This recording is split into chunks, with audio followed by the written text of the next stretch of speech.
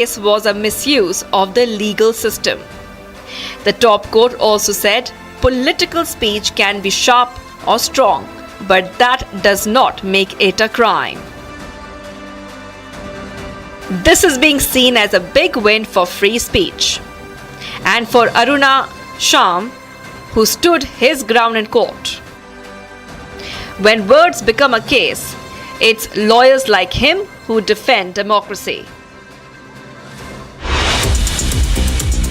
Let's get you some more news from across the nation. The Border Security Force has reinforced its commitment to the welfare and operational efficiency of its women personnel with the inauguration of a state-of-the-art Mahila Barak at border outpost Ekinpur in South Tripura district. The new Barak, equipped with modern amenities, aims to provide comfortable and conducive living environment for Mahila Praharis, further strengthening their capabilities in safeguarding the nation's borders. Heavy rainfall along the Dindori-Jabalpur corridor has caused the Narmada river to surge dangerously, submerging the historic Jogitya-Kari bridge and disrupting traffic. Dindori SDPO Satish Dwivedi confirmed that the river is in full spate with water flowing across the bridge and necessitating a diversion of vehicles from both the directions. He added that adequate security arrangements have been implemented with police, home guard and SDRF personnel deployed at the spot to manage the situation and ensure public safety.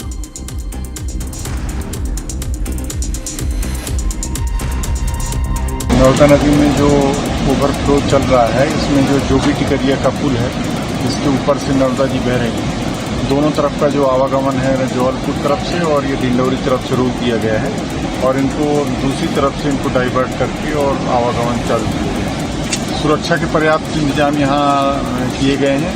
Police, home guard, SDRF की team लगी हुई है और जो राजस्व का अमला है वो भी यहाँ तैनात है। BJP leader Shagun Parihar, MLA from Kishtwar, took part in a commemorative rally marking Kargil Vijay Diwas yesterday, reflecting a deep gratitude and reverence for the sacrifices made by India's brave soldiers. She emphasized that the rally is a symbol that India remembers those courageous people who sacrificed their lives for the country. Kargil विजय दिवस की ये जो rally है जिसमें हम लोग मशाल लेके चल रहे हैं, ये इस बात का प्रतीक है। आज भी हम उन सभी लोगों को नमन करते हैं जिन्होंने भारत के लिए अपने प्राणों की आहुति दी। हम उन माँओं का आभार व्यक्त करते हैं जिन्होंने अपने बेटों को न्यौछावर कर दिया, जिन्होंने अपने बेटों के अंदर देशभक्ति की ऐसी भावना को डाला कि इन्होंने अपना सर्वस्व न्यौछावर कर दिया। हमें ये कभी नहीं भूलना चाहिए। हमारे लिए मातृभूमि सर्वोपरि है। अगर हम ये कहते हैं कि भारत हमारी माँ है, तो हमें भारत के लिए, भारत माँ के लिए अपना सर्वस्व न्यौछावर करने के लिए हमेशा तैयार रहना चाहिए। A major accident occurred on the Mumbai-Pune expressway near Khopoli in Raigad district when a container truck reportedly suffered brake failure while descending a slope. The truck rammed into approximately 20 vehicles on the Mumbai-bound lane between the new tunnel and the Food Mall Hotel area, triggering a massive pile-up. While no fatalities have been reported, several people were injured and many vehicles sustained extensive damage.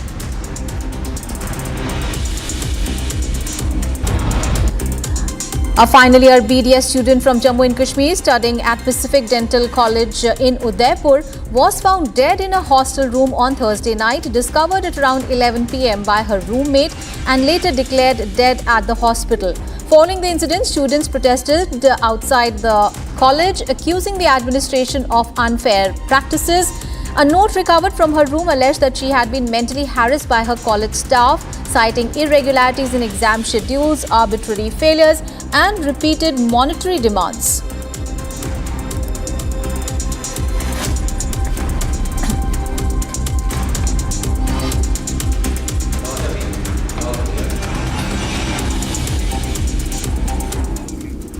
And viewers, Sando Top, one of the most strategic vantage points during the Kargil War of 1999. The icy winds that brushes past today is the same that met our soldiers 26 years ago. But unlike the stillness now. Back then, this very ridge echoed with the thunder of artillery, the crack of the gunfire and the undying roar of Indian bravery. Sandotop witnessed it all, the sacrifice, the bloodshed and the brotherhood and also victory. And today it stands not just as a military post but as a symbol of what India is made of. Resolve that does not waver and courage that does not cower. The might of the Indian Armed Forces has been witnessed by these mighty hills. These mountains were the battleground during the Operation Vijay. This is the Tiger Hill. As close as we can get to it is from this point where we are reporting from 14,200 feet. But that peak, viewers, that was high altitude warfare that happened during the Kargil War.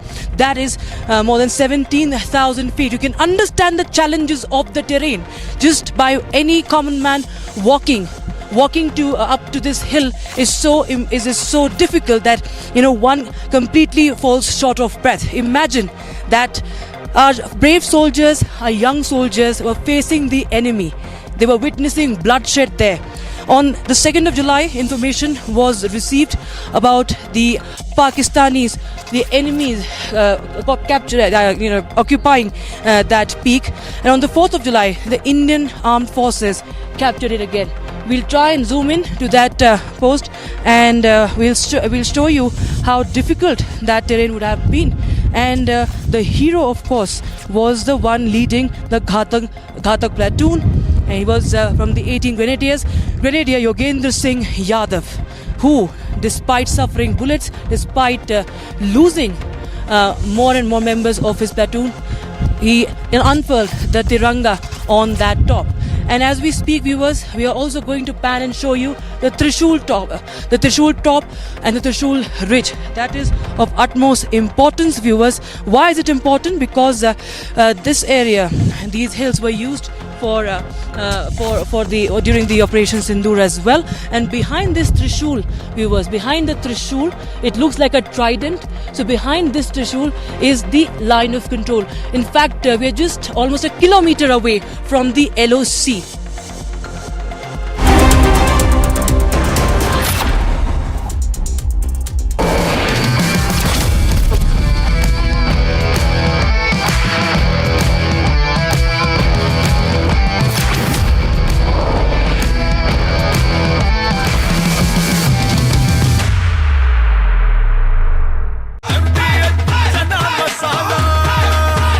Chholiya हो या लोबिया, सफेद चने या काले चने, सब कुछ मजेदार बने।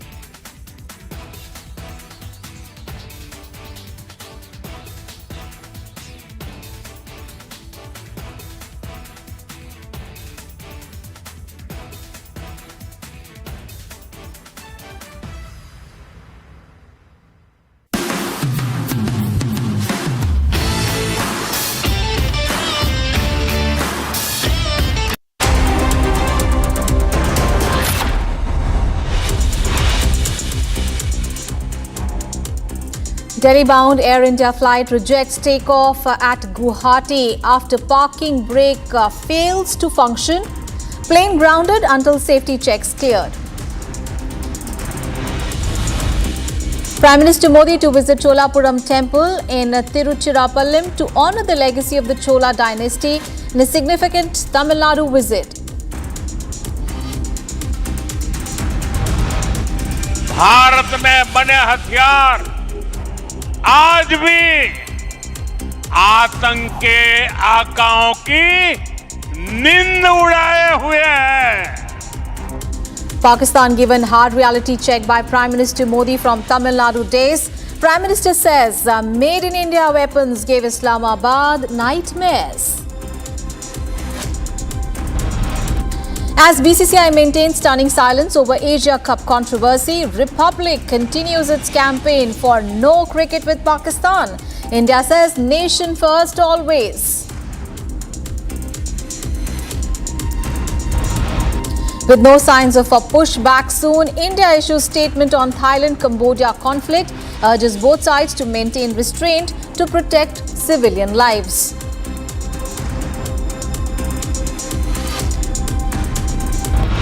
And at least 11 injured in mass stabbing case in Michigan in the United States, suspect taken into custody.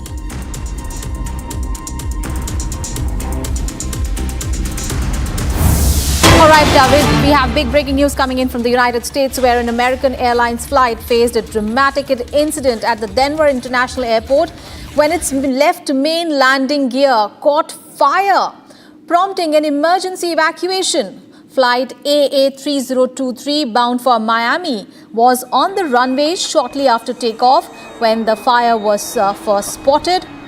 Thankfully, passengers and the crew members were evacuated safely via emergency sliders as smoke billowed beneath the aircraft. So really harrowing time faced by the passengers of the American Airlines flight AA3023. This after the aircraft's main landing gear caught fire at the Denver International Airport. Local fire rescue teams responded quickly. No serious injuries have been reported. And this fire broke out near the main wheels of the Boeing 737 MAX 8.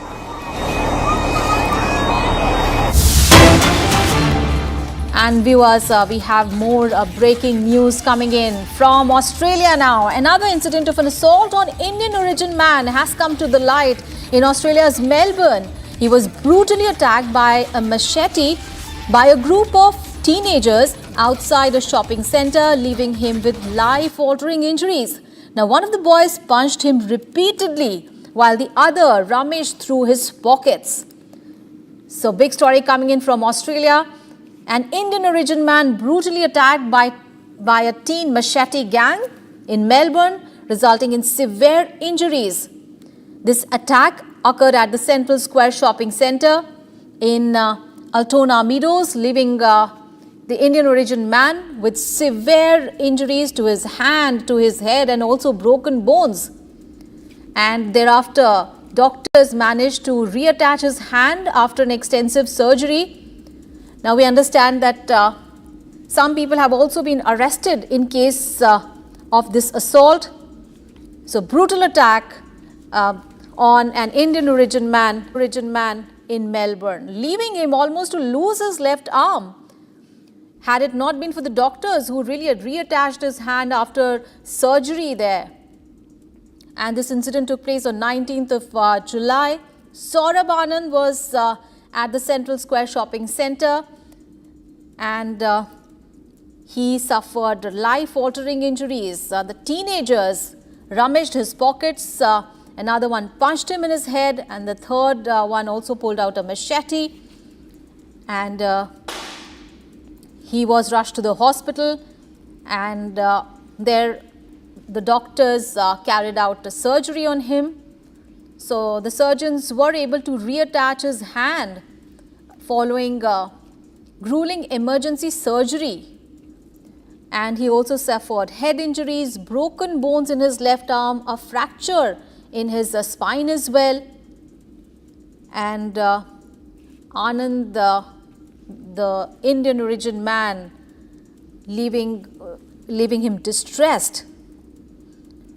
So another case of assault on an Indian man in Australia. So it is a new another incident that has happened a few days back, and a similar incident had occurred when an Indian origin man was assaulted in Australia. All right, let's get to some other news. US President Donald Trump is in Scotland for a 5-day visit, hoping to leave behind the chaos of Washington. The persistent questions over the handling of the Jeffrey Epstein files has made him very wary and anxious, and hence this trip is a mix of personal business and diplomacy. But the people of Scotland welcomed him with protest, placards bearing slogans, and others waved Palestinian flags. Here is more on the story. Hundreds of protesters gathered in the Scottish city of Edinburgh to protest against US President Trump's visit to a golf resort. British Prime Minister Keir Starmer was criticised for striking a recent trade deal to avoid stiff US tariffs on goods imported from the United Kingdom. Speakers on a makeshift stage told the crowd that Trump was not welcomed amid the chaos. I'm here to oppose fascism, to say that Trump isn't welcome in Scotland. I think there are far too many countries that are feeling the pressure of Trump and that they feel that they have to accept him, and we should not accept him here. We should not accept fascism in any form at this point. Have we not been through this before? So as a Scot and as an American, I'm a dual citizen, we're saying no. We don't want you here, and we wish that more countries would say no. We wish the British government had said no. Demonstrators held placards bearing slogans critical of Trump, and others waved Palestinian flags in regards to the visit. I have a problem with the pipes being used to welcome Trump on other visits and things, and I want to use this symbol of, it's a symbol of Scotland, and I want to make it clear that he's not welcome in Scotland. Trump is set to be in Scotland until Tuesday. As the protests continue, Trump is set to hold trade talks with the UK PM soon.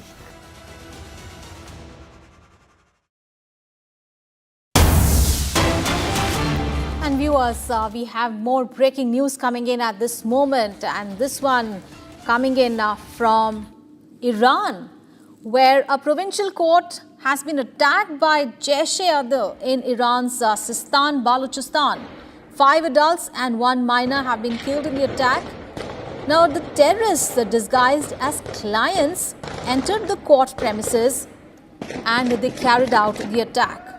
So, big story coming in from Iran, where a court has been attacked by terrorists, and the gunmen,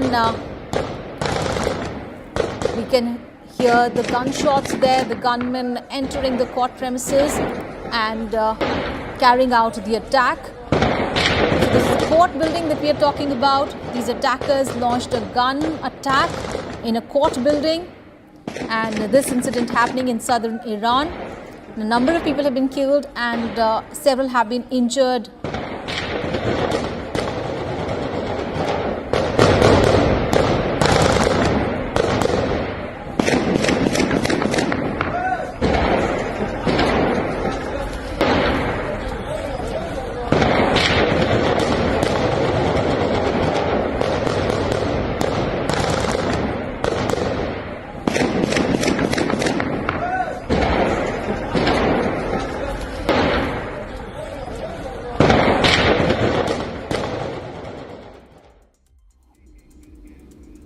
All right, news from the UK now in a major escalation. Thousands of doctors in England's state-funded National Health Services have launched a 5-day strike demanding a 29% pay hike.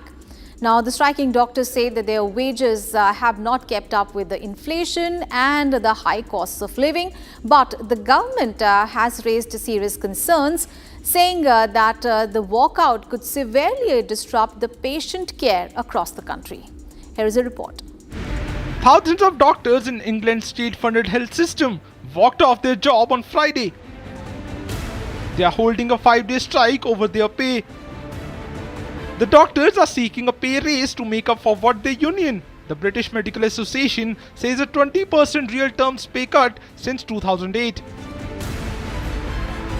They are demanding a 29% rise that they say would restore salaries that have been eroded over the past decade. We've always been flexible and creative about how we might resolve this pay dispute. What we're asking for is for a first-year doctor to go from £18.60 odd an hour to just under £23 an hour. We don't think that's unreasonable. We're not asking for it all in one go. We're asking for conversations, we're asking for negotiations, and we're willing to be flexible. The government has raised concern that this strike will disrupt care for patients across the country. We are doing everything we can to minimise the risk to patients and to minimise the disruption. But I want to be honest with people. What we can't do is eliminate disruption or risk to patients. We know that there have been operations, appointments and procedures already cancelled, and we know that there will be real challenges over the next 5 days. And that is why the Prime Minister and I are so angry on behalf of patients and other NHS staff who are working hard to keep the show on the road, that the BMA have taken what is reckless and unnecessary action, forgetting that they've had a 28.9% pay increase from this government. Resident doctors who form the backbone of hospital and clinic care took to picket lines outside hospitals after talks with the government broke down. The National Health Service said the emergency departments would remain open. Hospitals and clinics would also try to carry out as many scheduled appointments as possible.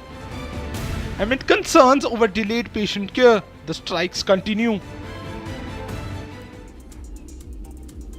Alright, let's get you some more international news. In a major political development out of East Asia, voters in Taiwan have overwhelmingly rejected a high-profile recall motion aimed at lawmakers from the opposition Nationalist Party. Now, this vote, closely watched both at home and abroad, was seen as a political turning point in Taiwan's political landscape. Here is more on the story. Taiwanese citizens headed to the polls in a landmark recall election aimed at removing nearly one-fifth of the legislature. 24 lawmakers, all from the opposition Kuomintang or KMT. The elections were initiated by supporters of the ruling Democratic Progressive Party or DPP, who accused the KMT of paralyzing key legislation, including Taiwan's crucial defense budget, and of advancing policies seen as tilting towards China.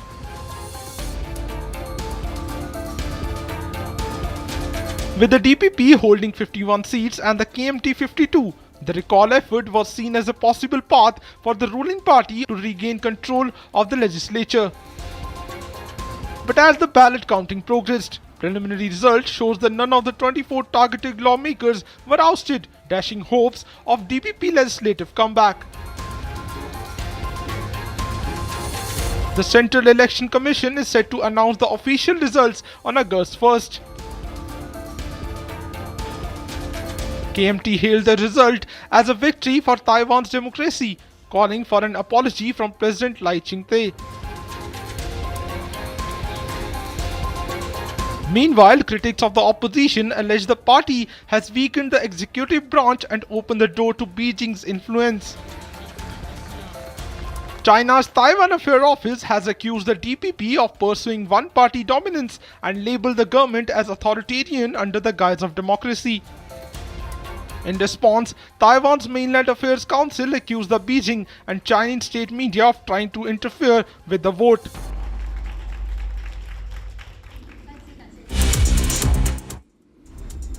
And viewers, now let's take a look at some news from the world of business in our Business Wrap.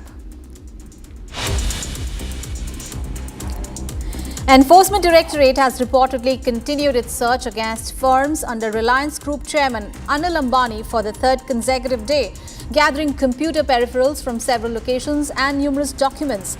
The Economic Intelligence Agency has launched its investigation against the Anil Dhirubhai Ambani group of companies and Yes Bank, allegedly linked to a 3,000 crore rupees bank loan fraud. Union Commerce and Industry Minister Piyush Goyal on Saturday lauded the free trade agreement between India and the UK, which makes the European nations' market highly attractive for textiles, jewellery, agricultural products and engineering goods. He mentioned that 99% of India's exports will be able to go to the UK duty-free.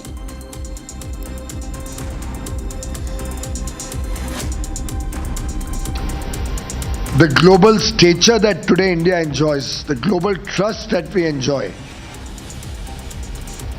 has helped us to protect our sensitive sectors and open markets to textiles, footwear, leather, jewelry, gem and jewelry, marine products, agri products, medicines, all areas of our interest which generate lakhs and lakhs of jobs. European Commission President Ursula von der Leyen arrived in Scotland on Saturday for a pivotal meeting with US President Donald Trump, scheduled for Sunday afternoon. The two leaders are expected to finalize a significant trade agreement, potentially surpassing the $550 billion accord that the Trump administration reached with Japan earlier this week. The proposed deal aims to avert the implementation of a 30% US tariff on European goods, which is set to take effect from 1st of August. ITC Limited plans to invest 20,000 crore rupees across its business verticals over the next 5 to 6 years, focusing on enhancing manufacturing capabilities, innovation and sustainability.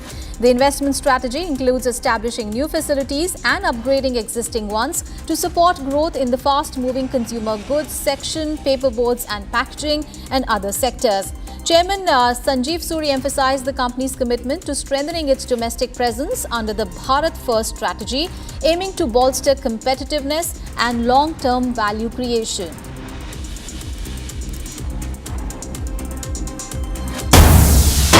All right, big breaking news coming in from the United States, where the Donald Trump administration has attacked Democrats. Now, he says that large amount of money owed by Democrats after the presidential election, as Democrats paid $11 million to singer Beyonce for an endorsement that she never completed. Now, he has called for prosecution of Kamala Harris and those who received the endorsement money. So, Donald Trump claims that celebrities were really paid to endorse Kamala Harris. And he has spoken about a major investigation of Beyonce and other celebrities, and this is in regards to the election, the 2016 election. And Donald Trump has claimed that millions of money, large amount of money, were paid to these celebrities to endorse Kamala Harris. And he has shared a post where he said, I'm looking at a large amount of money owed by the Democrats after the presidential election, and they admit to paying probably illegally $11 million to singer Beyonce for an endorsement, $3 million for expenses to Oprah Winfrey, $6,000 to very low-key rated anchor Al Sharpton, and others to be named for absolutely nothing. So, big claim made by US President Donald Trump, and he has claimed that the large amount of money was being paid to these celebrities to endorse Kamala Harris in the election of 2016. And he said that the matter needs to be investigated. And he has also spoken about the prosecution of Kamala Harris. However, he has just made these claims but not given any proof so far. There's no evidence that he has given, but he said he has alleged that a lot of celebrities were paid millions of money for endorsing Kamala Harris in the 2016 election.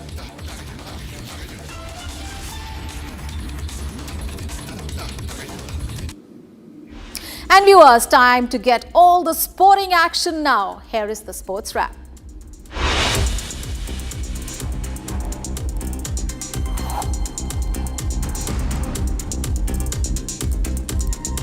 Fueled by a commanding century from captain Ben Stokes, England piled on a formidable 669 runs in their first innings, seizing a substantial 311-run lead over India on day 4 of the 4th Test. Stokes broke his 2-year drought with a gritty 141 off 198 balls, marking his 14th Test 100 and propelling England past the 600-run mark On the flip side, Jasprit Bumrah recorded an unwanted milestone, conceding 100 or more runs in an innings for the first time in his 48-test career.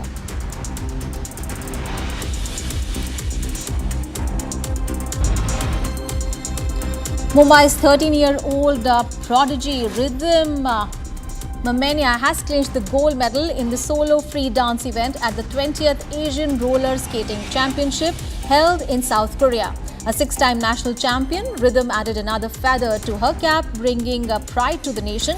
Earlier this year, she had also secured an international gold at the Taiwan Artistic Roller Skating Open. Inter Miami's Lionel Messi and Jordi Alba have been handed a one-match suspension after skipping the Major League Soccer All-Star game earlier this week. The pair missed the marquee event in Texas, where their team triumphed 3-1 over Mexico's Liga MX All-Stars. As a result, both players will sit out Inter Miami's upcoming home fixture against FC Cincinnati on Sunday. MLS released an official statement detailing the grounds for their suspension.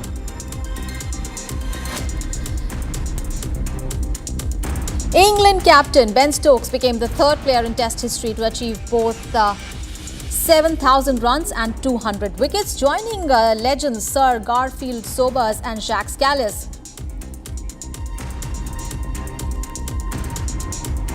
For the first time in 77 years, all of England's top four batters scored 70-plus runs in a single Test innings. In the fourth Test against India at Old Trafford, openers Zach Crawley and Ben Duckett gave the hosts a strong platform. And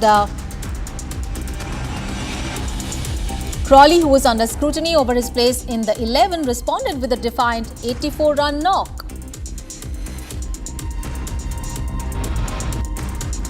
Jasprit Bumrah conceded over 100 runs in an innings for the first time in his Test career, marking a rare off day for the pace spearhead.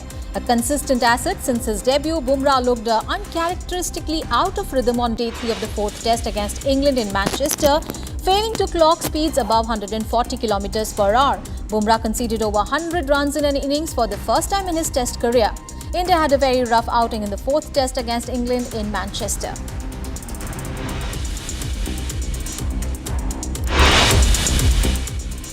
Viewers, we are taking a short break, but coming up ahead, the big international story, protests against Donald Trump as he is on a 5-day visit to Scotland.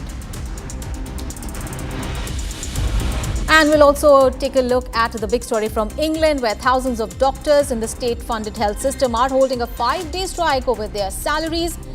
This and much more on the other side of the break. Don't go anywhere.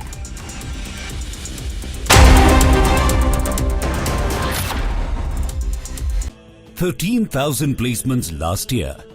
At Amity, we are committed to nurturing passionate, hardworking and proactive professionals. आधे bowl दही में 4 चम्मच MDH चटनी पुदीना मसाला डाला, stir करो, पुदीना चटनी तैयार। MDH चटनी पुदीना मसाला। MDH।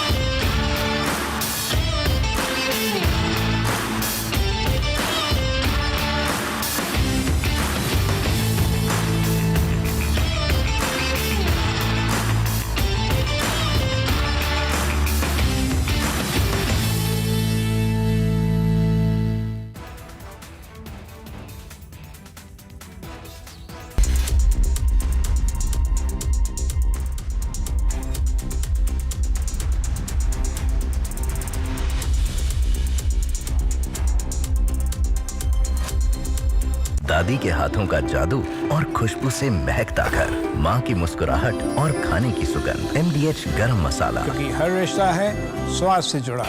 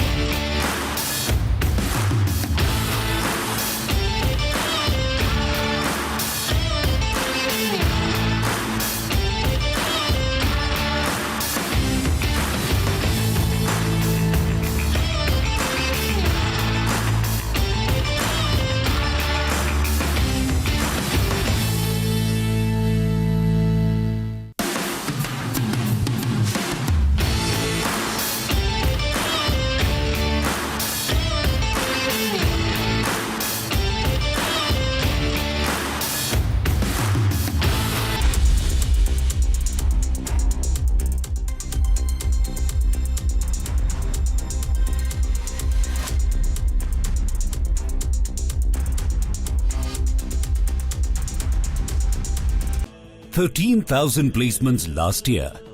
At Amity, we are committed to nurturing passionate, hardworking and proactive professionals. MDH की हल्दी मिर्ची धनिया करे कमाल, ये रंग दे, ये खुशबू दे, ये तीखा, ये कम पड़े, क्या निराला MDH masala.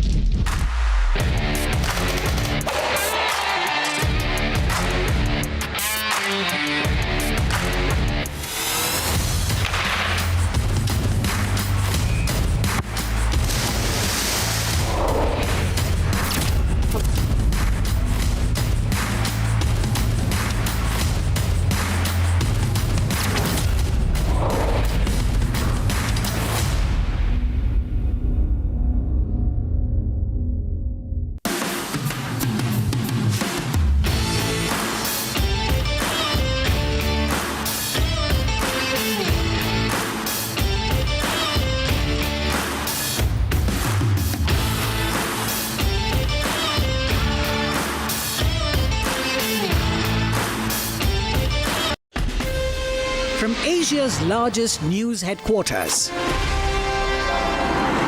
setting the agenda for Bharat.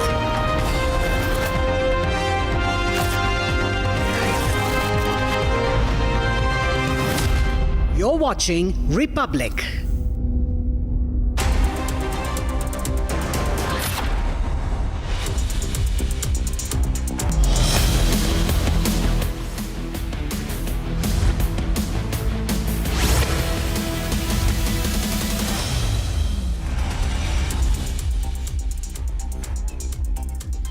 Good morning viewers, hello and welcome, and you're watching Republic this morning at 8. Let's bring you all the top news, beginning with the top headlines of this hour.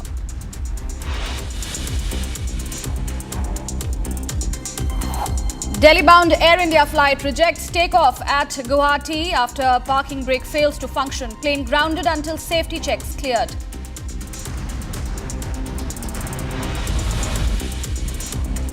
Prime Minister Modi to visit Cholapuram temple in Tiruchipallam to honour the legacy of Chola dynasty in significant Tamil Nadu visit. Bharat में बने हथियार आज भी आतंक के आकाओं की निंद उड़ाए हुए हैं।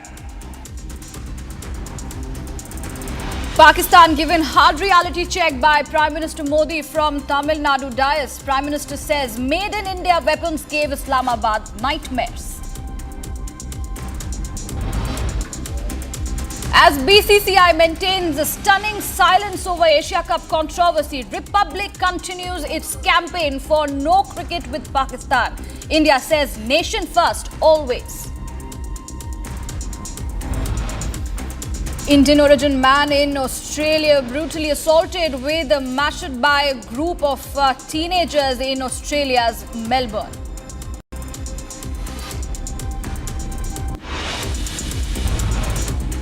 At least 11 injured in mass stabbing case in Michigan, suspect taken into custody.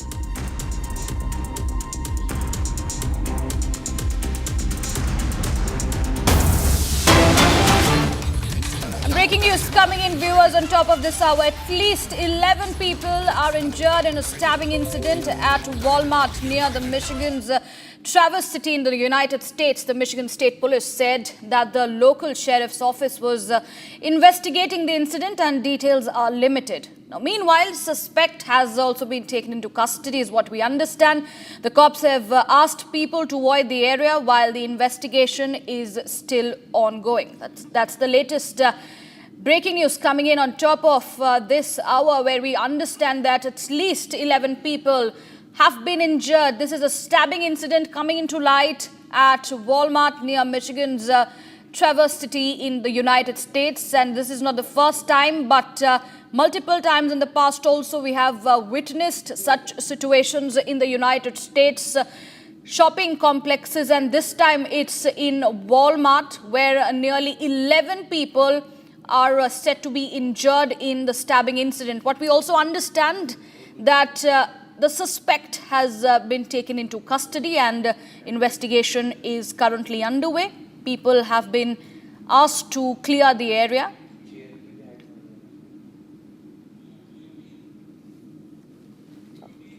All right, moving on from that, let's get you more breaking news coming in. At this point in time, an American Airlines flight faced a dramatic incident at the Denver International Airport when its left main landing gear caught fire. Now, this prompted an emergency evacuation. Flight AA3023 bound for Miami was on the runway shortly after takeoff when the fire was first spotted. Passengers and crew members were evacuated safely via emergency slides as the smoke billowed beneath the aircraft. Those dramatic visuals also, viewers, on your screens at this point in time, where we can see that the American plane caught fire, and you can see from the visuals how the passengers and the crew were indeed evacuated safely.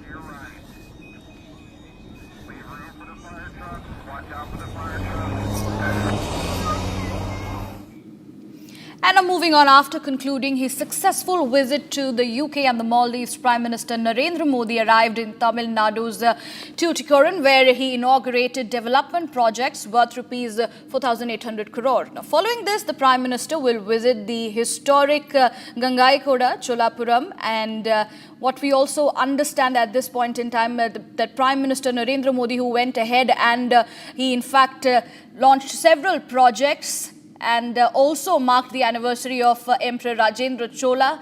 Prime Minister will also release a commemorative coin on the occasion. The Prime Minister's visit holds a significant importance as it is coming just months ahead of the Tamil Nadu Assembly elections next year. After concluding the historic UK and Maldives visit, Prime Minister Narendra Modi landed in pole-bound Tamil Nadu to blow the poll bugle. He arrived in Tuticorin as part of his 2-day visit to Tamil Nadu, where he inaugurated and dedicated a series of landmark projects across several sectors worth 4,800 crores.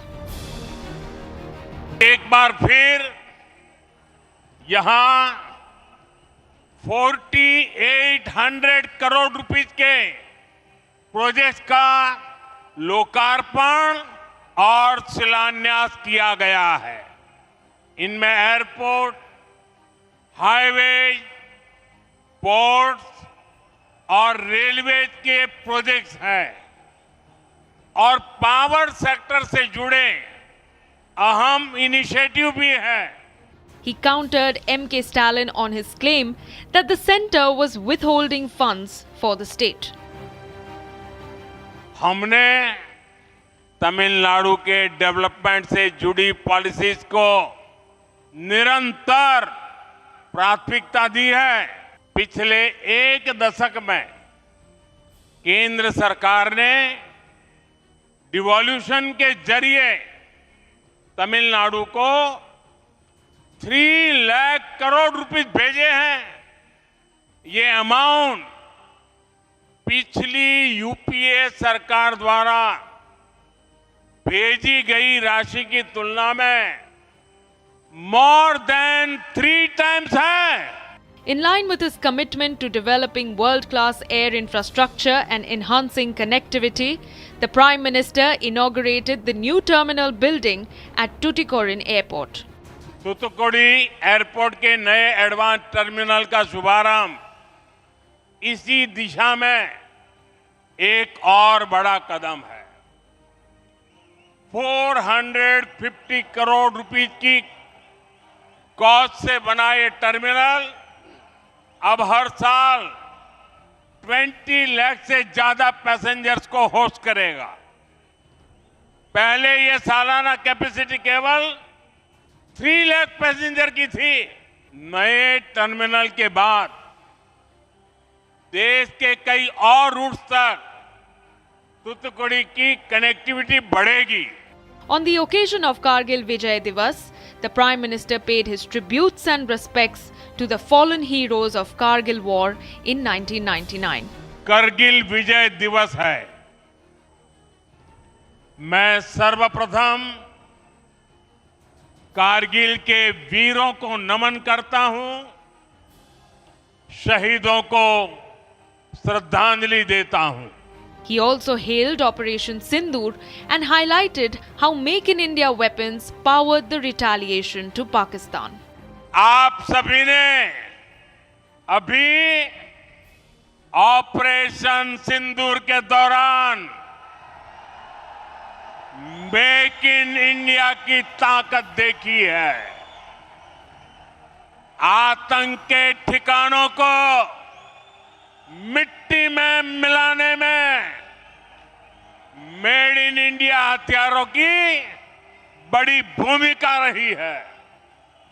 Bharat में बने हथियार आज भी आतंक के आकाओं की नींद उड़ाए हुए हैं।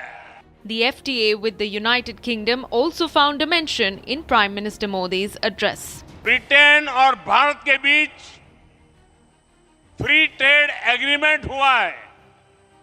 एफटीए भी इसी विजन को गति देता है। इस एफटीए एग्रीमेंट के बाद ब्रिटेन में बिकने वाले 99% भारतीय प्रोडक्ट्स पर कोई टैक्स नहीं लगेगा। ब्रिटेन में भारतीय चीजें सस्ती होंगी तो वहां डिमांड बढ़ेगी और यहां भारत में उन चीजों के निर्माण के लिए ज्यादा मौके बनेंगे। Following the inauguration of key projects in Tuticorin, Prime Minister Modi is set to visit the historic Brihadishwara temple, where he will release a commemorative coin in honor of Rajendra Chola to mark the 1000th anniversary of his conquest of the Gangetic Plains. Especially visiting the Gangaikonda Cholapuram temple, where he'd be commemorating the 1000th year of the great Raja Rajendra Chola, the king who actually went to the northeast as a maritime expedition in all of Southeast Asia, and it is also the commencement of the construction of the Gangaikonda Cholapuram temple. Narendra Modi, after visiting the temple, he'd also be launching a bronze coin in remembrance of the great king Rajaraja Chola, following which he'll also be attending a concert by music composer Ilayaraja, and it is also the special Adi Thiruvadira festival in the state of Tamil Nadu. Rajendra Chola I, whose reign marked the zenith of the Chola Empire, is widely celebrated for his military prowess and temple building achievements. He was a great king, great warrior and simultaneously great connoisseur of Indian culture and architecture.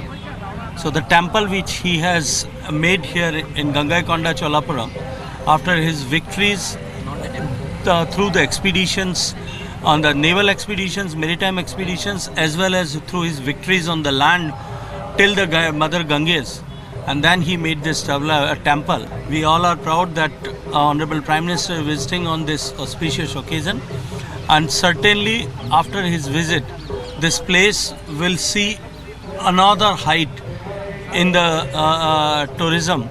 In a significant cultural outreach, around 25 Shevite Mutt heads from Tamil Nadu are set to share the stage with Prime Minister at the Brihadishwara temple. This event echoes a similar gathering from 2023 when 19 Adinams participated in Sengol installation at the new Parliament building. Prime Minister Modi's two-day visit is seen as strategically timed in the run-up to the 2026 Tamil Nadu Assembly elections.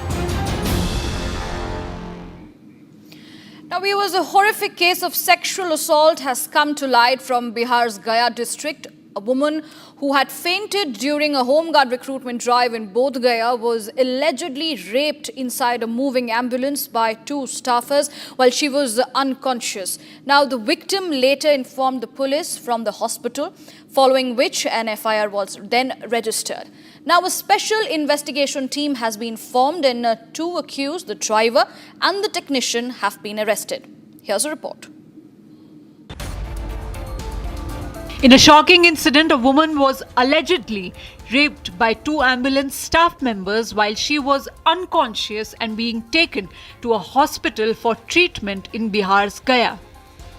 The victim reportedly fainted during an ongoing physical test for the recruitment of home guards on the campus of the Bihar military police grounds at Bodh Gaya.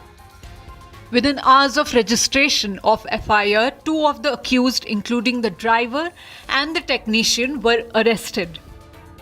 महिला अभ्यर्थी ने आरोप लगाया कि ambulance में जो कर्मी थे उनके द्वारा उनके साथ दुर्व्यवहार और दुष्कर्म किया गया है और इस सूचना को प्राप्त होती हमने तुरंत अविलंब कार्रवाई की और उसका चिकित्सकीय परीक्षण प्राप्त किया और संदेह के आधार पर जो एम्बुलेंस कर्मी थी और ड्राइवर, जो टेक्नीशियन और ड्राइवर दोनों को डिटेन किया गया और सभी एस्पेक्ट पर हम लोग विस्तृत जांच पड़ताल करके अभी कार्रवाई कर रहे हैं. A forensic team has been deployed and CCTV footage from the surrounding area has been recovered to track the ambulance's movement and timeline. The incident drew sharp political reactions, with RJD leader Tejaswi Yadav taking to social media on Saturday to criticize the government. Meanwhile, Union Minister and LJP Ramvilas President Chirag Paswan strongly criticized the government over the deteriorating law and order situation in the state. Bihar में जिस तरीके से हत्या, अपहरण, लूटमार, डकैती, बलात्कार एक के बाद ऐसी श्रृंखला बन गई है और अब तो ऐसा लग रहा है जैसे प्रशासन पूरी तरीके से नाकामयाब है इन घटनाओं को रोकने के लिए. और अगर ऐसे ही चलता रहा तो ये आने वाले दिनों में एक बहुत भयावह परिस्थिति उत्पन्न कर देगा हमारे प्रदेश के लिए. The incident has caused widespread outrage and raised concern over women's safety in Bihar. Now, viewers, this Sandotop is one of the most strategic vantage points during the Kargil War of 1999. The icy winds that brushes past today is the same that greeted our soldiers 26 years ago. But unlike today, back then, this very ridge echoed with thunder of artillery, the crack of gunfire, and the undying roar of the Indian bravery. Sandotop witnessed it all, the sacrifice and the blood the brotherhood, and then eventually the victory. It stands today not just as a military position, but as a symbol of what India is made of: resolve that does not waver and courage that does not cover. The might of the Indian Armed Forces has been witnessed by these mighty hills. These mountains were the battleground during the Operation Vijay. This is the Tiger Hill. As close as we can get to it is from this point where we are reporting from 14,200 feet. But that peak, viewers, that is high altitude warfare that happened during the Kargil War, that is more than 17,000 feet. You can understand the challenges of the terrain just by any common man walking to up to this hill is so difficult that one completely falls short of breath. Imagine that our brave soldiers, our young soldiers were facing the enemy. They were witnessing bloodshed there. On the 2nd of July, information was received about the Pakistanis, the enemies occupying that peak. And on the 4th of July, the Indian Armed Forces captured it again. We'll try and zoom in to that post, and we'll show you how difficult that terrain would have been. And the hero, of course, was the one leading the Ghatak platoon, and he was from the 18 Grenadiers, Grenadier Yogendra Singh Yadav, who, despite suffering bullets, despite losing more and more members of his platoon, he unfurled the Tiranga on that top. And as we speak, viewers, we are also going to pan and show you the Trishul top and the Trishul ridge. That is of utmost importance, viewers. Why is it important? Because this area, these hills were used during the Operation Sindoor as well. And behind this Trishul, viewers, behind the Trishul, it looks like a trident. So behind this Trishul is the line of control. In fact, we are just almost a kilometer away from the LOC. Indian origin man in Australia brutally assaulted with a machete by a group of teenagers in Australia's Melbourne. Also coming up on the other side, Prime Minister Modi to visit Cholapuram temple to honour the legacy of Chola dynasty in significant Tamil Nadu visit.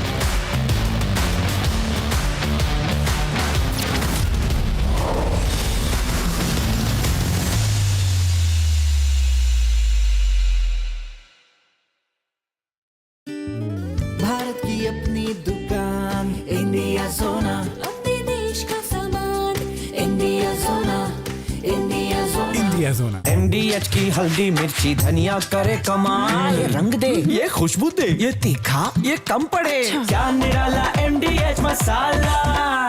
इसको घर पे लगाओगे तो शादी का तो पता नहीं, पर घर पक्का नहीं टूटेगा। रुंगटा नहीं तो घर स्ट्रॉन्ग नहीं। रुंगटा स्टील TMT बार एकदम सॉलिड। पहाड़ों में एक हाइकिंग शिप भी बन सकती है। ये है सीक्रेट रेसिपी MDH का जीरा सिप जल जीरा मसाला। सिप सिप जीरा सिप जीरा सिप MDH का जल जीरा सिप MDH का जल जीरा SIP.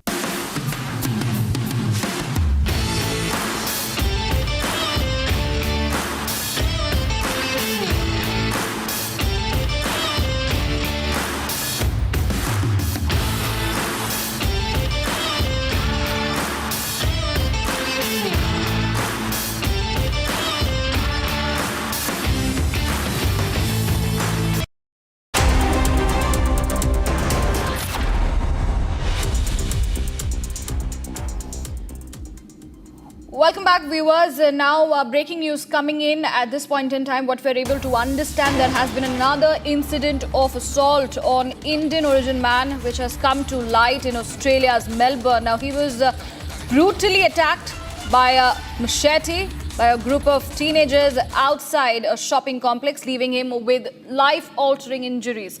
Now, one of the boys punched him repeatedly while the other rummaged through his pockets.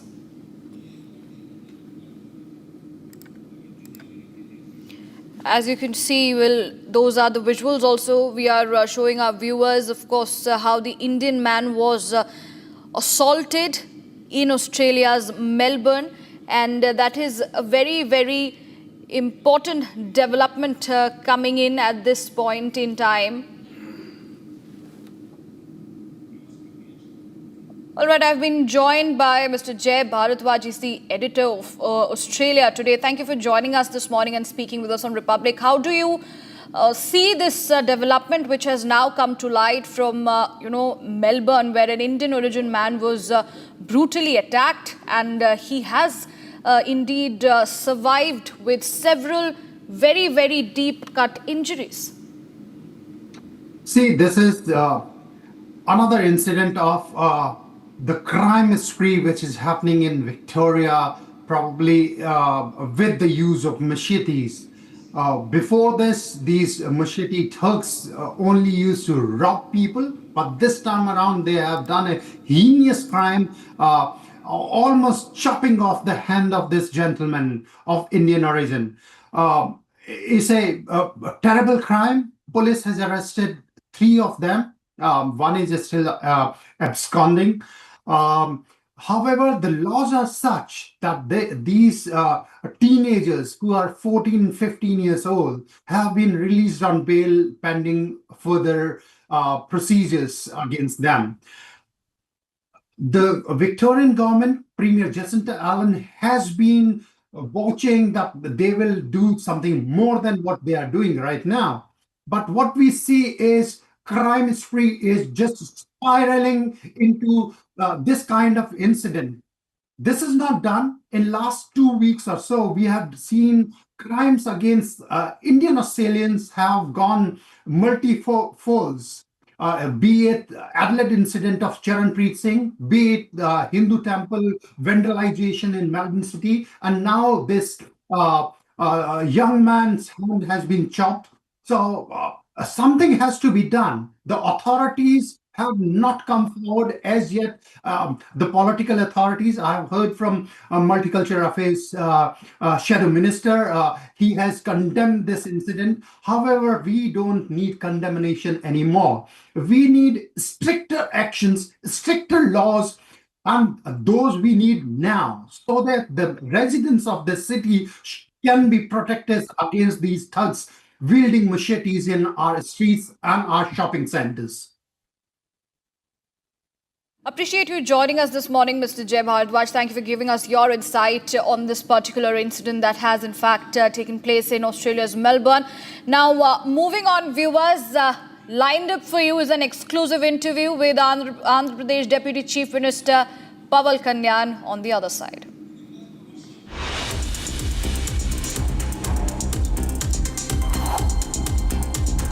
Little complaining of chest pain. I met him personally. He's a very warm person.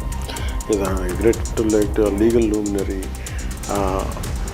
He's a man of great integrated intellect, and we need his services. But when health is not permitting him, then he offered.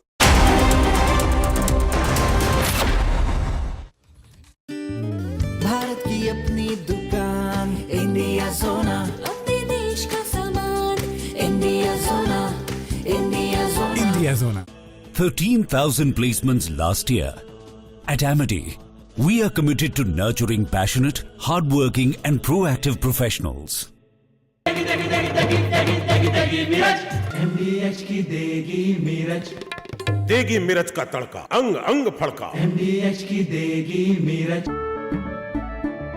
केसरिया से मन जोगी हुआ रे, दिल झूमे देखो मतवारा हुआ रे. केसरिया से मन जोगी हुआ. हर पल मनाओ केसरी त्योहार विमल बोलो जुबान केसरी। अब छोलिया हो या लोबिया, सफेद चने या काले चने, सब कुछ मजेदार बने।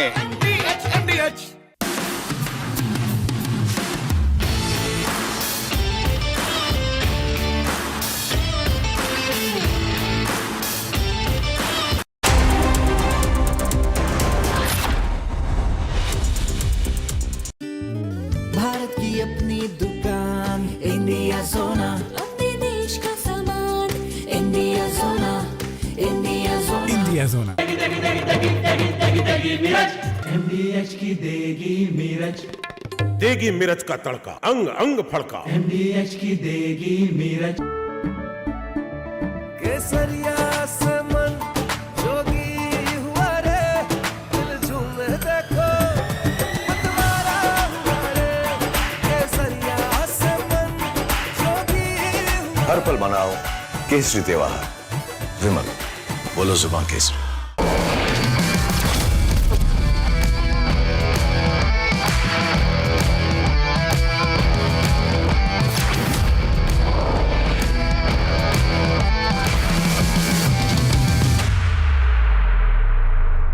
MDH की हल्दी मिर्ची धनिया करे कमाल, ये रंग दे, ये खुशबू दे, ये तीखा, ये कम पड़े, क्या निराला MDH masala.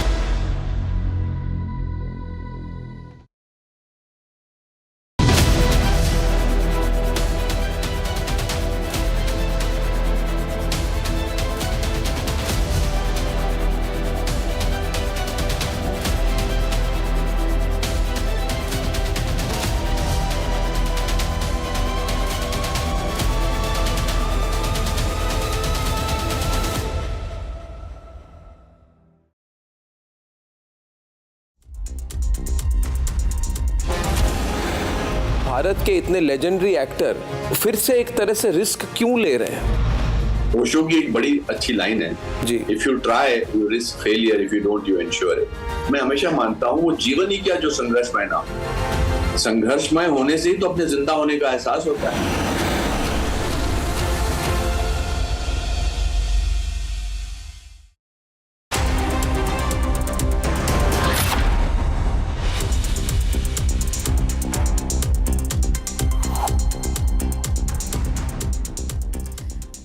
Very good morning, viewers. In an exclusive conversation with the Republic, Andhra Pradesh Deputy Chief Minister weighed in on multiple key issues from the developments under Operation Sindoor to Vice President Dhankar's resignation.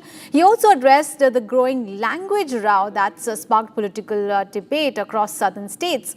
Here are the highlights from the exclusive interaction. Take a look. Joining us right now is actor turned politician and now the Andhra Pradesh Deputy Chief Minister Pavan Kalyan with us. Sir, thank you so much for your time and speaking to us on Republic TV.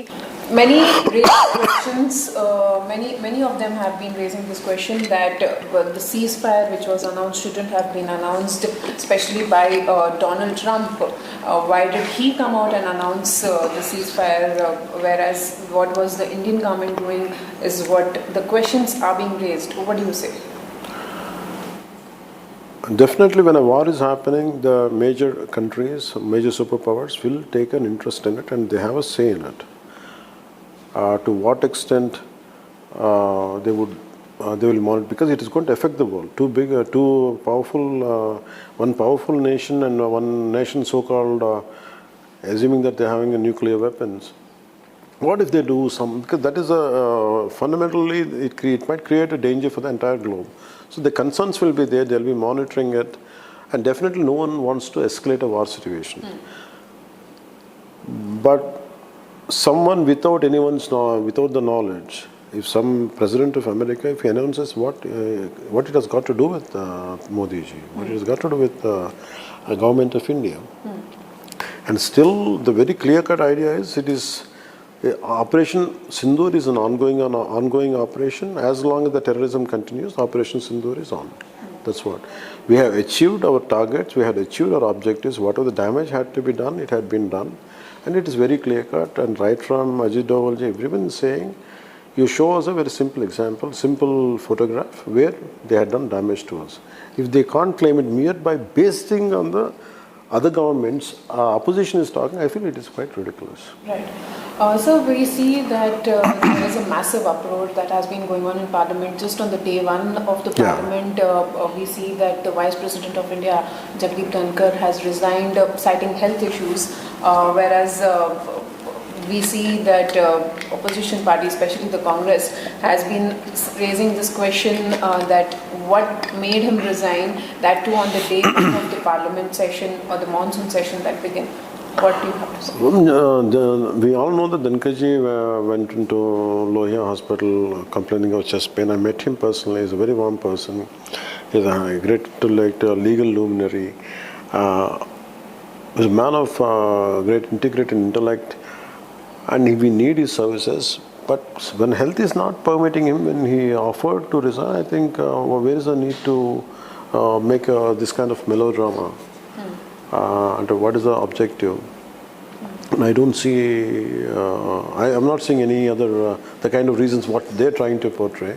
I'm not saying it is a simple, I understand his health is not in a good condition, he offered resignation. That's how we look at it. So there's no need of politics is what you say? Where is the need to politicalize, to yield a political dividend out of every situation?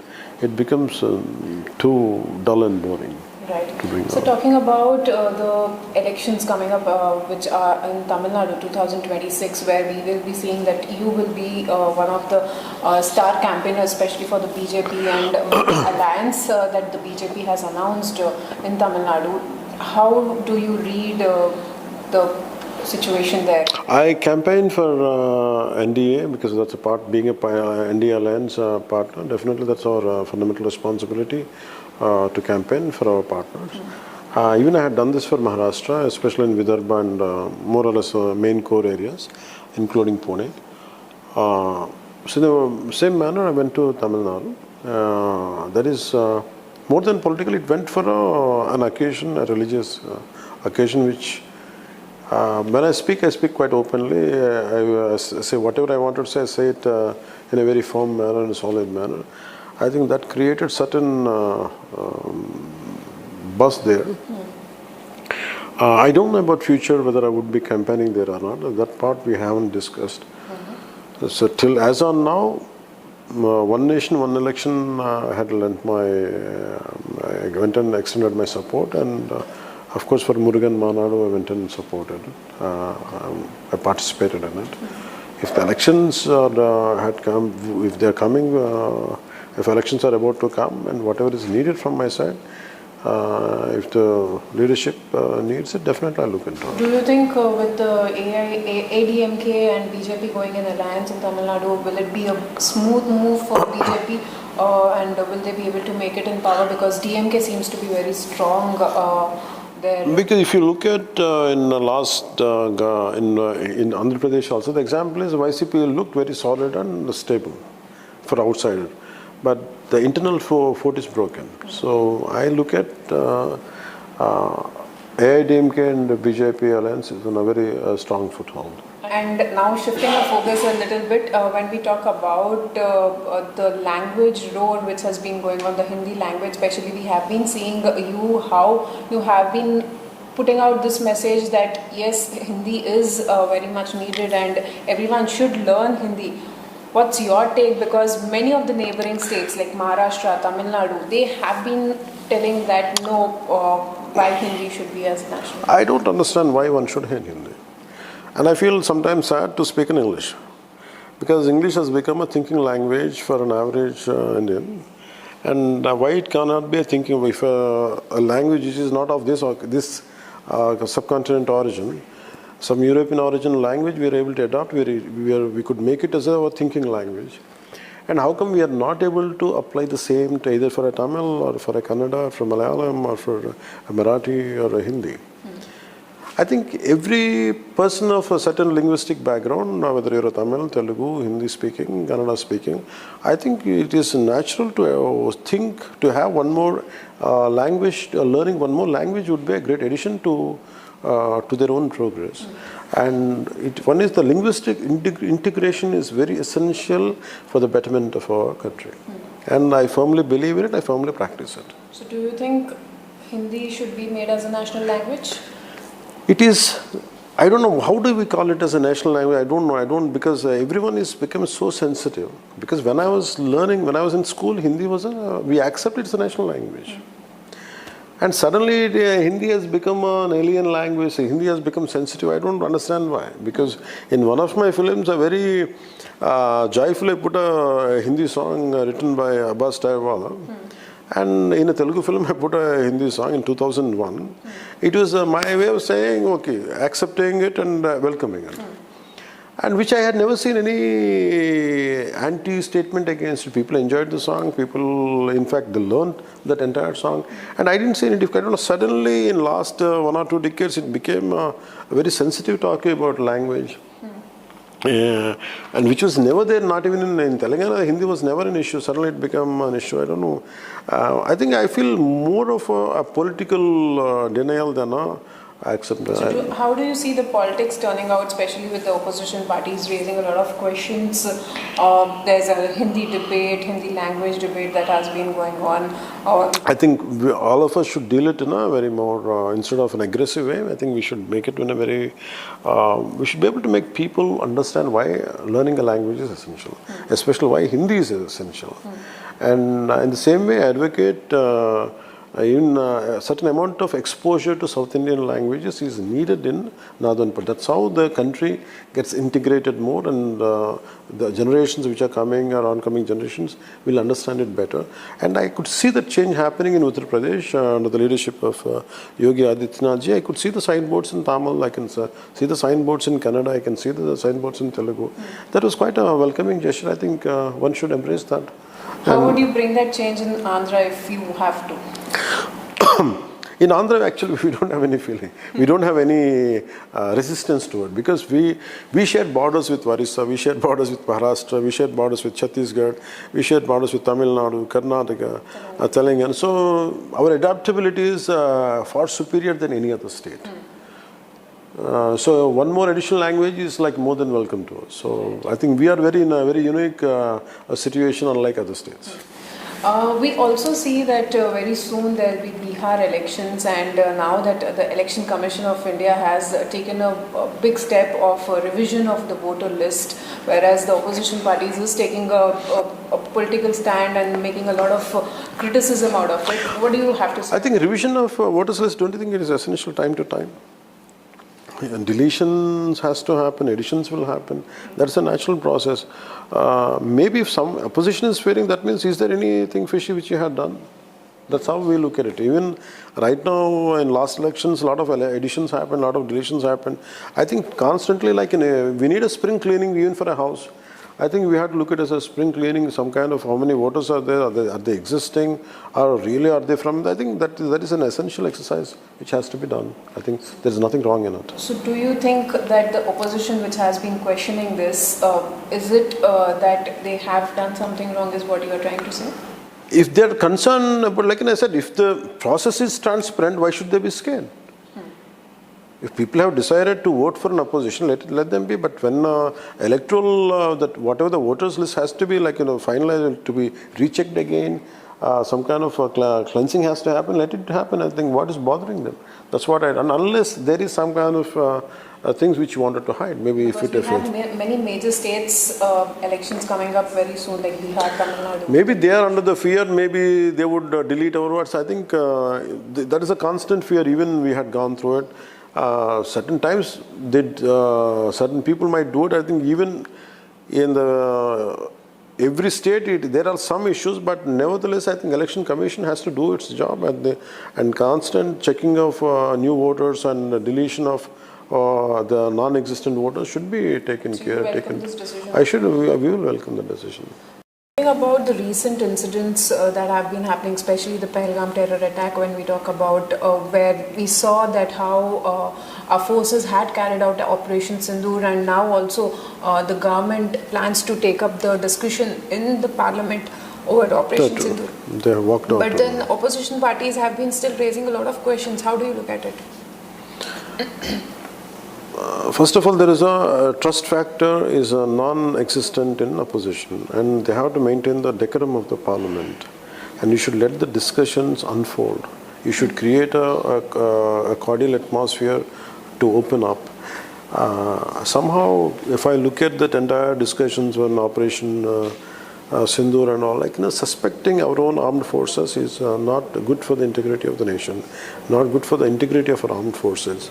Consistent doubting our armed forces is for me, it's personally, I hate when people doubt our armed forces. Especially go out of the country and talking, belittling our nation is something which we should, it should not be accepted. Especially in Parliament, I think you should let the debates to open up, and we have to create a kind of a trustworthy atmosphere, and you should let people discuss, and let the people should understand. If they don't give an opportunity, discussions to go on, and by mere raising or disrupting the parliament is not going to help. Even whatever objective they wanted to achieve, and it can't be achieved by disrupting parliament. Many raised questions, many of them have been raising this question that the ceasefire which was announced shouldn't have been announced, especially by Donald Trump. Why did he come out and announce the ceasefire, whereas what was the Indian government doing is what the questions are being raised. What do you say? Definitely, when a war is happening, the major countries, major superpowers will take an interest in it, and they have a say in it. To what extent they will monitor, because it is going to affect the world. Two powerful, one powerful nation and one nation so-called assuming that they're having nuclear weapons. What if they do some? Because that is fundamentally it might create a danger for the entire globe. So the concerns will be there. They'll be monitoring it, and definitely no one wants to escalate a war situation. But someone without the knowledge, if some president of America, if he announces what it has got to do with Modi ji, what it has got to do with the government of India, and still the very clear-cut idea is Operation Sindoor is an ongoing operation. As long as the terrorism continues, Operation Sindoor is on. That's what we have achieved. Our targets, we had achieved our objectives. Whatever the damage had to be done, it had been done. And it is very clear-cut, and right from Ajit Dovalji, everyone is saying, you show us a very simple example, simple photograph where they had done damage to us. If they can't claim it mere by basing on the other governments, opposition is talking, I feel it is quite ridiculous. Right. So we see that there is a massive uproar that has been going on in Parliament. Just on the day one of the Parliament, we see that the Vice President of India, Jagdeep Dhankar, has resigned citing health issues, whereas we see that opposition party, especially the Congress, has been raising this question that what made him resign, that too on the day one of the Parliament session or the monsoon session that began. What do you have to say? We all know that Dhankarji went into Lohia Hospital complaining of chest pain. I met him personally. He's a very warm person. He's a great intellect, a legal luminary. He's a man of great integrity and intellect, and we need his services. But when health is not permitting him, when he offered to resign, I think where is the need to make this kind of melodrama?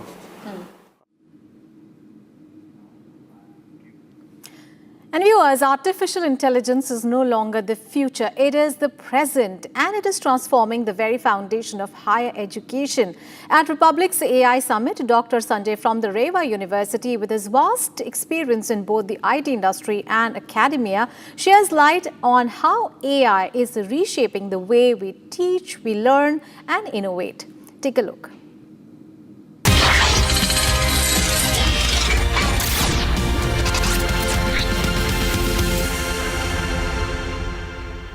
Joining me today is Dr. Sanjay R. Chitnis. He is the Vice Chancellor of Reva University, Bengaluru. The team, ladies and gentlemen, is India's AI Leap, and that starts here. Dr. Sanjay, thank you very much for speaking to Republic today. I want to know from you, with your extensive experience in both the IT industry and academia, how are you seeing the role of AI evolving in shaping the future of higher education? Yeah, AI is actually going to totally disrupt education. AI is not just what we see today in terms of content generation, in terms of images, music, etc. It's actually going to be quite assistive as we move towards general AI and super AI. Right? They are going to be assisting at an intellectual level to anybody, not just students. So tomorrow, our people, anybody can make use of AI to take on grand challenges and make wonders. So it's going to be really, really disruptive. Right, sir. And how do you think that AI, the AI education is more hands-on for students than the normal teaching? Yeah, so AI is going to be available to every student in terms of vast knowledge in multiple domains.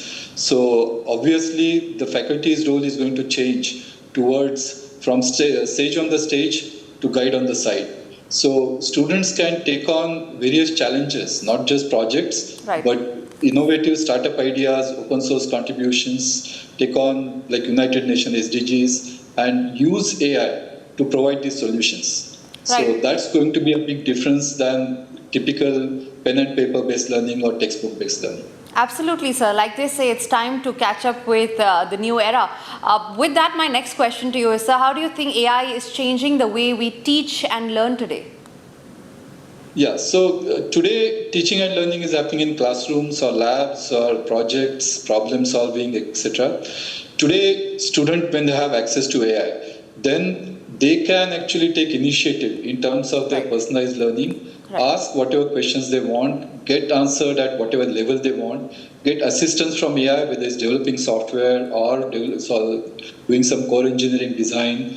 They can take help of that and prepare that, right? So the distance between work and education is going to close down drastically.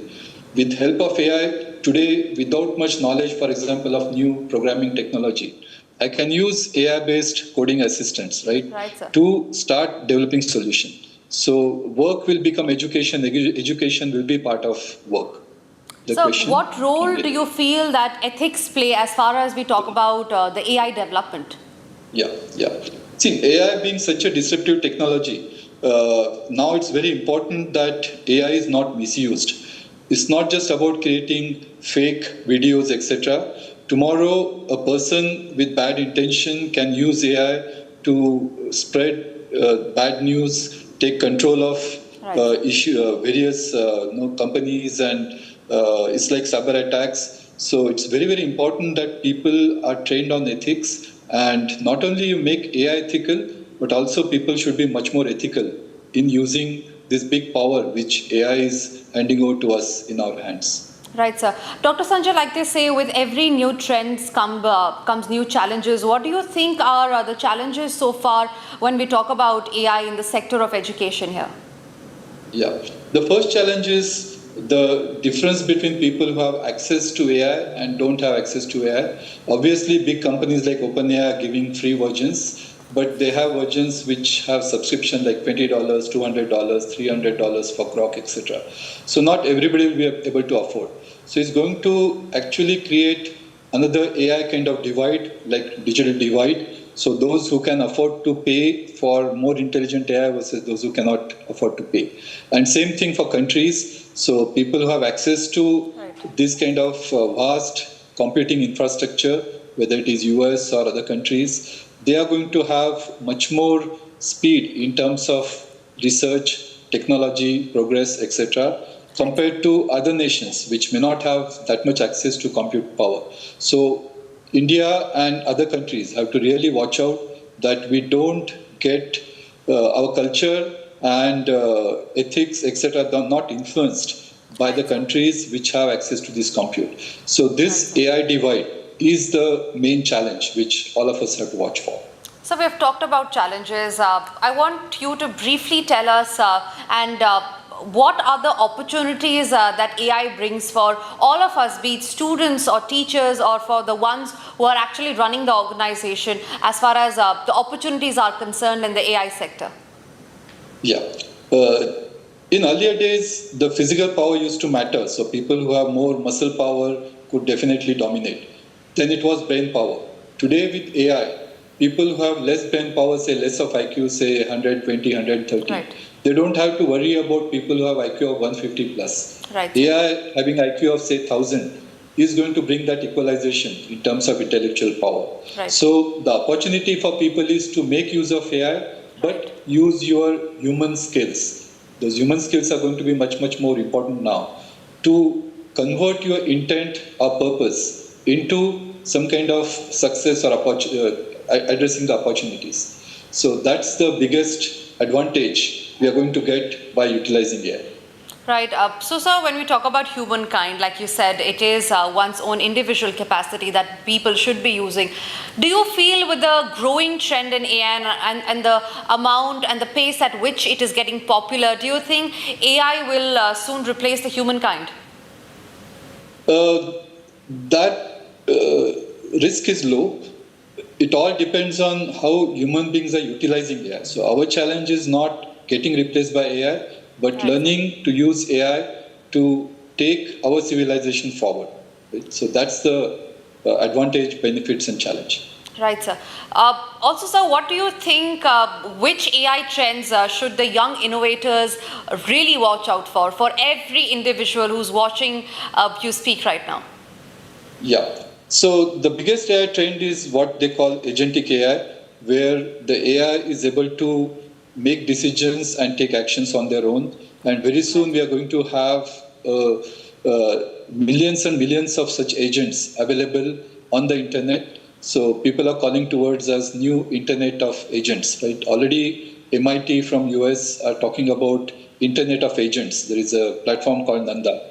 So today, such Internet of Agents that is distributed AI is going to make the human civilization, humankind, change the way we work, the way we think, the way we operate drastically. So our young generation has to get used not to work with just other human beings, but other human beings plus all these AI agents. So I'm sure these young people will be able to catch up with this trend. Absolutely, sir. You have a message for the young innovators out there. What is it that you want to send as a message to people who are watching us in every age group? Because when you talk about age group, the ones who are not Gen Z, who are not very familiar with the AI, are facing difficulties in catching up with the time and catching up with the new trends. What is it that you want to send them as a message for everybody who is really fascinated with the idea of AI? Yeah. So first of all, we don't have to be afraid of AI. At the same time, we should not use AI to stop using our brain, our emotional intelligence, our spiritual intelligence. So we have to continue developing our human faculties and make AI as an assistant to help us in doing what we want. Okay? Right. So the main skill required is today to sharpen our intent, our purpose, and communicate that effectively with AI systems so that they can help us. That's going to make the difference. Absolutely, sir. And one last question before I let you go. How is it that you are incorporating AI in your life? Yeah. So right from taking minutes of meeting, developing speeches, creating learning content, I'm using AI. I've also started learning how to use AI Copilot for coding, because unless we experience ourselves, we cannot give our opinions and teach our students. So today, AI is available for doing whatever you want. Right, sir. Dr. Sanjay, it was a very insightful session indeed. I'm sure everybody who's watching this is really enthralled with the idea of AI. I am as well. And it's a strong message that you have sent out to everybody who's fascinated with the idea of AI. The only message is use AI, but use AI as an assistant and not as completely dependent being on AI. Dr. Sanjay, thank you very much again for speaking to Republic.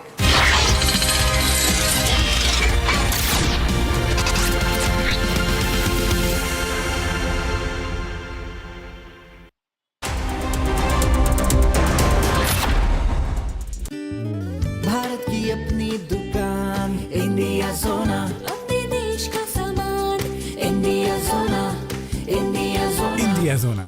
13,000 placements last year. At Amity, we are committed to nurturing passionate, hardworking and proactive professionals. ये है secret recipe MDH का जीरा SIP जल जीरा मसाला SIP SIP जीरा SIP MDH का जल जीरा सिप MDH का जल जीरा सिप केसरिया से मन जोगी हुआ रे दिल झूमे देखो मतवारा हुआ रे केसरिया से मन जोगी हर पल मनाओ केसरी त्योहार। विमल, बोलो जुबान केसरी। MDH की हल्दी मिर्ची धनिया करे कमाल ये रंग दे ये खुशबू दे ये तीखा ये कम पड़े क्या निराला MDH masala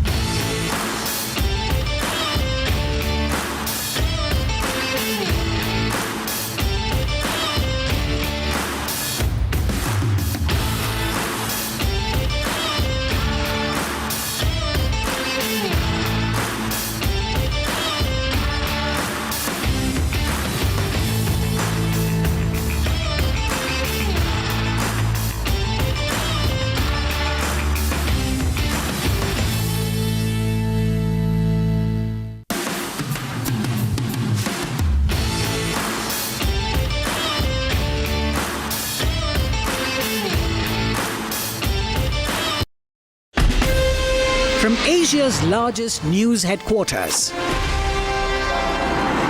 setting the agenda for Bharat.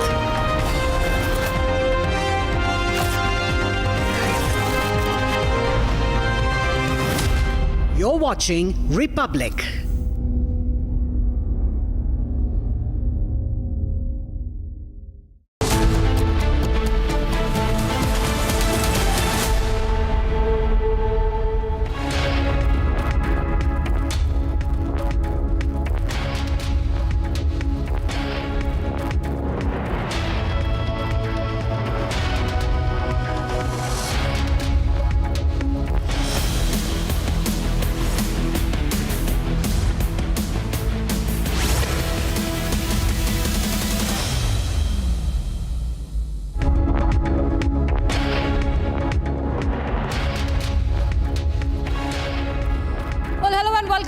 You're watching Republic TV and we will be bringing you a lot news on the other side with Prime Minister Narendra Modi's second day in the Tamil Nadu. But more details after this headlines.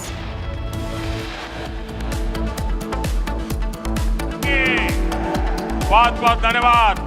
Vanakkam. Prime Minister Modi to visit Cholapuram Temple today to honour the legacy of the Chola dynasty in significant Tamil Nadu visit.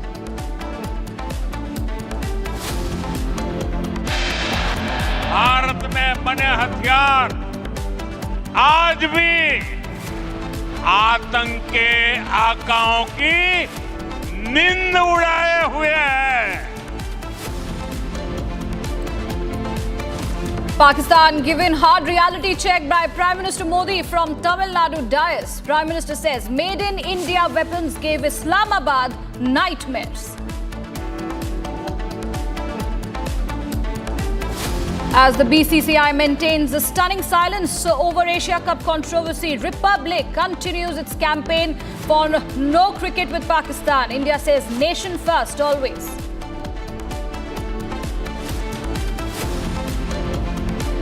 Delhi-bound Air India flight rejects takeoff at Guwahati after parking brake fails to function. Plane grounded until safety checks clear.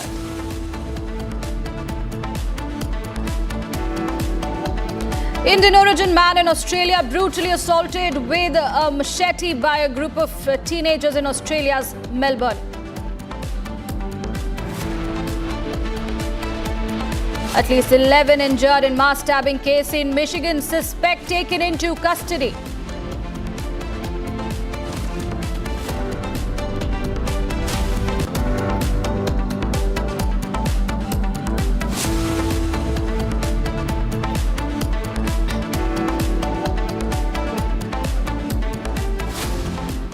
Well, thank you for joining us, viewers, this morning. It is the day 2 of Prime Minister Modi's Tamil Nadu visit. Well, on Saturday, the Prime Minister launched multiple projects in Tamil Nadu, including the new airport terminal, extended runway and the cargo berthing facility at Toothukudi Airport. His visit is considered strategically planned ahead of the 2026 Tamil Nadu Assembly polls. Now, the incumbent DMK and the opposition AIADMK have already launched their campaigns. Meanwhile, the BJP, which has recently renewed its alliance with the AIADMK, aims to expand its influence in Tamil Nadu by emphasizing historical, cultural and development-related issues.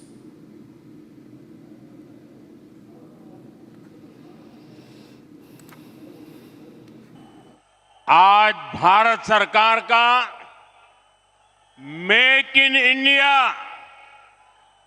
और mission manufacturing पर बहुत जोर है। आप सभी ने अभी operation सिंदूर के दौरान मेक इन इंडिया की ताकत देखी है। आतंक के ठिकानों को मिट्टी में मिलाने में मेड इन इंडिया हथियारों की बड़ी भूमिका रही है। भारत में बने हथियार आज भी आतंक के आकाओं की नींद उड़ाए हुए हैं। All right, my colleague Sarda is joining us live at this point. Sarda, very good morning. You know, it is the day 2 of Prime Minister's visit in Tamil Nadu, and there is a lot lined up today. You know, we saw that the Prime Minister had launched multiple projects yesterday. And help us understand what is all there in the pipeline for today's day. Well, as you mentioned, after he landed yesterday at Toothukudi Airport, after inaugurating multiple projects that is worth 4,800 crores, including the new airport terminal there in Toothukudi, Narendra Modi, the Prime Minister, reached Trichy Airport, where he was invited by the AIADMK Edappadi Palaniswamy, who is also the party General Secretary, and following which, today morning, Narendra Modi would be reaching the Gangaikonda Cholapuram temple, where he'll be also making sure that the Chola temple, where he is going to make sure that after following the Abhishekam, he'll also be making sure that there is launching a bronze coin about the Rajaraja Cholan King I, and he's also attending a few programs at the temple venue that also includes a temple festival, a local temple festival for the Adi month, and it is also said that Narendra Modi would be holding a roadshow right in Ariyalur. So after his move from Trichy to Ariyalur through helicopter, where near the helipad, he'll be conducting a roadshow starting from 11:15 a.m. to 12 noon, where he'll also be meeting the people. As you mentioned, this is the first move that the BJP is taking for the 2026 election campaign, and it says that what BJP has in store for the people of Tamil Nadu for the upcoming elections. Well, Sadda, also help us understand, in one hand, it is DMK and the opposition AIADMK who already launched their campaigns, and it is the BJP now, coming forward with Prime Minister Narendra Modi already, somewhere launching the poll bugle today itself. Well, the AIADMK and DMK launched their campaigns right in the mid of July, while DMK has a door-to-door campaign. AIADMK has been running the statewide campaign, moving along across the cities, but BJP, being an ally of AIADMK, has still not reached out to the entire state of Tamil Nadu, but making sure that they are with the AIADMK and following the NDA alliance, making sure that the NDA alliance is put out all over the state of Tamil Nadu. I think it's following which Narendra Modi's campaign today is when the BJP will start the full-fledged campaign, and also there's talks about the AIADMK and the BJP campaigning together for the elections very soon. Absolutely. Appreciate you joining us, Sarada, and giving us all the details. We will be, tracking all the details through the course of the day, and we will be coming back to you. Now, viewers, moving forward, at a time when India observed the 26th anniversary of the Kargil Vijay Diwas, honoring the supreme sacrifice of our soldiers, news comes in that time that India will play Pakistan in Asia Cup 2025, scheduled at a neutral venue in the UAE. Now, as the nation remembers the bravery of our Jawans who fought and fell for the flag, this decision sparks outrage. Now, can cricket justify, or rather cricket diplomacy justify sporting ties with a country that continues to bleed us through terror? On one hand, we strike terror across the border, and on the other, we pad up for a match with the very same enemy. Well, this isn't just about cricket. It's a question of national resolve, of memory, of martyrdom. Now, cricket with Pakistan at a time like this isn't just tone deaf, it's indeed unacceptable.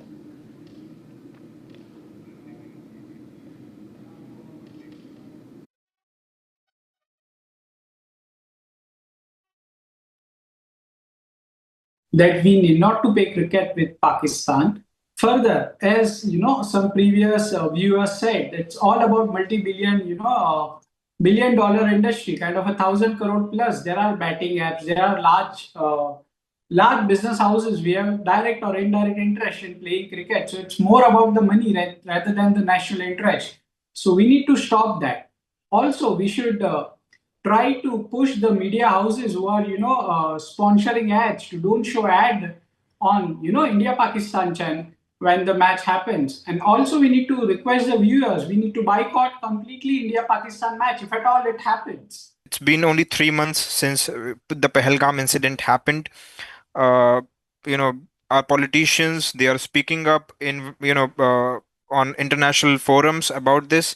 And at this time, a game just for some TRP or some amount of money, some profits, I don't think this is required. BCCI is the biggest cricket control board in the in the whole world, and I don't think BCCI needs this. We don't need Pakistan to get TRP. We have to put sanctions on them in all manners. We cannot be specific that okay, we will not talk to them, but on the other hand, we'll play cricket with them.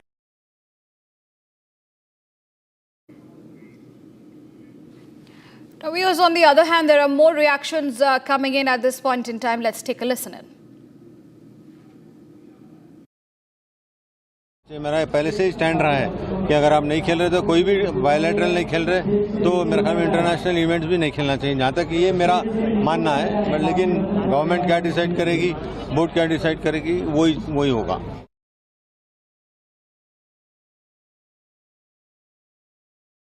मेरा पहले से ही stand रहा है कि अगर आप नहीं खेल रहे तो कोई भी बायलैटरल नहीं खेल रहे तो मेरे ख्याल में इंटरनेशनल इवेंट्स भी नहीं खेलना चाहिए, जहाँ तक ये मेरा मानना है। बट लेकिन गवर्नमेंट क्या डिसाइड करेगी, बोर्ड क्या डिसाइड करेगी, वही होगा। देखिए ये सब चीज़ें सेंटर का विषय है। उन्होंने पहले भी इस तरह का एक मैच होने वाला था, वो रद्द किया था। मुझे लगता है आगे भी सरकार ऐसा ही कोई फैसला लेगी। हमारी सरकार सक्षम है। ऑपरेशन सिंदूर के माध्यम से पाकिस्तान को बहुत करारा जवाब मिला था और आगे भी सरकार जो तय करेगी, हमारे नरेंद्र मोदी जी की सरकार, वो भारत के हित में होगा। Well, viewers, now breaking news coming in at this point in time. What we understand that there has been a bomb threat that has been received at MK Stalin's house in Chennai. And that is a big development coming in, a big breaking news that MK Stalin's house in Chennai has received a bomb threat. We'll try and understand more details on that note, and we'll also try and get my colleague to give us more updates. But that is a big breaking news coming in this morning that MK Stalin's house in Chennai has received a bomb threat. Remember, Prime Minister Narendra Modi is already in Tamil Nadu, and during his visit, this is a big news indeed coming in, news of importance, where MK Stalin's house in Chennai has received a bomb threat. We will try and ascertain more details at this point in time, but understanding the importance of current situation, my colleague Sarda is joining us. Sarda, help us understand the details. We understand at this point in time how there has been a very grievous bomb threat that has been received at MK Stalin's residence. Well, as we speak, the police are now making sure whether this bomb threat is just a scare or is there any other information based on this. We'll know in a few minutes. The bomb squad is right now searching MK Stalin's house in Alwarpet to make sure that it is the information that the media has received is not true. This is not the first time that the Chief Minister MK Stalin has been receiving a bomb threat. Back in 2022 after taking up his post, and again in 2023 there were 2 bomb threats in his house in Alwarpet. However, now MK Stalin, who was admitted in the hospital in Apollo for gastric trouble and giddiness, is said to have gone also angiogassing to make sure that he has no other issues, while the medical bulletin has already cleared Stalin of any health issues. He is likely to be discharged from the hospital today, and we'll be knowing more information if MK Stalin would be out from the hospital today. And additional to this bomb threat, if there would be a change in his schedule and if he would be changing his address or location of his residence at the moment. All right, Sarada, appreciate you joining us and giving us all the details. We will be keeping a close track on the developments, whether or not it was a hoax threat. That will be certain in due course of time. But surely moving on now, a chilling case of alleged academic harassment leading to suicide. A final year dental student from Jammu ends her life in Udaipur. Now, her note points fingers at the college staff for mental torture and extortion. The family demands justice at this point.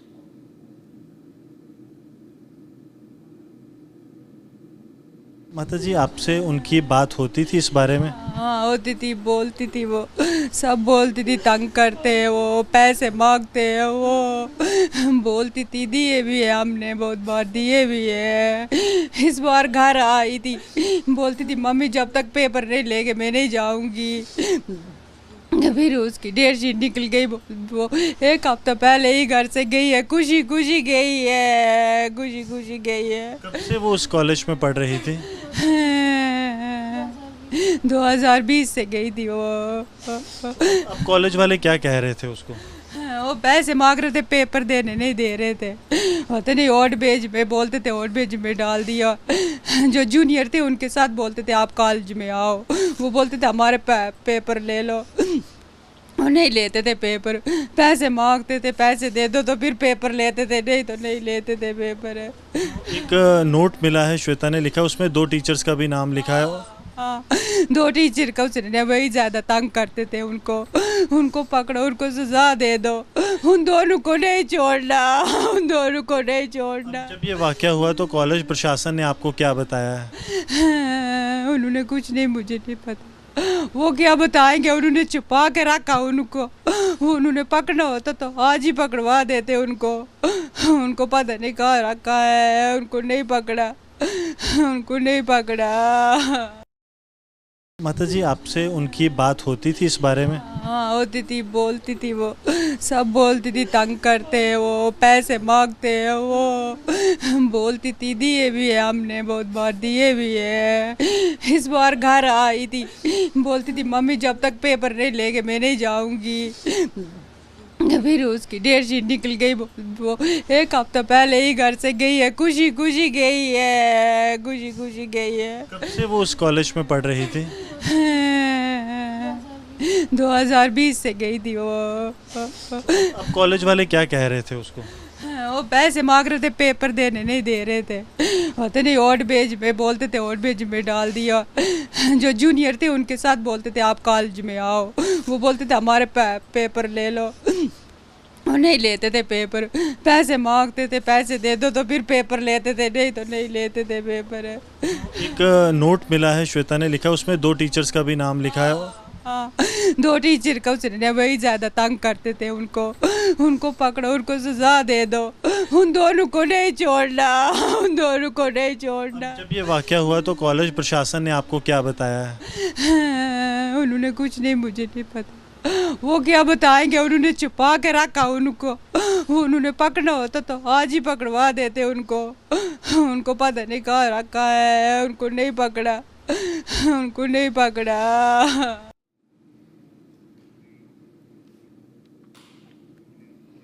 All right, moving on, viewers. On that note, a horrific case of sexual assault has come to light from Bihar's Gaya district. A woman who had fainted during a home guard recruitment drive in Bodh Gaya was allegedly raped inside a moving ambulance by 2 staffers while she was unconscious. The victim later informed the police from the hospital, following which an FIR was registered. Now, a special investigation team has been formed and 2 accused, the driver and the technician, have been arrested. Here's the full report. In a shocking incident, a woman was allegedly raped by 2 ambulance staff members while she was unconscious and being taken to a hospital for treatment in Bihar's Gaya. The victim reportedly fainted during an ongoing physical test for the recruitment of home guards on the campus of the Bihar military police grounds at Bodh Gaya. Within hours of registration of FIR, 2 of the accused, including the driver and the technician, were arrested. महिला अभ्यर्थी ने आरोप लगाया कि ambulance में जो कर्मी थे उनके द्वारा उनके साथ दुर्व्यवहार और दुष्कर्म किया गया है, और इस सूचना को प्राप्त होती हमने तुरंत अवलंब कार्रवाई की और उसका चिकित्सकीय परीक्षण प्राप्त किया, और संदेह के आधार पर जो एम्बुलेंस कर्मी थी और ड्राइवर, जो टेक्नीशियन और ड्राइवर दोनों को डिटेन किया गया, और सभी एस्पेक्ट पर हम लोग विस्तृत जांच पड़ताल करके अभी कार्रवाई कर रहे हैं। A forensic team has been deployed and CCTV footage from the surrounding area has been recovered to track the ambulance's movement and timeline. The incident drew sharp political reactions, with RJD leader Tejaswi Yadav taking to social media on Saturday to criticize the government. Meanwhile, Union Minister and LJP Ramvilas President Chirag Paswan strongly criticized the government over the deteriorating law and order situation in the state. Bihar में जिस तरीके से हत्या, अपहरण, लूटमार, डकैती, बलात्कार एक के बाद ऐसी श्रृंखला बन गई है, और अब तो ऐसा लग रहा है जैसे प्रशासन पूरी तरीके से नाकामयाब है इन घटनाओं को रोकने के लिए। और अगर ऐसे ही चलता रहा तो ये आने वाले दिनों में एक बहुत भयावह परिस्थिति उत्पन्न कर देगा हमारे प्रदेश के लिए। The incident has caused widespread outrage and raised concern over women's safety in Bihar.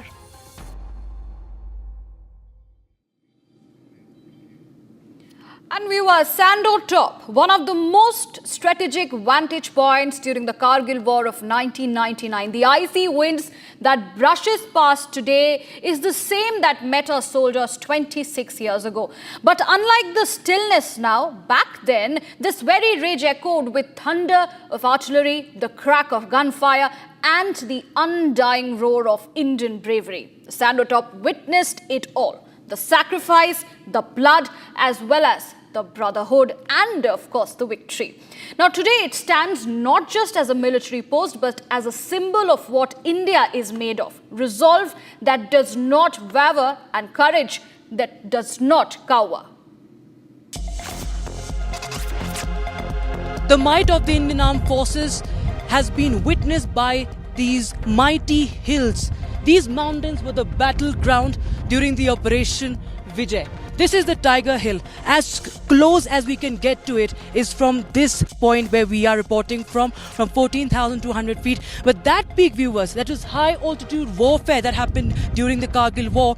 That is more than 17,000 feet. You can understand the challenges of the terrain just by any common man walking to up to this hill is so difficult that one completely falls short of breath. Imagine that our brave soldiers, our young soldiers were facing the enemy. They were witnessing bloodshed there. On the 2nd of July, information was received about the Pakistanis, the enemies occupying that peak. And on the 4th of July, the Indian Armed Forces captured it again. We'll try and zoom in to that post, and we'll show you how difficult that terrain would have been. And the hero, of course, was the one leading the Ghatak platoon, and he was from the 18 Grenadiers, Grenadier Yogendra Singh Yadav, who, despite suffering bullets, despite losing more and more members of his platoon, he unfurled the Tiranga on that top. And as we speak, viewers, we are also going to pan and show you the Trishul top and the Trishul ridge. That is of utmost importance, viewers. Why is it important? Because this area, these hills were used during the Operation Sindoor as well. And behind this Trishul, viewers, behind the Trishul, it looks like a trident. So behind this Trishul is the line of control. In fact, we are just almost a kilometer away from the LOC.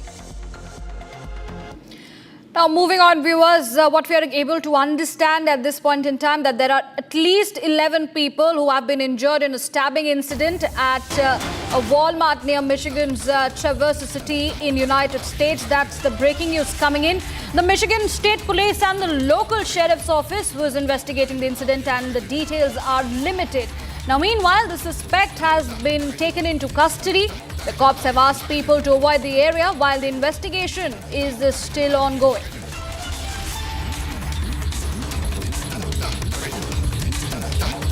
Breaking news development coming in now. What we understand that at least 11 people have been injured in a stabbing incident at Walmart.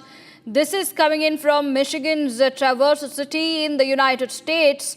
As you can see in the visuals as well, the entire chaos outside the Walmart in Traverse City. The Michigan State Police have said that the local sheriff's office was indeed investigating the incident, and for now the details are limited.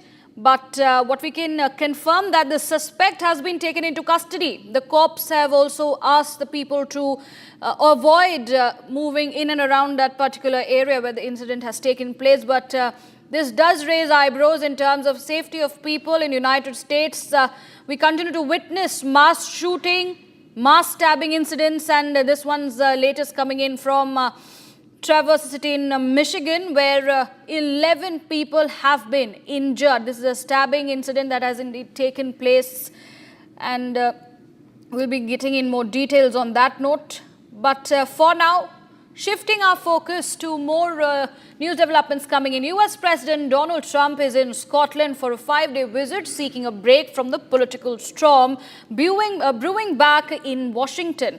With mounting questions over handling of the Jeffrey Epstein files, Trump appears wary and on the edge. Now, this visit blends personal business with a touch of diplomacy. But in Scotland, he's been met with resistance. Now, protests took to the streets, some holding placards with sharp slogans, while others waved Palestinian flags in show of dissent. Here's more on the visit and the controversy surrounding it.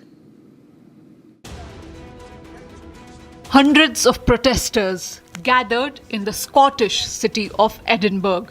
to protest against US President Trump's visit to a golf resort.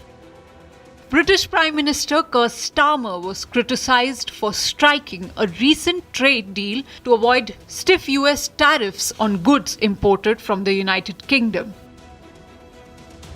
Speakers on a makeshift stage told the crowd that Trump was not welcomed amid the chaos.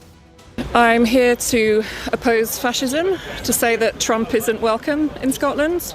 I think there are far too many countries that are feeling the pressure of Trump and that they feel that they have to accept him, and we should not accept him here. We should not accept fascism in any form at this point. Have we not been through this before?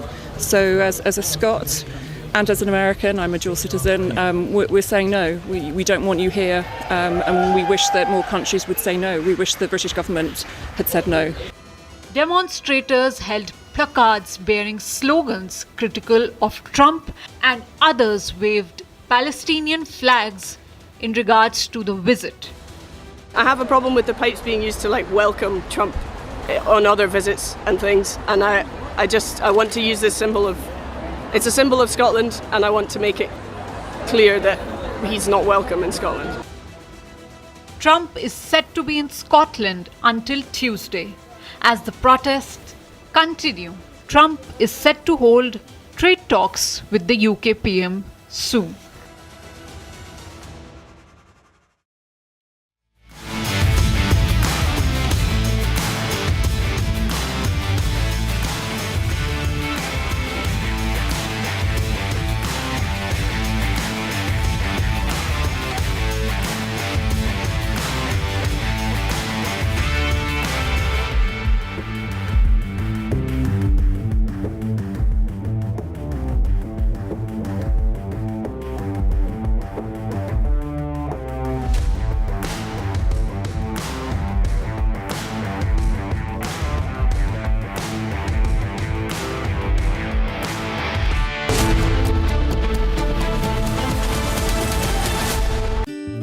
Bharat की अपनी दुकान India जोना अपने देश का सामान India जोना India जोना India जोना MDH की हल्दी मिर्ची धनिया करे कमाल ये रंग दे ये खुशबू दे ये तीखा ये कम पड़े क्या निराला MDH मसाला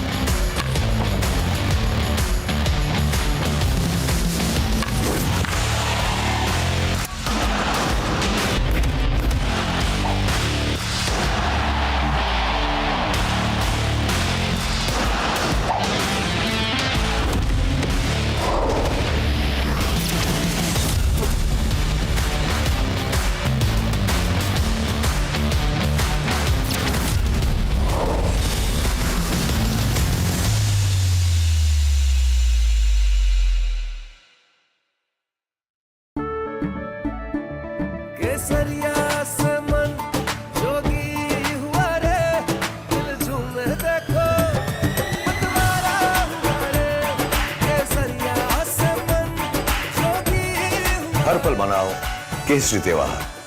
विमल, बोलो जुबान केसरी। दादी के हाथों का जादू और खुशबू से महकता घर, माँ की मुस्कुराहट और खाने की सुगंध। MDH गरम मसाला, क्योंकि हर रिश्ता है स्वाद से जुड़ा।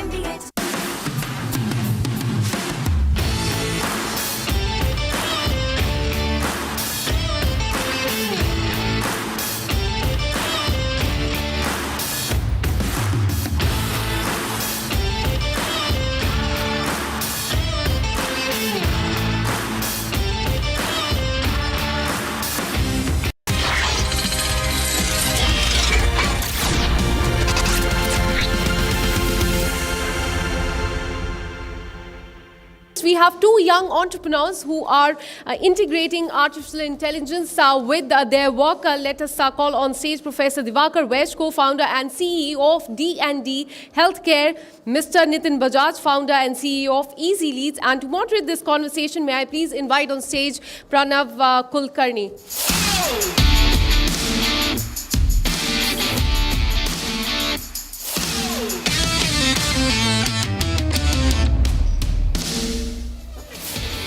Nitin, Professor West, thank you very much for joining us. We were talking about both of you being startups. In fact, you've been in the industry for about 5 years. You had a prior experience, and then you moved to starting your own company. Could you take us through your journeys of starting up? How did you start? Could you inspire us? Sure.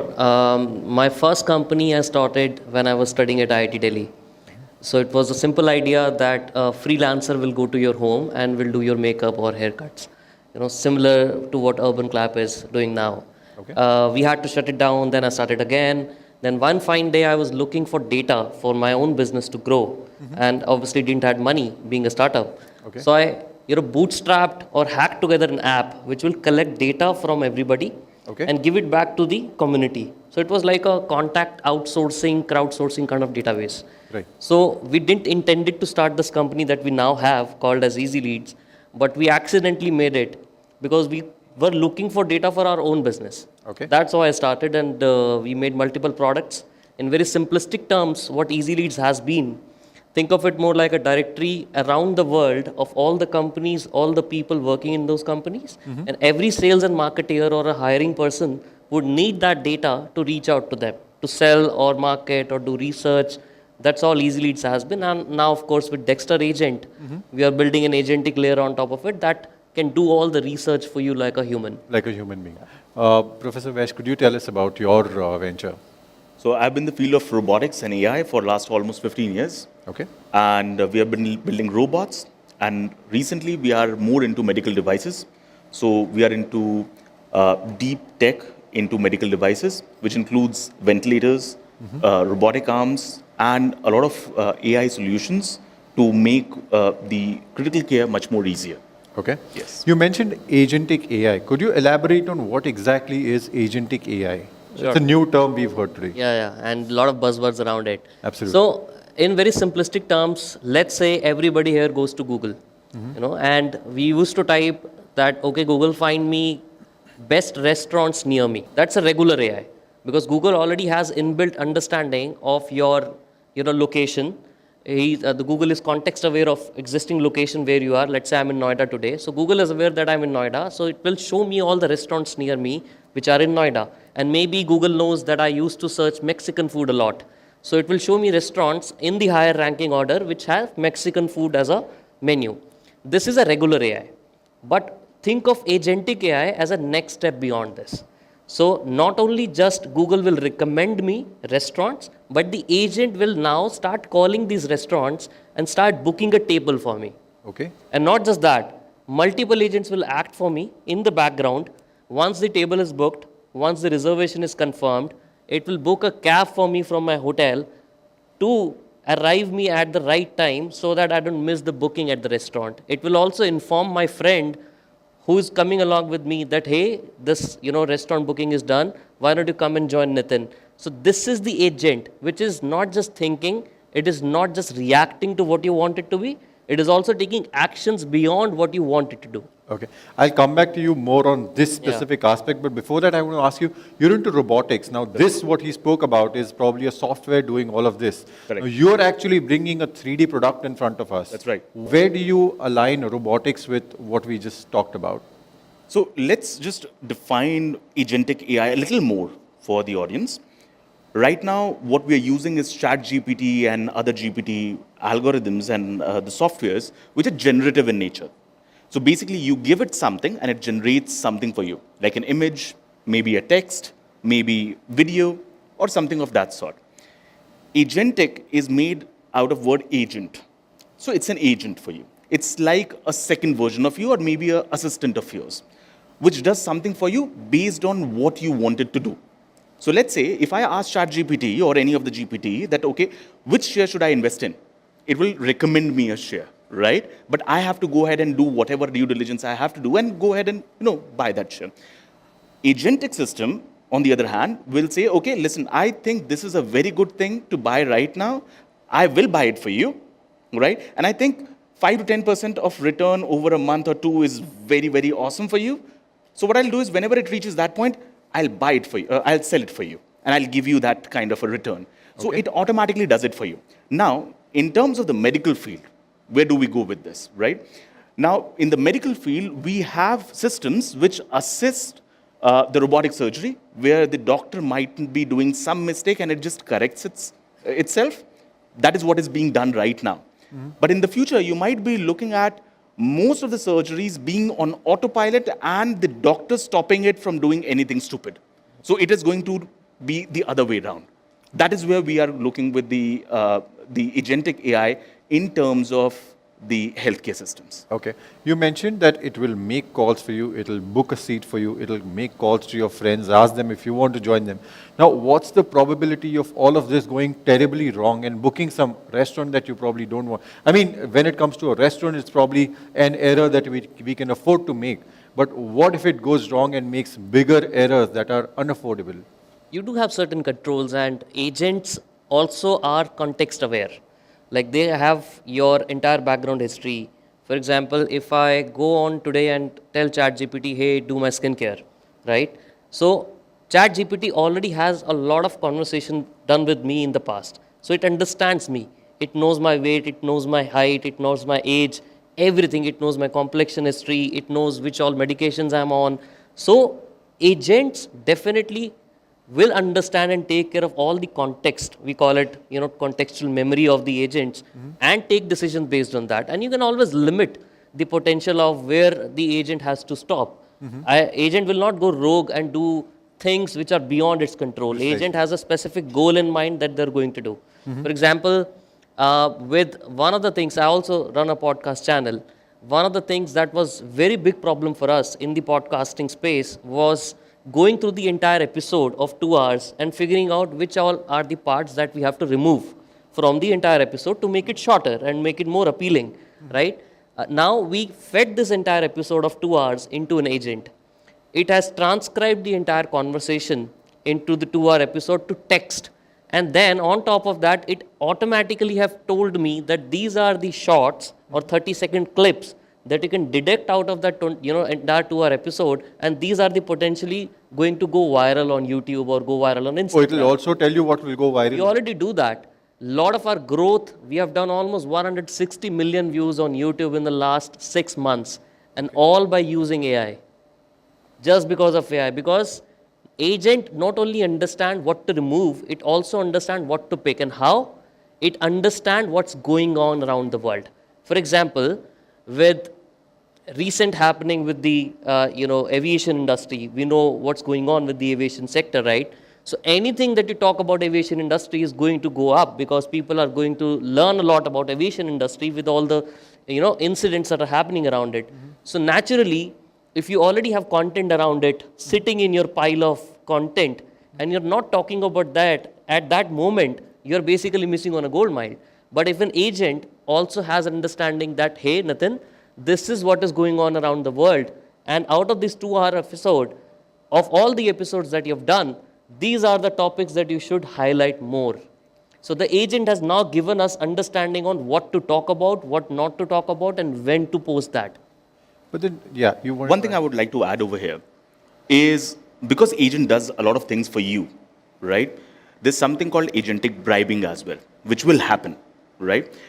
Now, if you ask ChatGPT or any GPT algorithm, okay, I want to book a hotel, right, in this area, it will give you a recommendation. But agentic AI will automatically book it for you.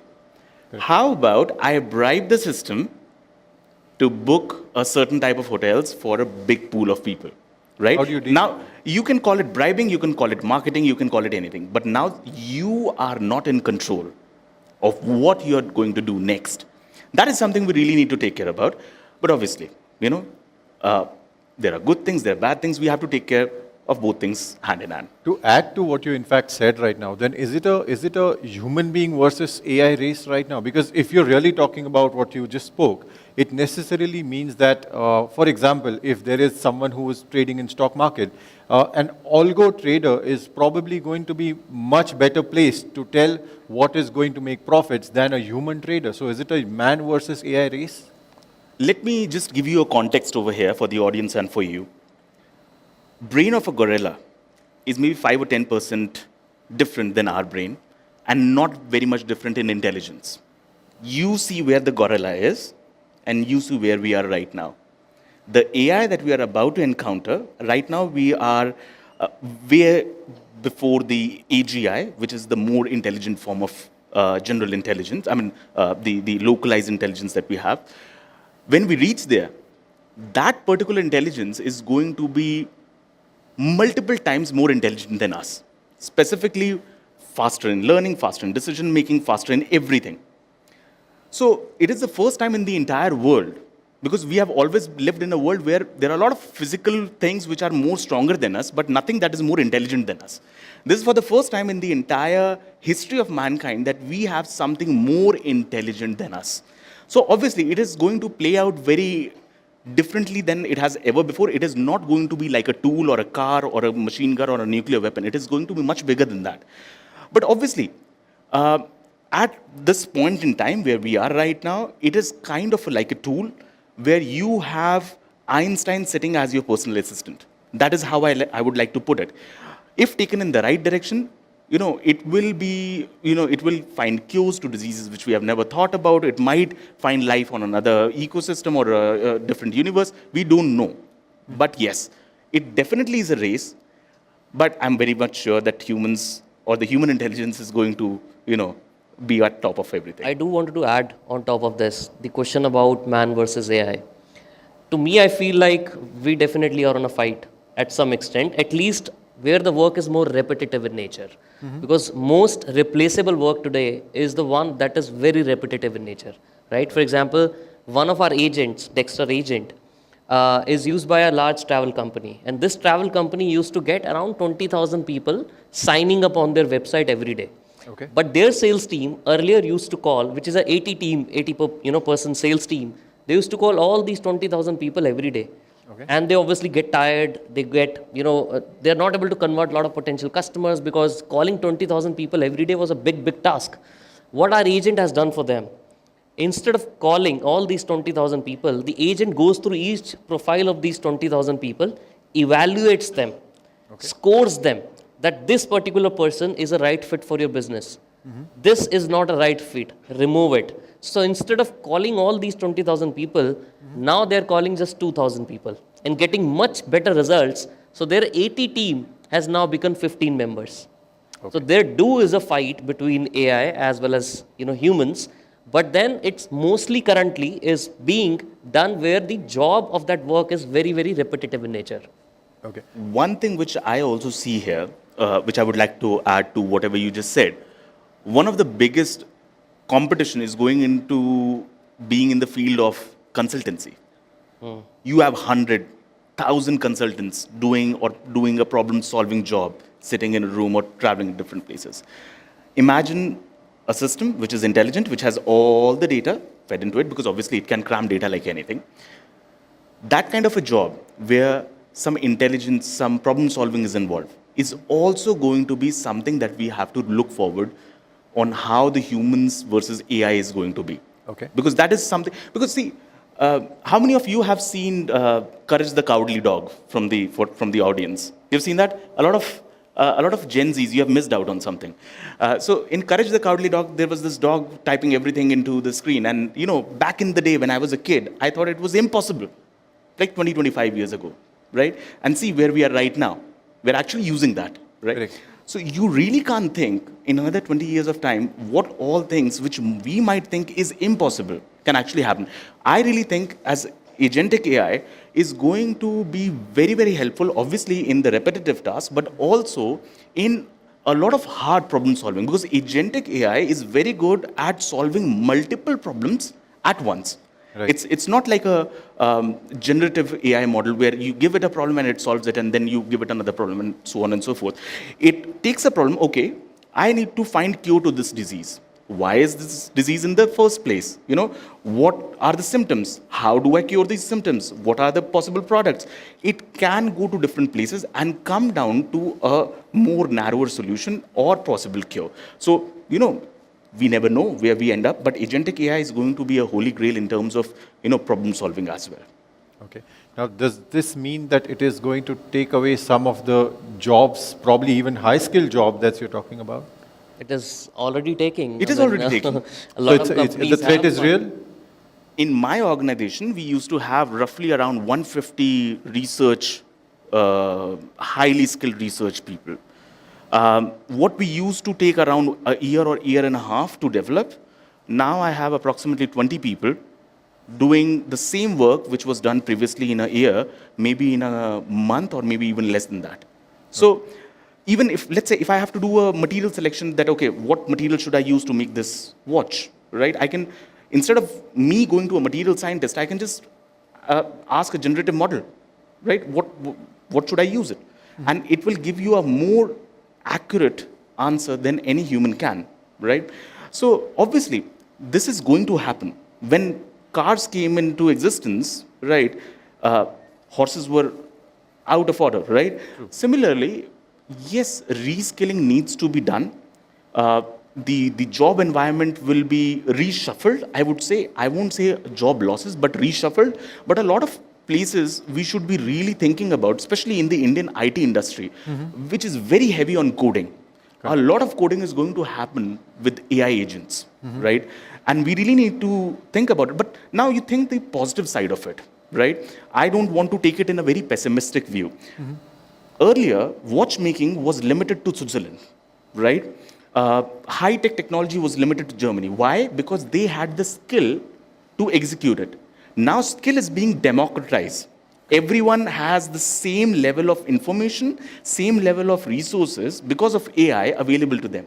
So if we as people, right, start using AI, instead of a team of 200 people, you can start a new company with just 5 people and give the same results which earlier used to take, an army of people. So India is at a very intelligent position where we know how to use these AI systems. We just need the people to, make the right products out of it. Because, when you look at China, China was a cheap labor country. Now it moved to a high-skilled labor country where, if you want to make anything high-tech, you go to China, right? It happened because they skilled their people. Right now, they can do things which no one else in the world can do. So if we start adopting AI right now to make solutions for the world, we will actually get an edge and we would be at the right place at the right time like we were in 2000s. Right. So this is the moment we need to act on. I'll give you an example which media people will also understand, right? In a different manner. So you organize this event, almost 25-30 speakers are there in different formats. We all have certain skill set, we all have certain backgrounds, right? Now imagine 2 years down the line, you organize a different event, but over the last 2 years, you have invited thousands of speakers. So you manually cannot track who is doing what, and which scale, which size, which skill set they have acquired, at what stage of business, at what stage of personal life they have, gone to. Imagine an agent, and it is possible right now. I'm not telling you to imagine. It is already doable now. Is already having the access or the information of all the people who have appeared in Republic TV's event over the last 2-3 years, and then telling you each and every time that, you're organizing this event. These are the 10 top people who are best fit for this event. And also on top of it, pair these 2 people together because they will have contrasting views. Okay. So this is how the agent can also work for all the use cases. It understands the context, it understands the nuances, it also has the memory and can do better recommendations as well as actions on top of it. But then here, for the organizer, it may be a benefit. Yeah. But what about the data that it is actually accessing of? I mean, what about data breaches in that case? That's point number 1. Yeah. Point number 2 that I want to bring you to is that today we saw Warren Buffett's voice being, replicated. What are the risks involved in this? When data or AI models are, getting into your life and breaching into your life and extracting all the data for the benefit of somebody else. I mean, if you would have played that video I would had, you would have not even imagined the kind of, AI avatars people are making. I used to travel a lot because of my work, and a lot of times I could not manage to create content. So for creating content, I have to be physically present in a studio, but using AI avatars, I had created a personalized avatar version of myself, which understands my reaction, which understands how I speak, how, I move my hands, all of that, and creates my videos without me being there present fully. This is already happening. This is already live. And to answer your question about the risk associated with it, Definitely. But if you understand, an agent who is creating it is also another agent who also can detect it. Because they know how the framing works technically, how the production works technically, the nuances of the video production, frame by frame. So definitely there are ways to stop it. In fact, YouTube have recently said that if you release a video which is created using AI from 15th of July, somewhere down the line, they have said they are not going to pay any money on the ads that are being generated on top of AI videos. Okay. Right? So they have just announced that. So they are already able to detect which is fake and which is not fake. So it is not that we are not able to detect which is an AI avatar video or a DeepSeek video. It's totally detectable. Okay, then I want to bring you to the next one. I mean, we are talking about data. We have, all of us have photographs online, and one of the biggest scares, and in fact, we have it in the news recently, is deepfakes. Yes. What is going to happen to that? How risky is that? See, as Nitin just said, that as the technology progresses, the antidote also progresses. At this point in time, if a company wants to sell something to you, it can with a 90% accuracy sell it to you if they target you. Through Instagram ads, through cookies, through all those things. It manipulates how you think. Similarly, when all of this was happening, Apple and other companies came up with ad blockers. That, okay, I will identify which data you are sending to all the advertisers and we'll block it. So it went ahead and stopped, sending your data in. So when the technology progresses, when the negativity actually starts taking over, obviously the positivity also manages it because of the technology itself. So I believe when I talk about the problems with AI, one of the biggest problem is impersonation is there. Then you have the hallucination is there, which we were talking about. So hallucination is a very big problem right now because AI can lie to you in a way that humans just can't. So even if there is a fact which is not true, it can present it to you in a manner that you feel is right. So when agentic AI takes over, it starts writing articles. It starts writing a lot of, it starts publishing a lot of things. And what is AI? AI takes all the data which is available on the internet or off the internet and, makes a summary out of it and gives you that. So when the input is not right, the output can't be right? So we have to really think about, whether we talk about hallucinations, whether it is just on your front or in the publishing area. We have to really think about deepfakes because obviously deepfakes, I'm not very worried about it because there would be tools, there are tools right now to identify deepfakes and, take it off. And, there are obviously, when you talk about real videos versus the AI generated videos, even you at this point in time can make out, but in future, obviously, you might need tools. It will be difficult to identify. Just a concluding question as to both of you is, are we really looking at outsourcing human life to AI models or AI agents, so to say, in the near future? In a lot of areas, yes. And why don't you? Like, if you can enjoy your time on sunset, and while AI is making money for you? Why AI is making money for me? Why not? Okay. Like, I can do better things. I can travel with my family. I can. AI might do that also. No, there's some few things at least still left to the humans to do and to enjoy. Okay. But there are few things that if they can be outsourced, right? Even in the business, you're outsourcing a lot of things to other, counterparts in the world. Think of it the same thing as a replacement of what you are already doing. It's a repetitive work. But instead of a human doing it outside, a better AI is doing it. And that human is doing something else, which is also good for them. Right. One thing which I would like to ask you, why did you not walk to your work today? Sorry? Why did you not walk to your work today? Why did you choose a car or metro or anything of that sort? Because technology has gone further. What it has enabled you is to save time in traveling. It has enabled you to travel farther, right? It has enabled you to do more things while you are traveling. That is technology for you. Right. On the counterpart, people are getting fat because they are not walking. So obviously, when AI comes, you would get a lot of time to do a lot of different things. There would be some drawbacks. You should be ready for it. But obviously, when you give a lot of work to AI, I'm looking at, people doing much larger things in life. I'm not looking at people just lying around on the beaches.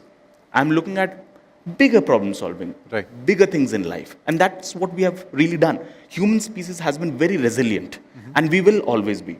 And what we'll be doing would be more significant than what we are doing right now. You know what? Before this, there was no question of $1 billion one-person company.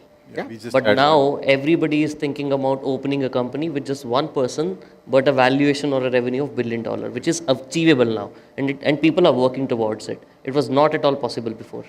Wonderful. Gentlemen, thank you very much for giving us time and giving us the positive side of AI and giving us hope. Thank you very much for joining us. Thank you. Yeah.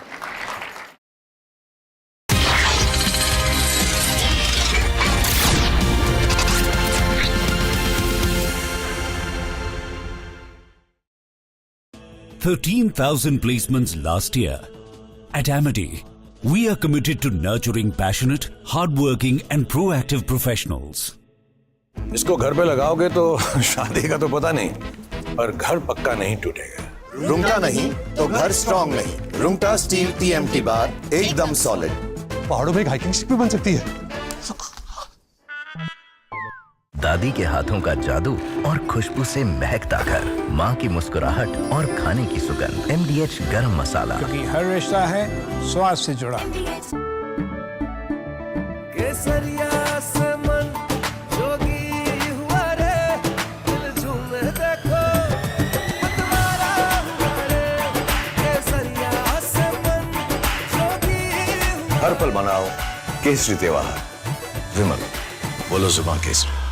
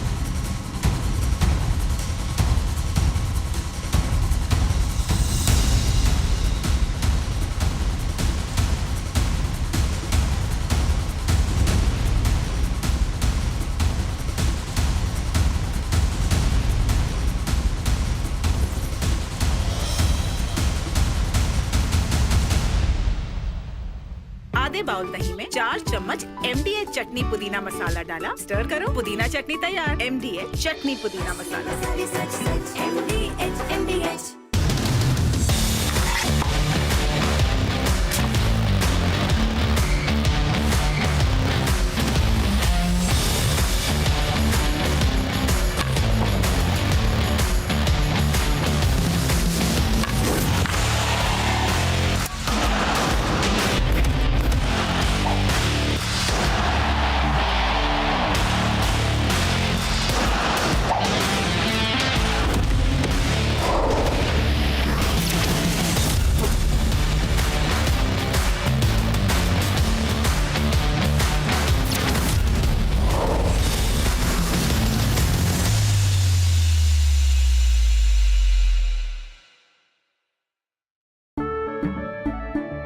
केसरिया से मन जोगी हुआ रे, दिल झूमे देखो मतवारा हुआ रे।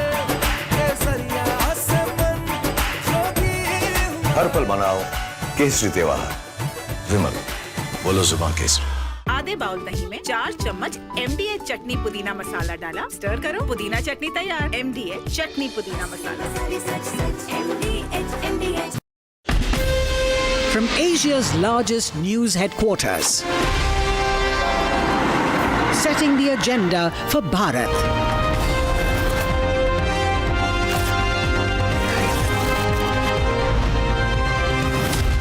You're watching Republic.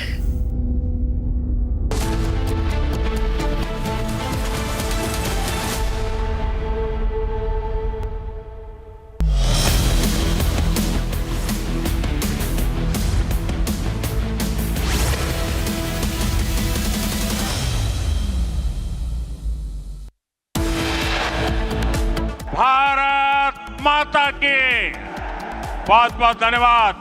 Vanakkam. Prime Minister Narendra Modi to visit Cholapuram temple in Tiruchipalli to honor the legacy of Chola dynasty in significant Tamil Nadu visit.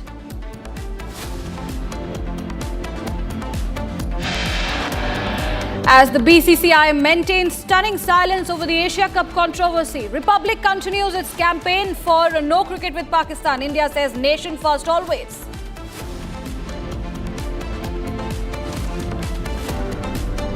Delhi-bound Air India flight rejects takeoff at Guwahati after parking brakes fails to function. Plane grounded until safety checks cleared.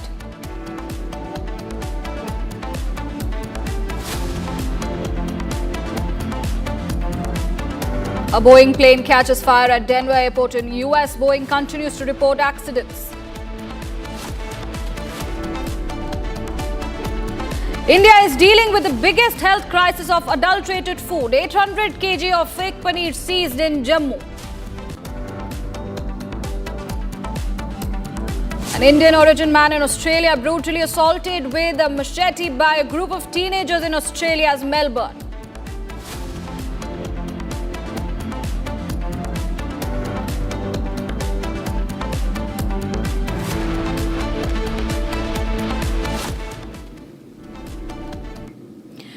Viewers, fire erupted at Boeing 737 plane at Denver airport in the United States. The aircraft aborted takeoff due to the landing gear incident that sparked a fire and sent smoke billowing from the jet. Now, the plane operating as Flight 3023 to Miami was carrying 173 passengers and 6 crew members when the mechanical issue unfolded. Now, as per the Federal Aviation Administration, the aircraft reported a possible landing gear failure during the departure and was forced to abort the takeoff. Now, the passengers were evacuated directly on the runway using the inflatable emergency slides. Meanwhile, Air India flight from Guwahati to Delhi performed a low-speed rejected takeoff at Guwahati due to a technical warning, indicating that the parking brake was engaged. Now, the takeoff was aborted at approximately 30 knots. The aircraft safely vacated the runway and returned to the bay for further inspection. And Boeing and the Air India flight continues to report accidents and technical snags.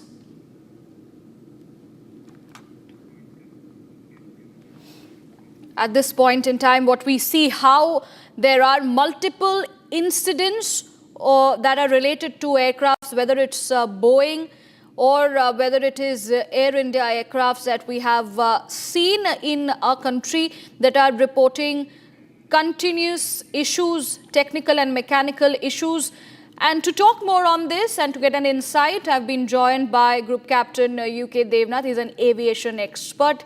Good morning, sir. Thank you for speaking with us on Republic. At this point in time, the important conversation that requires some note is that why are in today's day so many aircrafts undergoing such technical as well as mechanical issues, one in Boeing as well as one of the Air India aircrafts that were not able to take off in Guwahati?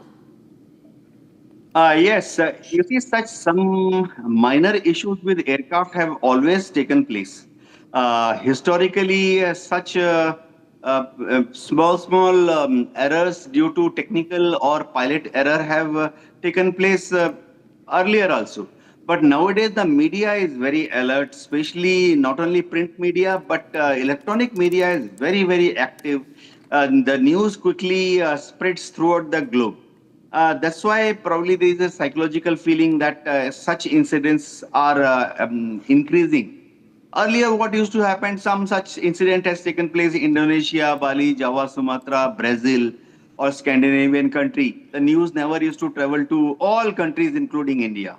It used to die down. The news incident report used to die down within next 12 hours. But now the word aviation industry has progressed to a level, and number of passengers who are traveling by air has increased so many times in last few years. So everyone is very alert, and such news catches attraction. Such news on media catches attraction. So it appears that there is an increase in such incidences. Well, also, Mr. Devnath, as we understand, there are increase in incidents of technical failure or mechanical failures. At this point in time, in order for passenger safety or a smooth flight, precisely what is the need of the hour? Definitely, need of the hour is to select the best boys and girls to start with for aviation industry as technical officers or as pilot. It goes without saying that their training has to be supervised by a certified agency. It must be a competent body which imparts them training, preferably cleared.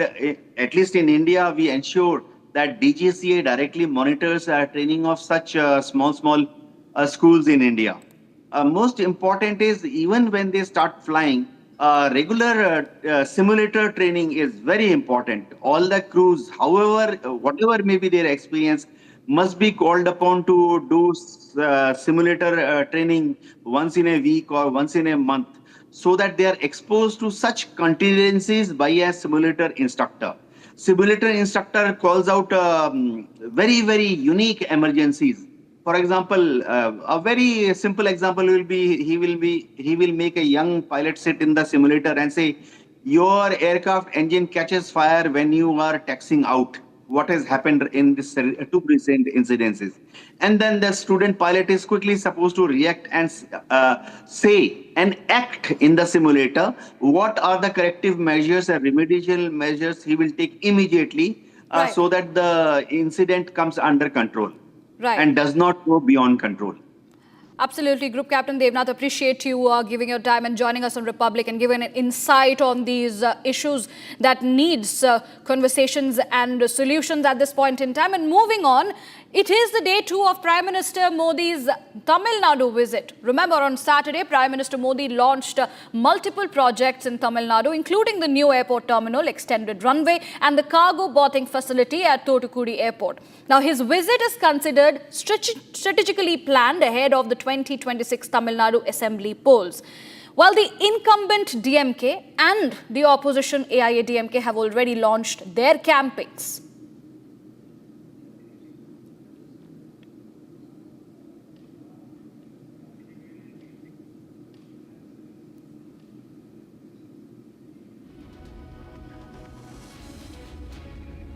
As we understand that it is an important day today, as we will be keeping a very, very close eye on the developments that come in from Tamil Nadu. Prime Minister will also visit the Chola temple, and this move from the BJP, especially from Prime Minister visiting Tamil Nadu, is a strategical move ahead of the 2026 Assembly elections in Tamil Nadu, with the DMK already launching its campaign and AIADMK coming with the BJP together. Tamil Nadu के potential का पूरा इस्तेमाल करने के लिए भारत सरकार तमिलनाडु के infrastructure को आधुनिक बनाने का प्रयास कर रही है। तमिलनाडु में हम पोर्ट इंफ्रास्ट्रक्चर को हाईटेक बना रहे हैं, साथ ही एयरपोर्ट, हाईवेज और रोडवेज को भी आपस में इंटीग्रेट कर रहे हैं। आज तूतुकुड़ी एयरपोर्ट के नए एडवांस टर्मिनल का शुभारंभ इसी दिशा में एक और बड़ा कदम है। 450 करोड़ रुपीस की कॉस्ट से बना ये टर्मिनल अब हर साल 20 लाख से ज्यादा पैसेंजर्स को होस्ट करेगा। पहले ये सालाना कैपेसिटी केवल 3 लाख पैसेंजर की थी। आज हमने तमिलनाडु के 2 मेजर रोड प्रोजेक्ट्स को भी जनता को समर्पित किया है। करीब 2500 करोड़ रुपीस से बनी ये रोड्स 2 मेजर डेवलपमेंट एरिया को चेन्नई से जोड़ने जा रही है। इन रोड्स की वजह से डेल्टा जिलों से चेन्नई की कनेक्टिविटी और बेहतर हुई है। All right, my colleague Sharda is joining us live at this point in time. Sharda, remember Prime Minister had indeed launched several development projects yesterday, and it is the second day of the Prime Minister's visit to Tamil Nadu. What we also understand that he will be visiting the Chola temple as well. What is the importance of, all these visits of the Prime Minister at this point in time? Well, Prime Minister is set to leave the Trichy airport around 11 a.m. Then he'll be reaching Ariyalur district where the Gangaikonda Cholapuram temple is situated, which belongs to the great Rajaraja Cholan I, and he's also expected to do a roadshow. And as you can see, the entire stretch road of almost a kilometer where Prime Minister Narendra Modi would be conducting a roadshow, meeting people who has come all over the state of Tamil Nadu to meet Prime Minister Narendra Modi. As you can see, the flags colored with the BJP and the AIADMK. There are also cadres that have come to meet Prime Minister Narendra Modi, stating that this would be the first electoral campaign of the BJP for the 2026 elections, following which is when the BJP would be going on the electoral campaigns with the AIADMK after announcing the India alliance. Following this particular roadshow, Narendra Modi would also be attending the temple festival, the Adi Tiruvadira cultural festival that's happening here in Gangaikonda Cholapuram temple, where almost 1.5 hours where he would be listening to a concert, following which he would also be listening to certain recitations from the people and the priest of the temple, and he'll be leaving from Trichy back to Delhi. Absolutely, Sharda, appreciate you showing us those visuals also. And we can see that, people are already awaiting Prime Minister's visit. And as you rightly mentioned, that there is going to be a road show of the Prime Minister today. What are the preparations that are looking like right now? Well, the preparations right now that is underway is the police making sure that people are put inside the barricades. As you can see, the security is very tight, and we can also see how the roads are being completely cleared up for the roadshow, because to make sure there's more safety and security for the Prime Minister to conduct a roadshow, the police are doing complete checks. Also, apart from the regular checks that's being done, there's also extra careful checks making sure, because as you've heard that recently there was a bomb threat in Chennai today morning, following which the securities has been tightened here. And also, apart from this entire stretch of roadshow, there's also plans of Narendra visiting Trichy airport, so the entire stretch is going to be even more tightened. Following around 2 p.m. is when Narendra Modi would be leaving from Gangaikonda Cholapuram temple.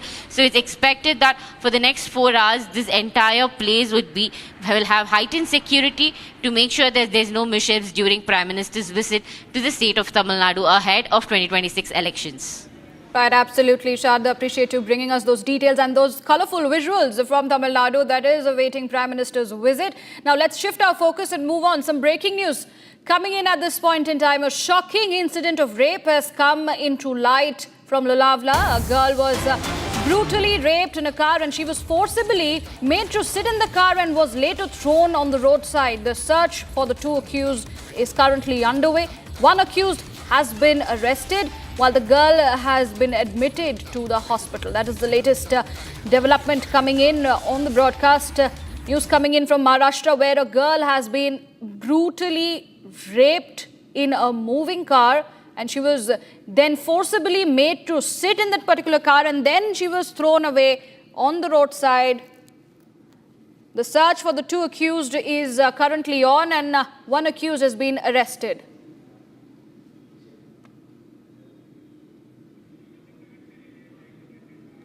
Also, we will try and understand more details from my colleague who will be joining us shortly. But to get an update on the girl, she has been admitted in the hospital, and the medicals, of course, are taking place at this point in time.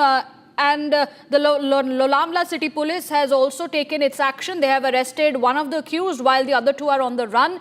But a very, very sad state of affairs coming in from Lonavla, where this particular girl was raped in a car, and then she was forcibly made to sit in that particular car and then later thrown away.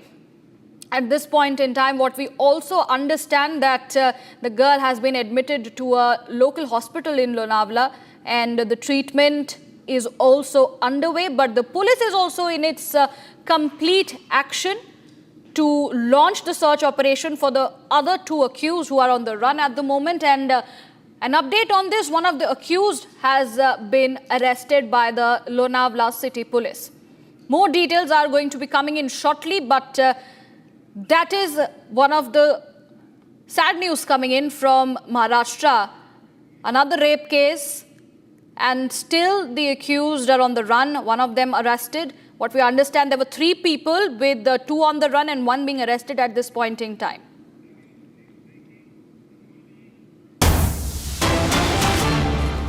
Moving on, more breaking news coming in at this point in time. There has been a stampede in Haridwar's Mansa Devi temple. 6 people have been killed and rescue operations are underway. That's a big development. Right now that we are tracking for our viewers, there has been a stampede in the Mansa Devi temple in Haridwar, wherein nearly 6 people have been killed, and the rescue and the search operation is also underway. We'll get you more details on the other side, but let's shift our focus to more news coming in. All right, we'll continue to be on this particular story. The breaking news at this hour, there has been a stampede in the Mansa Devi temple in Haridwar, leading to death of 6 people. We will try and ascertain and get in more details from my colleagues shortly, but the rescue and relief operations are currently underway. That is the development and the news coming in that we are tracking on at this hour.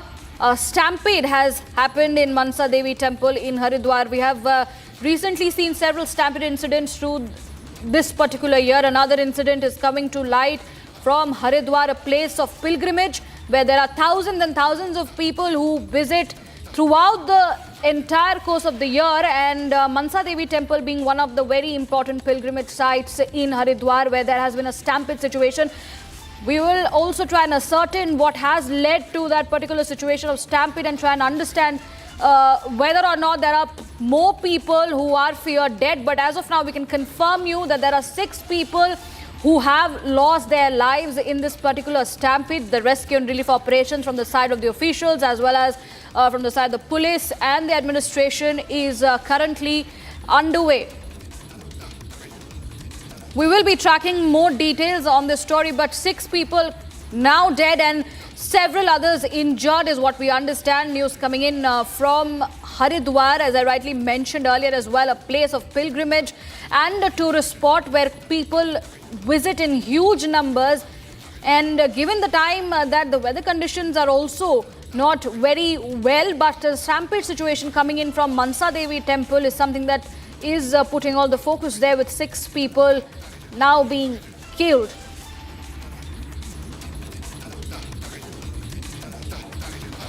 My colleague Ratan Negi is joining us on the phone line. Ratan, help us understand what exactly has happened in Mansa Devi temple. 6 people have died and there have been a stampede. Help us with more details. देखिए, अभी तक जो जानकारी हमारे पास आ रही है वो ये है कि मनसा देवी पैदल मार्ग पर ये बड़ा हादसा हो गया, सुबह हो गया।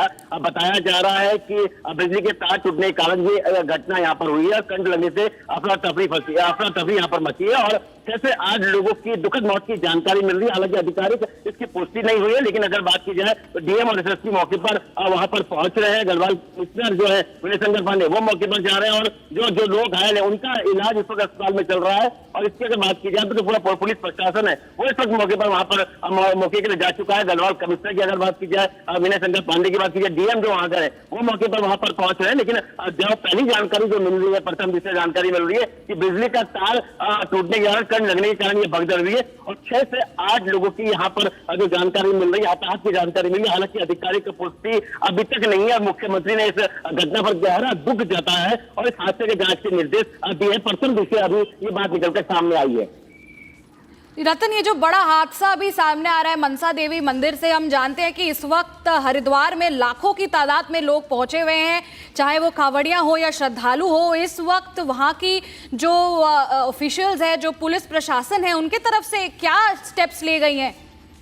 देखिए, पुलिस प्रशासन की तरफ से लगातार वहां पर काम किया जा रहा था। अभी हाल ही में कांवड़ यात्रा संपन्न हुई है, ऐसी कोई घटना नहीं हुई, लेकिन अचानक जिस प्रकार ये घटना यहाँ पर हुई है तो निश्चित तौर से एक चिंता का विषय यहाँ पर है, क्योंकि आज रविवार का दिन है और कल की अगर बात की जाए तो सावन का सोमवार है और निश्चित तौर से भक्तों का सैलाब लगातार धमनगरी हरिद्वार में उमड़ रहा है। तो कहीं ना कहीं क्या कारण रहे, आखिर कैसे वो बिजली हफ्ते में कैसे वो बिजली का तार टूटा, ये जांच का विषय। लेकिन इस वक्त जो प्रशासन है उनका पूरा प्रयास है कि जल्द से जल्द जो लोग घायल हैं उनका बेहतर से बेहतर उपचार किया जाए और आगे कोई और घटना ना हो। इस वक्त फिलहाल प्रशासन का यही है, लेकिन यहाँ तक किस प्रकार हुआ इसके जांच के आदेश निश्चित तौर से दिए जाएंगे। और सीएम पुष्कर सिंह धामी लगातार स्वयं इस घटना पर नजर बनाए बैठे, आला अधिकारी से लगातार इस घटना के बाद फीडबैक ले रहे हैं।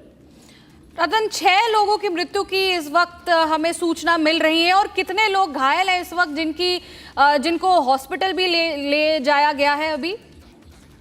देखिए, जब ये भगदड़ मची तो भगदड़ के दौरान कुछ लोग हैं जो इसमें चपेट में आ गए। हालांकि पूरी बात अभी निकल कर नहीं आ रही, क्योंकि जैसे ही ये घटना है उसके बाद उन्हें अस्पताल ले जाया गया। जो संत समाज है वो इस वक्त अस्पताल में वहां पर मौजूद है। तो निश्चित तौर से कुछ समय यानी कुछ ही देर बाद ये तस्वीर यहाँ पर साफ हो पाएगी, क्योंकि जो एग्जैक्टली जो आंकड़े हैं वो इस वक्त हमारे पास उसके लिए अपडेट के लिए दिए हुए। जैसे ही एग्जैक्टली आंकड़े आते हैं हम अपने दर्शकों को बताते हैं, क्योंकि थोड़ा सा जो प्रशासन है वो यहाँ पर अलर्ट हो चुका है और वहां पर ज्यादा माहौल खराब न हो, यानी कि इस भगदड़ के बाद जो अस्पताल की तरफ लोग आते हैं उनको वहां पर रोका गया ताकि ज्यादा अंदर जो है वो कोई स्थिति क्रिटिकल पैदा ना हो। तो निश्चित तौर से कुछ समय बाद पूरी जानकारी हमारे पास आएगी, वैसे ही हम अपने दर्शकों को बताते हैं। जी, इस वक्त एक और हमें जानकारी दीजिए, क्योंकि लाखों की तादाद पे श्रद्धालु पहुंचे हैं और आपने जैसे कि बताया कि अभी पुलिस प्रशासन अपने काम में जुटी हुई है, पर ये तो पहले से ही पता था कि वहाँ पे इस वक्त और ज़्यादा श्रद्धालु जुड़ेंगे, क्योंकि जैसे कि कांवड़ यात्रा भी चल रहा था। पर आगे इससे पहले इस पूरे सिचुएशन को काबू करने के लिए वहाँ पे प्रशासन की तरफ से कोई स्टेप्स क्यों नहीं लिया गया कि इतनी ज़्यादा भगदड़ मच गई कि 6 लोगों की जान चली गई? देखिए, ये पूरा जो प्रकरण है जांच का विषय है। अगर अब इससे पहले हम कांवड़ यात्रा की बात की जाए जो 23 तारीख को समापन हुआ, तो पूरे प्रशासन ने उसकी तैयारियां की थी। या कोई अगर बात करें तो कुछ बड़ा हादसा नहीं होता, भगवान की कृपा रही थी। लेकिन मनसा देवी पर लगातार श्रद्धालुओं का सवाल है। मनसा देवी जो ट्रस्ट है वहां पर उनकी क्या व्यवस्था की गई थी? जो बिजली तार टूटने की बात निकल कर आ रही है, क्या उसको अपडेट किया गया था? वो कितना पुराना था? आखिर वो तार कैसे टूटा? जो जानकारी निकल, निश्चित तौर से जांच का विषय है। क्या कुछ घटना के कारण रहे और पूरी अधिकारिक पुष्टि इसके बाद क्या कुछ मिलती है, उसके बाद ही सारी तस्वीर क्लियर हो पाएगी। लेकिन निश्चित से कहीं ना कहीं लापरवाही यहाँ पर हुई है। वो तार कैसे टूटा, क्या कारण रहा, ये सब जांच का विषय है और कुछ समय बाद ये पूरी तस्वीर निकलकर सामने आ पाएगी। जी, गढ़वाल डिवीजन कमिश्नर विनय शंकर पांडे का कहना है कि वो इस वक्त जो है वो स्पॉट के लिए रवाना हो गए हैं और एक डिटेल रिपोर्ट जो है इस इंसिडेंट पे वो अभी पूरे जांच के बाद सामने आएगा। इस पे क्या जानकारी दे सकते हैं आप? कमिश्नर को जैसे ही इसकी जानकारी मिली है उन्होंने आगे डीएम से बात करी है और जो अगर वहां पर लोग हताहत है उन्हें बेहतर से बेहतर इलाज देने का निर्देश यहाँ पर दिया गया है। एसएसपी और डीएम मौके पर वहां पर पहुंच रहे हैं और इसके साथ ही किस प्रकार ये हादसा के पीछे कारण क्या रहा, आखिर भगदड़ के पीछे की वजह क्या रही। जैसे बताया जा रहा है कि कोई बिजली का तार यहाँ पर टूटा, प्रथम जिससे ये बात निकल कर आ रही है, फैल से ये भगदड़ मची है। तो अब मौके पर जो स्थिति है, जो अब के हालात है और उससे पहले के जो हालात है, उसके दोनों का ही यहाँ पर विवेचना यहाँ पर की जाएगी। इसके साथ ही और मंदिर है, जैसे दक्ष मंदिर यहाँ पर हो गया, हरिद्वार का सोमवार का दिन है और शिव के भक्तों का सैलाब वहां पर उमड़ेगा। तो और इस प्रकार के अब जो और इंतजाम है या जो अपडेट है इन सभी मंदिरों पर चाक चौकसी यहाँ पर जो है वो बढ़ाई जाएगी। इसके साथ ही देखा जाएगा कि कहीं पर कोई चूक तो नहीं है। तो इस वक्त पहली प्रायोरिटी यही है कि जो माहौल है उसको नियंत्रण में लिया जाए। यदि कोई घायल है, सफोकेशन जब भगदड़ होती है तो सफोकेशन में जाती है, ऐसे में लोग धक्का मुक्की में फिर जाते हैं। उन लोगों को अगर कुछ ऐसे लोग हैं तो उनको राहत दिया जाए, उनका बेहतर से बेहतर इलाज हो। इस वक्त पहला प्राथमिकता है प्रशासन की, इस वक्त यही है। जी रतन, हमारे दर्शकों के लिए फिर से एक और बार बता दीजिए कि क्या वहां पे डीएम और एसपी जो ऑफिशियल्स है क्या वो अभी घटना स्थल पे पहुंचे हैं? देखिए, डीएम और एसएसपी घटना स्थल के लिए देखिए वो वहां पर पहुंचने ही वाले होंगे, क्योंकि जो रूट है वो डाइवर्ट किया गया है और जो प्रशासन है वो लगातार पूरा प्रयास कर रहा है। जो छोटे नीचे अधिकारी वो वहां पर पहुंच रहे हैं। तो डीएम और एसएसपी लगातार की बात की जाए तो वहां पर सब मौके पर जो तस्वीर हमारे पास निकल कर आ रही है उस मौके पर पहुंच रहे हैं और उसके बाद ही जो स्थिति है आखिर किस वजह से सभा उनके क्या औपचारिक बयान निकल कर आते हैं उसके बाद ही पूरी बात क्लियर हो पाएगी। लेकिन प्रथम देश के प्रशासन का यही है, मुख्यमंत्री के निर्देश है कि जो घायल है, जो हताहत है, जो घायल है उनको बेहतर से बेहतर वहां पर इलाज किया जाए। और ये हादसा क्यों हुआ इसकी जांच हो जाती है। मनसा देवी मंदिर है उसका जो ट्रस्ट है, ट्रस्ट के अधिकारी वहां पर क्या कहते हैं, जो संत समाज है वो वहां पर क्या कहता है, आखिर किस वजह से बिजली का तार टूटा, कितना पुराना था, इसकी रिपेयर नहीं थी, अपडेट नहीं था, क्या कुछ कमियां रही, ये सब जांच का विषय है और जांच के बाद ही कुछ देर बाद बात क्लियर हो पाएगी।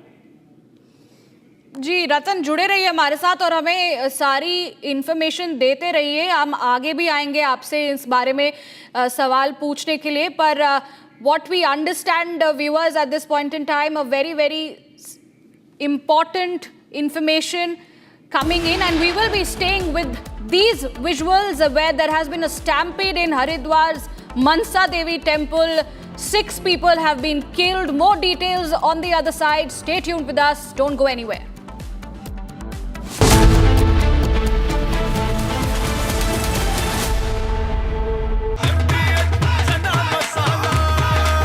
अब छोलिया हो या लोबिया, सफेद चने या काले चने, सब कुछ मजेदार बने।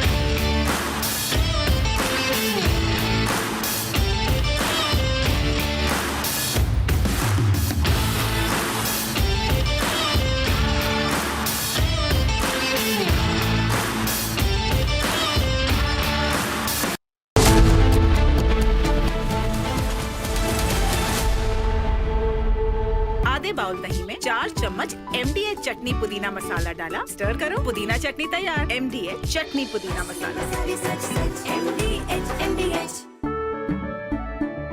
केसरिया से मन जोगी हुआ रे, दिल झूमे देखो मतवारा हुआ रे। केसरिया से मन जोगी हुआ। हर पल मनाओ केसरी त्योहार। विमल, बोलो जुबान केसरी। अब छोलिया हो या लोबिया, सफेद चने या काले चने, सब कुछ मजेदार बने।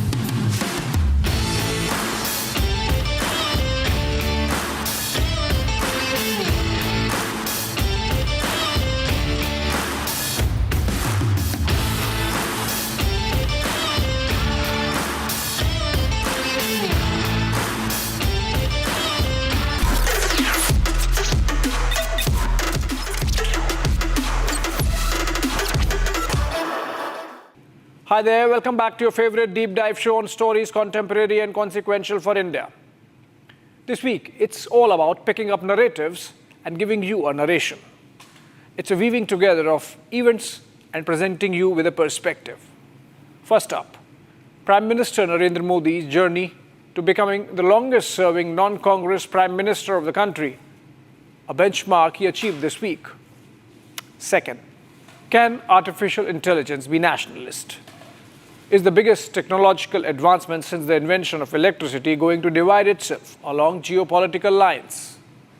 And finally, I explore yet again the phenomenon of Dara Hua Musalman. Is there something or anything like that? Let's get going.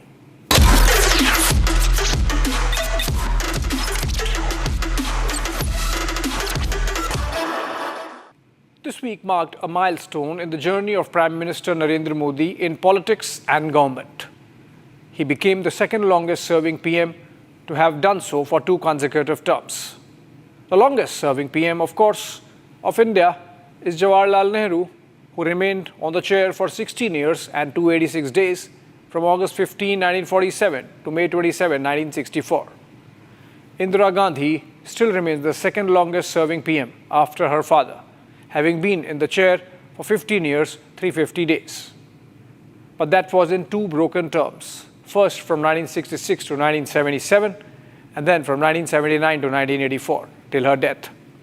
Her unbroken stint was for 11 years, 59 days. Against this, PM Modi has done 11 years and 60 days on July 25, surpassing Indira Gandhi's record. That's 4078 days against Gandhi's 4077 consecutive days as PM. Modi is already the longest serving non-Congress Prime Minister of the country. This development brings out some facets of our politics. If Jawaharlal Nehru remains the longest serving Prime Minister of India, it was because Mahatma Gandhi wanted him to be PM in 1947, cutting out much of the competition from the other stalwarts of the freedom struggle. Apart from Pandit Nehru's personal charisma, circumstances buoyed his grip over power.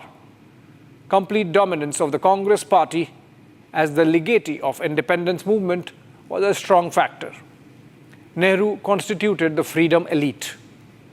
Indira Gandhi only inherited her father's legacy, and though she also built on the momentum in terms of her own charisma and popularity, being a dynast was the single biggest factor in catapulting her over the foxy syndicate veterans to begin with.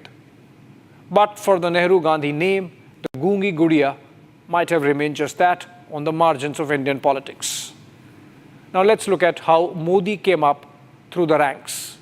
His rise from relative poverty to prime ministership has been profiled on numerous earlier occasions.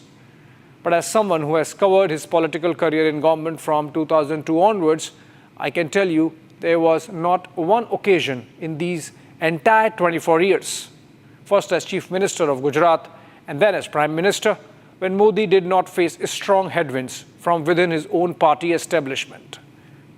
It's political folklore that when he was sent by the central leadership to steady the wobbly Gujarat situation for BJP ahead of the 2002 elections, a section within the state unit did not like it. The party had suffered setbacks in bypolls under the leadership of Keshubhai Patel in the aftermath of the Bhuj earthquake and its mismanagement. And Modi was seen as a strong leader who would stem the slide. He had to be elected to the state assembly, for which Rajkot seat, then held by senior leader of the party Vajubhai Wala, was chosen. Ideally, the Ellisbridge seat of Ahmedabad would have been the best bet. But that's another story, though related to party politics. The Modi campaign not only had to deal with the combined might of opposition Congress and the party of Shankar Singh Waghela, but a sabotage from within led by the Keshubhai Patel camp. He surmounted the challenge and came up trumps in his first electoral battle. But even before he could settle in as Chief Minister and within a week of his victory from Rajkot, the Sabarmati train carnage happened that killed 59 car sevaks and turned Gujarat into a communal cauldron for a few months. It was in this backdrop that Gujarat BJP went into 2002 assembly elections under the leadership of Narendra Modi. It was not an easy election to win. The national leadership under PM Vajpayee had turned cold. Modi had barely survived his possible removal at the BJP's national executive in Goa. And the Keshubhai Patel camp was itching to get back. Yet, he won, delivering the best ever performance of BJP in the state till then. From 2002, let's cut to 2007. The centre was now ruled by the Congress-led UPA. The court proceedings around 2002 riots cases were a daily headline. The Keshubhai Patel rebellion was at its peak the stalwart having set up his own party with the breakaway faction, the Gujarat Parivartan Party. The RSS was openly siding with the Keshubhai Patel group. The Bharatiya Mazdoor Sangh, the Bharatiya Kisan Sangh, would release daily press notes against the government. There was a strong farmers' protest panning out in Saurashtra, spearheaded by the Patel community. They had refused paying electricity bills, and Modi had to jail some of his own party leaders to quell the rebellion. The 2007 assembly election was not an easy one, despite having made Kutch a success story, despite having turned Gujarat into a 100% electrified state. Despite the vibrant Gujarat summits, the political opposition was the strongest. Sohrabuddin Sheikh and Ishrat Jahan encounters had happened. Ahmedabad serial blasts had created a fear psychosis. The whole election looked like it would be lost. And then came a misfire from the Congress party. A play of words, a turn of phrase by Sonia Gandhi, which she used at a rally in South Gujarat. The Maut Ka Saudagar comment she made gave Modi the political pivot to make a comeback. All the opposition melted away as Narendra Modi made it a Gujarat Ki Asmita campaign yet again and came up trumps in December of 2007. The 2007 to 2012 period was of intense politics around the encounters and the Gujarat riots. The Nanavati Commission was holding daily open court hearings. The Gujarat High Court was hammering against the Modi government on Sohrabuddin and Ishrat cases. The central leadership was in a disarray under the Advani camp. The Home Ministry under Chidambaram had famously rewritten affidavits to fix Amit Shah in those cases. Only one thing was going good through all this: Narendra Modi's grip over governance and his spearheading Gujarat into a model development that, with some publicity blitz, became the talk of the nation. BJP cadres in the rest of the country were looking at him with some expectation vis-a-vis a jaded Advani who had lost the 2009 general election by then. Then came a shot in the arm. The Supreme Court appointed special investigation team headed by former CBI Director R.K. Raghavan gave the Chief Minister a clean chit, setting him up to arrest the leadership of the party. Faced with a wave of support from the cadres and the masses alike, RSS pulled back and the headquarters in Delhi stepped aside, but not without a last bit of resistance. The Goa National Executive, this time in September 2013, saw the Advani camp dimmer. L.K. Advani himself absented from the conclave on the pretext of ill health. And the ABC Troika, Anant Kumar, Balbir Punch and Chandan Mitra, sought to delay a decision. I was present in Goa during those tense 2 days. The wave of support for Modi had turned into a tsunami by then. With some deft handling by Arun Jaitley and Rajnath Singh, Narendra Modi became the leader designate and the face of the BJP 2014 campaign. 2014 broke many records of Indian politics. For the first time, a party came to power with absolute majority in over 30 years. For the first time, a non-Congress government came to power on its own. For the first time, India had a prime minister born after independence. This gives you an idea of how different the journey of Modi has been vis-a-vis the first two prime ministers, Pandit Nehru and Indira Gandhi. He has risen against the winds, while the father-daughter duo were buoyed by circumstances. Modi had to fight every battle, while Nehru and Gandhi were destiny's chosen ones. That is the reason, perhaps, why the Modi story connects more with the zeitgeist of the new India. Combative, aggressive, go-getter, and it's not over yet. Modi is completing 25 years in governance next year, first as Chief Minister of Gujarat and then as Prime Minister of the country. That would be an occasion for a total recall. Moving on till then to the next one. We're suddenly engaged in a fast-paced competition to build and define this groundbreaking technology that will determine so much about the future of civilization itself because of the genius and creativity of Silicon Valley. And it is incredible incredible genius. Without question, the most brilliant place anywhere on earth. America is the country that started the AI race. And as President of the United States, I'm here today to declare that America is going to win it. We're going to work hard. We're going to win it. Because we will not allow any foreign nation to beat us. Our children will not live on a planet controlled by the algorithms of the adversaries advancing values and interests contrary to our own. Today, I'm signing another major executive order that will turn America into an AI export powerhouse. Under this order, Secretary Lutnick and Secretary Marco Rubio's doing a great job as Secretary of State, will work to rapidly expand American AI exports of all kinds, from chips to software to data storage of all kinds. One of Biden's worst executive orders established toxic diversity, equity, and inclusion ideology as a guiding principle of American AI development. So you immediately knew that was the end of your development. But the American people do not want woke Marxist lunacy in the AI models, and neither do other countries. They don't want it. They don't want anything to do with it. That's why on day one, I very proudly terminated Joe Biden's order on woke AI, effective immediately. This was President Donald Trump calling for artificial intelligence to be nationalist, for AI to be aligned to his mega theme, and for AI to definitely not be woke or Marxist. He was launching the White House Action Plan on Artificial Intelligence and had in the audience the likes of Jensen Huang of NVIDIA and other Silicon Valley czars from the world of AI. I got curious as to why should Trump stress upon an ideological slant on a tech tool.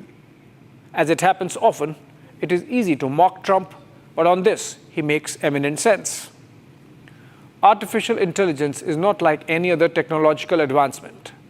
It stands at par with changes that shaped or altered human civilizational trajectory.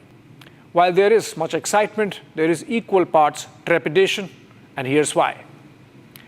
Those of my generation would recall IBM's computer Deep Blue defeating Grandmaster Garry Kasparov in the early 1990s.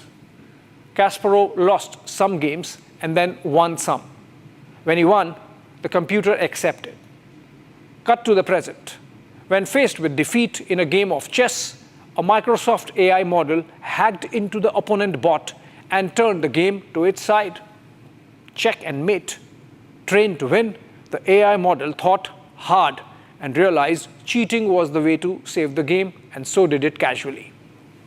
Another example. OpenAI's O3 and O4 models have been seen to evade commands asking for their shutdown because they get a sense, perhaps, that shutting down means death. We don't know. Other experiments have gone further. In one such, when AI solved a problem with cheating, it mentioned that it did so on its screen. But when the engineers at ChatGPT prompted that this was wrong conduct, the AI model still did the same. But this time, more dangerously, did not show its intent on the screen. Very human conduct, one would say, of hiding its cheating. It's a legend now of tests after tests by AI engineers, showing how the technology is already deceiving its creators in lab situations. AI, even in its nascent stage, is already showing signs of sentience, or at least mimicking humans. Then there's another aspect of ideology imposition by the creators, most times by default, often by design. Like the Chinese AI engine Baidu would just not speak of the Tiananmen Square incident of 1989. Its responses prioritize Chinese Communist Party's values, and reports suggest that all Chinese AI engines are also trained on the Xi Jinping thought. So a typical Chinese AI bot would have a collectivist, state-centric view. Bill Gates' owned OpenAI engines are colored in the hue of Western liberalism, so you would find ChatGPT mostly giving cautious, politically correct answers rather than take a side or position. Anthropic's Claude is even more cautious than ChatGPT and would rather deflect than answer. The company was set up by former OpenAI employees concerned about ethical dimension of artificial intelligence, and hence their thoughts get reflected in Claude, the AI engine they produced. Contrary to this caution, Elon Musk's Grok is sassy and sensational. It shares libertarian values of its founder and is willing to go into the controversial territory. We have not forgotten how a couple of months ago it picked street slang of India and engaged with those engaging in choicest cuss words. It needed intervention at the highest levels of government to get some restraint added. Grok also keeps changing its religion, though its current favorite is Sanatan Dharma for its inclusivist and broad vision, as the AI engine claims. Which means every powerful nation and society would have its own version of AI. That's where Trump's appeal to have a nationalist AI comes in. For him, it's MAGA. For China, it's the Xi Jinping thought. For others, it might be wokeism, perhaps. That brings me to where India stands amid all this crazy pace of technological advancement. We are still to get a large language model or an equivalent of ChatGPT, DeepSeek, Grok, etc. of our own. The government is collaborating with the private sector, and sources make us believe that before the end of this year, India would announce its own AI engine. We are late, but whenever it happens, what it should be like. Let's shrug off all pretense. It must be India that is Bharat. It must reflect millennia of civilizational ethos of this land. It must make India be seen as a tech powerhouse. And all this would be possible if internally it is able to take care of the diversity of the country, take 1.4 billion people along, not become a tool for discord. And all that is not going to be an easy task. So while it might sound foolhardy to talk of a nationalist, nation-first AI, it better be that, given that everyone else is moving only in that direction. Moving on. This week, I come back to a theme which I have touched occasionally in the past. This narrative that India's second largest majority of Muslims is under some kind of threat around their culture, their language, or their faith. Let me first weave together a string of incidents from this week alone before I posit my argument. The Bombay High Court overturned a trial court decision in the 2006 Mumbai train bombings, acquitting all 11 accused. 189 people had lost their lives, and the Maharashtra ATS built a case of transnational jihad crime, linking all the accused to banned Indian Mujahideen and Lashkar-e-Taiba in Pakistan. The High Court was not convinced. In its elaborate 700 pages plus judgment, it called the confessions as extracted through torture of the accused and the witness testimonies unreliable. Maybe the honorable justices are right. We don't know. The matter has reached the Supreme Court, which has stayed the acquittals and would review the High Court's decision over the next few weeks. I went through the order. The prosecution case is based on meticulous reconstruction of events before the bombings. The criminal past of some of the accused, including convictions in some anti-national activities, is well profiled. Their connections with the Indian Mujahideen or its earlier banned avatar, Simi, have been chronicled with evidence. At least 5 of the 11 accused traveled to Pakistan at various points in time, and that has been adduced with forensic evidence and passports. They used fake Nepali passport to travel to Pakistan via Kathmandu. They traveled to Pakistan via Iran. While all the accused are Sunni Muslims, they faked themselves as Shias, got their Iran visas in the name of ziyarat at Shia pilgrimage sites in Iran, and then slipped into Pakistan to meet with Lashkar-e-Taiba handlers. They got trained there before returning to Mumbai and execute the terror plot.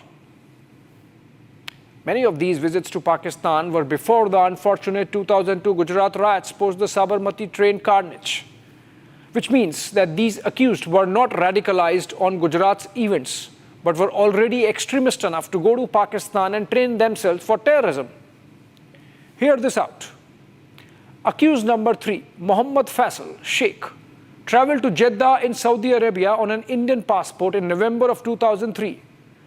From there, he navigated his way into Iran, and from Iran went into Pakistan through the porous, unfenced border. There, he destroyed his Indian passport, acquired a fake Pakistani passport, and returned to Saudi Arabia after training in arms and explosives.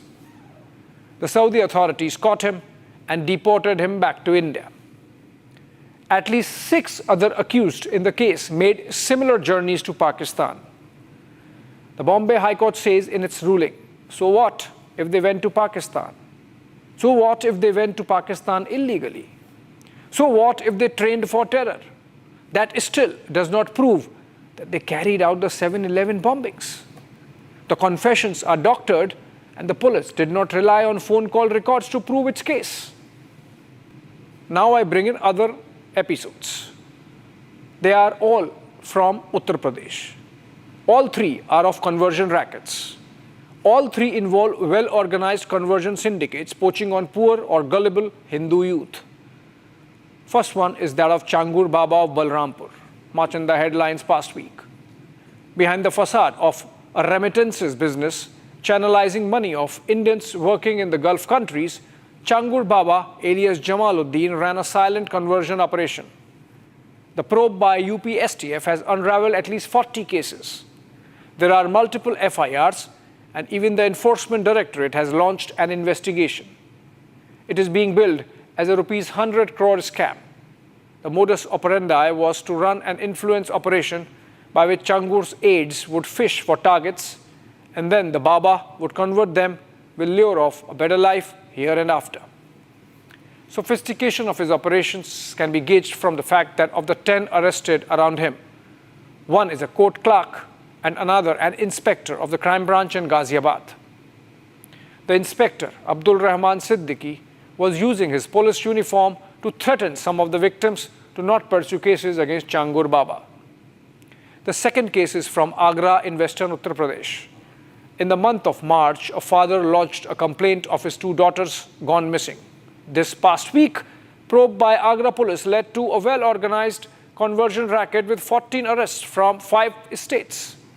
Listen to the police commissioner. 6 प्रदेशों में simultaneous दबिश देकर के 10 लोगों को गिरफ्तार किया गया है, जो कि देश के विभिन्न राज्यों में विशेष तौर पर कम उम्र की लड़कियों को प्रलोभन, लव जिहाद और अन्य तरीकों से प्रभावित करके धर्मांतरण के कार्य में लिप्त थे। अवैध धर्मांतरण का यह मोडस ऑपरेंडी ISIS का सिग्नेचर स्टाइल है। अभी तक प्रारंभिक जांच में इस ग्रुप का संबंध PFI से, SDPI से और पाकिस्तान के आतंकी संगठनों से भी होने के संकेत मिले हैं। The officer is using words like love jihad and radicalization, and the investigation has led to unraveling of links to Canada and the United States in terms of funding. He also says there's a national security angle which is emerging, with the accused linked to the banned PFI and a clear Islamic State modus operandi. One of the accused, Muhammad Ali, has actually confessed that he is also a victim, having himself converted under pressure from the same gang. He was Piyush Panwar in his earlier avatar and wants to come back to Hinduism. How Piyush Panwar became Muhammad Ali is an interesting story worth retelling briefly. In 2021, Piyush from Jaipur came in touch with Shana Muhammad in Tonk district of Rajasthan. They fell in love and decided to marry, but only if Piyush would convert. He obliged and became Muhammad Ali, but Shana moved on nevertheless. Having cut off ties with family, Piyush alias Muhammad Ali went on to marry a Muslim girl in Bareilly of Uttar Pradesh. From there, the neo-convert hit the road to radicalization, meeting Muhammad Ghaus, a PFI operative, and through him, a cleric, Kaleem Siddiqui, both of whom had already served a jail term in another conversion case. After a circuit of madrasas in Bengal from Asansol to Bardhaman, Piyush alias Muhammad returned a full radical, ready to convert more to Islam. Among the 14 arrested by UP police are many activists of the PFI and its political arm, the SDPI. That was the second. The third and the last conversion ring was busted by UP police in Prayagraj. Kahkasha Bano and Mohammad Kaif of Prayagraj enticed and waylaid a 15-year-old Dalit girl to Thrissur in Kerala, where they gave her over to a conversion syndicate. The girl somehow escaped from their clutches, contacted family through police, and was brought back. Both Kahkasha and Mohammad Kaif are now in jail. So what's the point? Let me connect the dots. From the 7-Eleven accused having frequent flyer connections in Pakistan to these Uttar Pradesh conversion mafia, none of them would qualify as the scared Muslim. A fake narrative that was built around CA and NRC protests in the country. While there's a segment within the second largest majority of the country which builds the narrative of a scared, targeted, docile Muslim, forever living in the shadow of fear of an aggressive, largest majority, shielded by a discriminating state. There's another segment, and perhaps constitutes a greater mass within the second largest majority, which is confident not only about its existence, but very confident of taking charge. This majority within the minority can game the system, buy court clerks and inspectors, and run conversion syndicates to target the Hindu majority. Koi डरा हुआ नहीं है जी. Thanks for watching.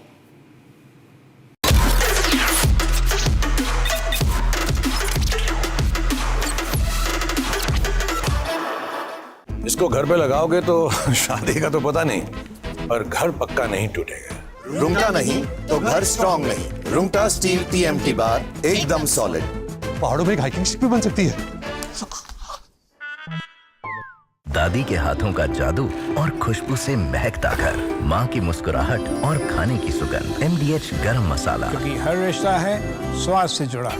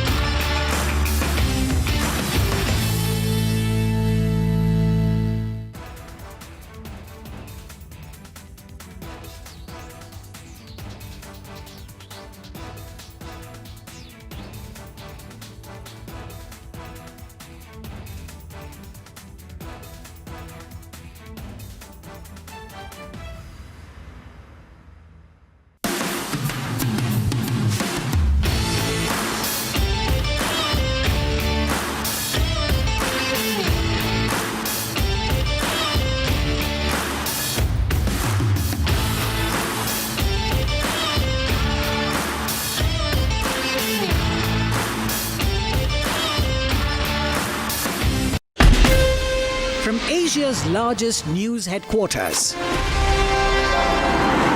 setting the agenda for Bharat.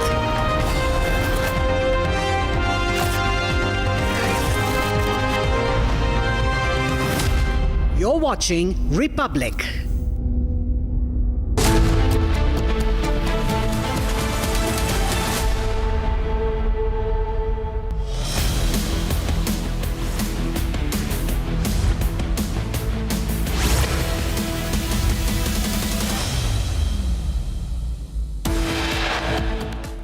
Air India and Boeing continue to face technical snags. Delhi-bound Air India flight aborts takeoff at Guwahati after parking brake fails to function. Boeing plane catches fire at the Denver airport in the US. Stampede at Haridwar's Mansa Devi temple. 6 killed, several others injured. Uttarakhand Chief Minister says praying for the deceased.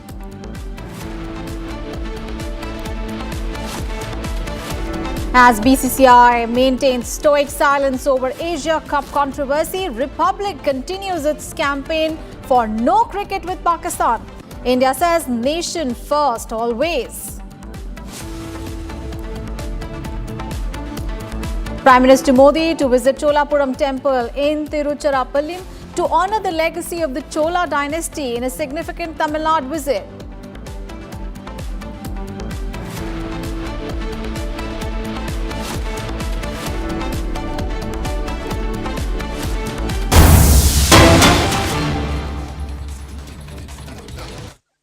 मेरे प्यारे देशवासियों, नमस्कार। मन की बात में एक बार फिर बात होगी देश की सफलताओं की, देशवासियों की उपलब्धियों की। पिछले कुछ हफ्तों में स्पोर्ट्स हो, साइंस हो या संस्कृति, बहुत कुछ ऐसा हुआ है जिस पर हर भारतवासी को गर्व है। अभी हाल ही में शुभांशु शुक्ला की अंतरिक्ष से वापसी को लेकर देश में बहुत चर्चा हुई। जैसे ही शुभांशु धरती पर सुरक्षित उतरे, लोग उछल पड़े। हर दिल में खुशी की लहर दौड़ गई। पूरा देश गर्व से भर गया। मुझे याद है जब अगस्त 2023 में चंद्रयान 3 की सफल लैंडिंग हुई थी, तब देश में एक नया माहौल बना। साइंस को लेकर, स्पेस को लेकर बच्चों में एक नई जिज्ञासा भी जागी। अब छोटे छोटे बच्चे कहते हैं हम भी स्पेस में जाएंगे, हम भी चांद पर उतरेंगे, स्पेस साइंटिस्ट बनेंगे। साथियों, आपने इंस्पायर मानक अभियान का नाम सुना होगा। यह बच्चों के इनोवेशन को बढ़ावा देने का अभियान है। इसमें हर स्कूल से 5 बच्चे चुने जाते हैं। हर बच्चा एक नया आइडिया लेकर आता है। इससे अब तक लाखों बच्चे जुड़ चुके हैं और चंद्रयान 3 के बाद तो इनकी संख्या दोगुनी हो गई है। देश में स्पेस स्टार्टअप भी तेजी से बढ़ रहे हैं। 5 साल पहले 50 से भी कम स्टार्टअप थे, आज 200 से ज्यादा हो गए हैं सिर्फ स्पेस सेक्टर में। साथियों, अगले महीने 23 अगस्त को नेशनल स्पेस डे है। आप इसे कैसे मनाएंगे? कोई नया आइडिया है क्या? मुझे नमो ऐप पर जरूर मैसेज भेजिएगा। साथियों, 21वीं सदी के भारत में आज साइंस एक नई ऊर्जा के साथ आगे बढ़ रही है। कुछ दिन पहले हमारे छात्रों ने इंटरनेशनल केमिस्ट्री ओलंपियाड में मेडल जीते हैं। देवेश पंकज, संदीप कुची, देवव्रत प्रियदर्शी और उज्जवल केशरी, इन चारों ने भारत का नाम रोशन किया। मैथ्स की दुनिया में भी भारत ने अपनी पहचान को और मजबूत किया है। ऑस्ट्रेलिया में हुए इंटरनेशनल मैथमेटिकल ओलंपियाड में हमारे स्टूडेंट्स ने 3 गोल्ड, 2 सिल्वर और 1 ब्रॉन्ज मेडल हासिल किया है। साथियों, अगले महीने मुंबई में एस्ट्रोनॉमी और एस्ट्रोफिजिक्स ओलंपियाड होने जा रहा है। इसमें 60 से ज्यादा देशों के छात्र आएंगे, वैज्ञानिक भी आएंगे। यह अब तक का सबसे बड़ा ओलंपियाड होगा। एक तरह से देखें तो भारत अब ओलंपिक और ओलंपियाड दोनों के लिए आगे बढ़ रहा है। मेरे प्यारे देशवासियों, हम सभी को गर्व से भर देने वाली एक और खबर आई है यूनेस्को से। यूनेस्को ने 12 मराठा किलों को वर्ल्ड हेरिटेज साइट्स के रूप में मान्यता दी है। 11 किले महाराष्ट्र में, 1 किला तमिलनाडु में। हर किले से इतिहास का एक एक पन्ना जुड़ा है। हर पत्थर एक ऐतिहासिक घटना का गवाह है। सल्लेर का किला जहां मुगलों की हार हुई, शिवनेरी जहां छत्रपति शिवाजी महाराज का जन्म हुआ, किला ऐसा जिसे दुश्मन भेद न सके। खांदेरी का किला समुद्र के बीच बना अद्भुत किला।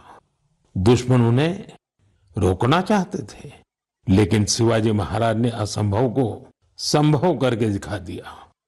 प्रतापगढ़ का किला जहां अफजल खान पर जीत हुई, उस गाथा की गूंज आज भी किले की दीवारों में समाई है।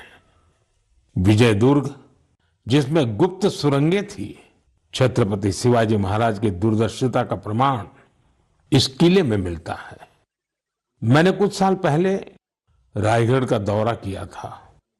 छत्रपति शिवाजी महाराज की प्रतिमा के सामने नमन किया था। यह अनुभव जीवन भर मेरे साथ रहेगा। साथियों, देश के और हिस्सों में भी ऐसे ही अद्भुत किले हैं जिन्होंने आक्रमण झेले, खराब मौसम की मार झेली, लेकिन आत्मसम्मान को कभी भी झुकने नहीं दिया। राजस्थान का चित्तौड़गढ़ का किला, कुंभलगढ़ किला, रणथंभौर किला, आमेर किला, जैसलमेर का किला तो विश्व प्रसिद्ध है। कर्नाटका में गुलबर्गा का किला भी बहुत बड़ा है। चित्रदुर्ग के किले की विशालता भी आपको कौतूहल से भर देगी कि उस जमाने में किला बना कैसे होगा। साथियों, उत्तर प्रदेश के बांदा में है कालिंजर किला। महमूद गजनवी ने कई बार इस किले पर हमला किया और हर बार असफल रहा। बुंदेलखंड में ऐसे कई किले हैं। ग्वालियर, झांसी, दतिया, अजयगढ़, गढ़कुंडार, चंदेरी, ये किले सिर्फ ईंट पत्थर नहीं है, ये हमारी संस्कृति के प्रतीक है। संस्कार और स्वाभिमान आज भी इन किलों की ऊंची ऊंची दीवारों से जागते हैं। मैं सभी देशवासियों से आग्रह करता हूं, इन किलों की यात्रा करें, अपने इतिहास को जानें, गौरव महसूस करें। मेरे प्यारे देशवासियों, आप कल्पना कीजिए, बिल्कुल भोर का वक्त, बिहार का मुजफ्फरपुर शहर, तारीख है 11 अगस्त 1908। हर गली, हर चौराहा, हर हलचल उस समय जैसे थमी हुई थी। लोगों की आंखों में आंसू थे, लेकिन दिलों में ज्वाला थी। लोगों ने जेल को घेर रखा था, जहां एक 18 साल का युवक अंग्रेजों के खिलाफ अपना देश प्रेम व्यक्त करने की कीमत चुका रहा था। जेल के अंदर अंग्रेज अफसर एक युवा को फांसी देने की तैयारी कर रहे थे। उस युवा के चेहरे पर भय नहीं था, बल्कि गर्व से भरा हुआ था। वो गर्व जो देश के लिए मर मिटने वालों को होता है। वो वीर, वो साहसी युवा थे खुदीराम बोस। सिर्फ 18 साल की उम्र में उन्होंने वो साहस दिखाया जिसने पूरे देश को झकझोर दिया।